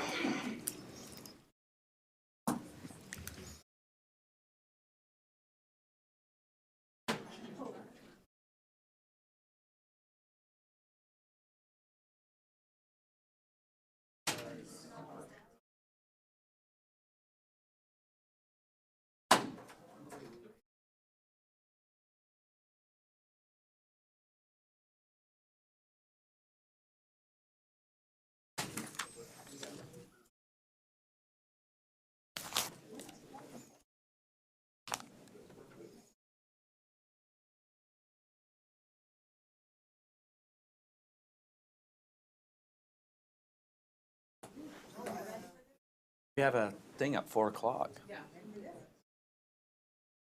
I don't, Miss Lorraine. I'll try.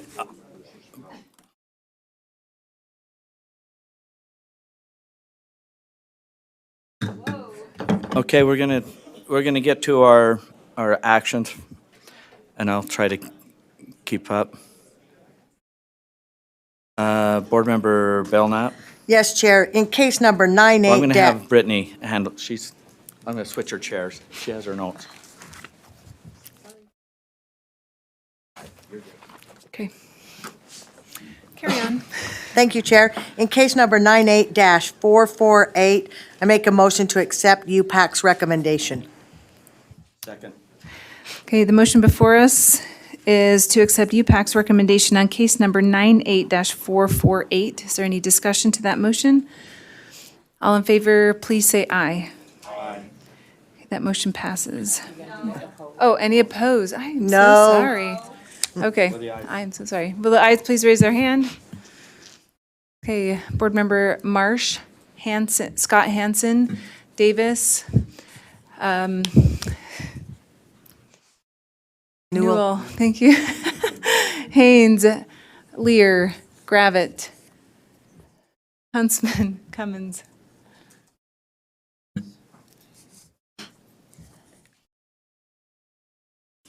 Okay, that motion passes. Thank you. Thank you. In case number 17-1422, I motion that we accept UPAC's recommendation. The motion before us is to accept UPAC's recommendation on case number 17-1422. Is there any discussion to that motion? Seeing none, all in favor, please say aye. Aye. Any opposed? One, okay. Board Member Bolter. Okay. Thank you. In case number 18-1522, I make a motion to accept UPAC recommendation. Okay, the motion before us is to accept UPAC's recommendation on case number 18-1522. Is there any discussion to that motion? Seeing none, all in favor, please say aye. Aye. Any opposed? That passes unanimously. In case number 19-1679, make a motion to accept UPAC's recommendation. Okay, the motion before us is to accept UPAC's recommendation on case number 19-1679. Is there any discussion to that motion? Seeing none, all in favor, please say aye. Aye. Any opposed? That motion passes unanimously. Case number 19-1607, I motion to accept UPAC's recommendation. The motion before us is to accept UPAC's recommendation on case number 19-1607. Any discussion to that motion? Okay. Okay, all in favor, please say aye. Aye. Any opposed? That Thank you. Motion passes. And with on one the recusal. on the consent calendar, I motion to accept UPAC's recommendations. Okay, the motion before us is to accept the UPAC's consent calendar. Any discussion to that motion? All in favor, please say aye. Aye. Any opposed? That passes unanimously. Okay. Appointments? Yes, appointments for our Access Committee. We have Leticia Lotimi and Fatih I'll say it. Is that right? Tuifua? Is it Fati? Is it? Fatai Fatai Tuifua. And then Diana Kohler and Susie Estrada. With the determined terms. Okay. Okay, the motion before us is to appoint Leticia Taimi, Fatai Tuifua, Diana Kohler, Susie Estrada to the Access Committee. Any discussion to that motion? All in favor, please say aye. Aye. Any opposed? That motion passes unanimously. Thank you.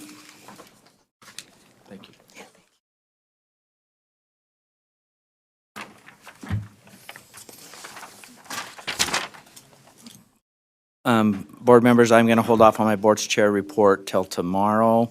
Is there any board member comments that need to be made at this time? Board member Belknap? I will be really quick, Chair, but I really did want to say thank you to Member Hanson. I've served with her from the time we began on the board, and I appreciate her time and her friendship. Thank you. Any other questions or comments? And I'll echo that, what I said earlier today when we acknowledged her, that this isn't a goodbye, but it's see you later, because we know we're going to, if we don't see her, we're going to hear from her.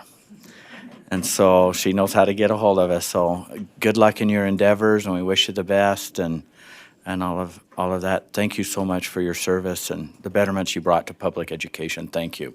Is there any other board comments? I want to thank staff, board members, and the public. We've had a good meeting today. We've got a lot accomplished. We have a public hearing starting in about 15 minutes. And again, board members, this is a listening, we're in the listening mode. So we welcome and invite you to stick around for it if you're willing. And I think that starts right at 4 o'clock. Is that right, Ms. Lorraine? So we're going to adjourn this meeting and want to quickly clean up to get ready for the public hearing, and we'll see you tomorrow. So thank you, and take care and be safe. Meeting's adjourned.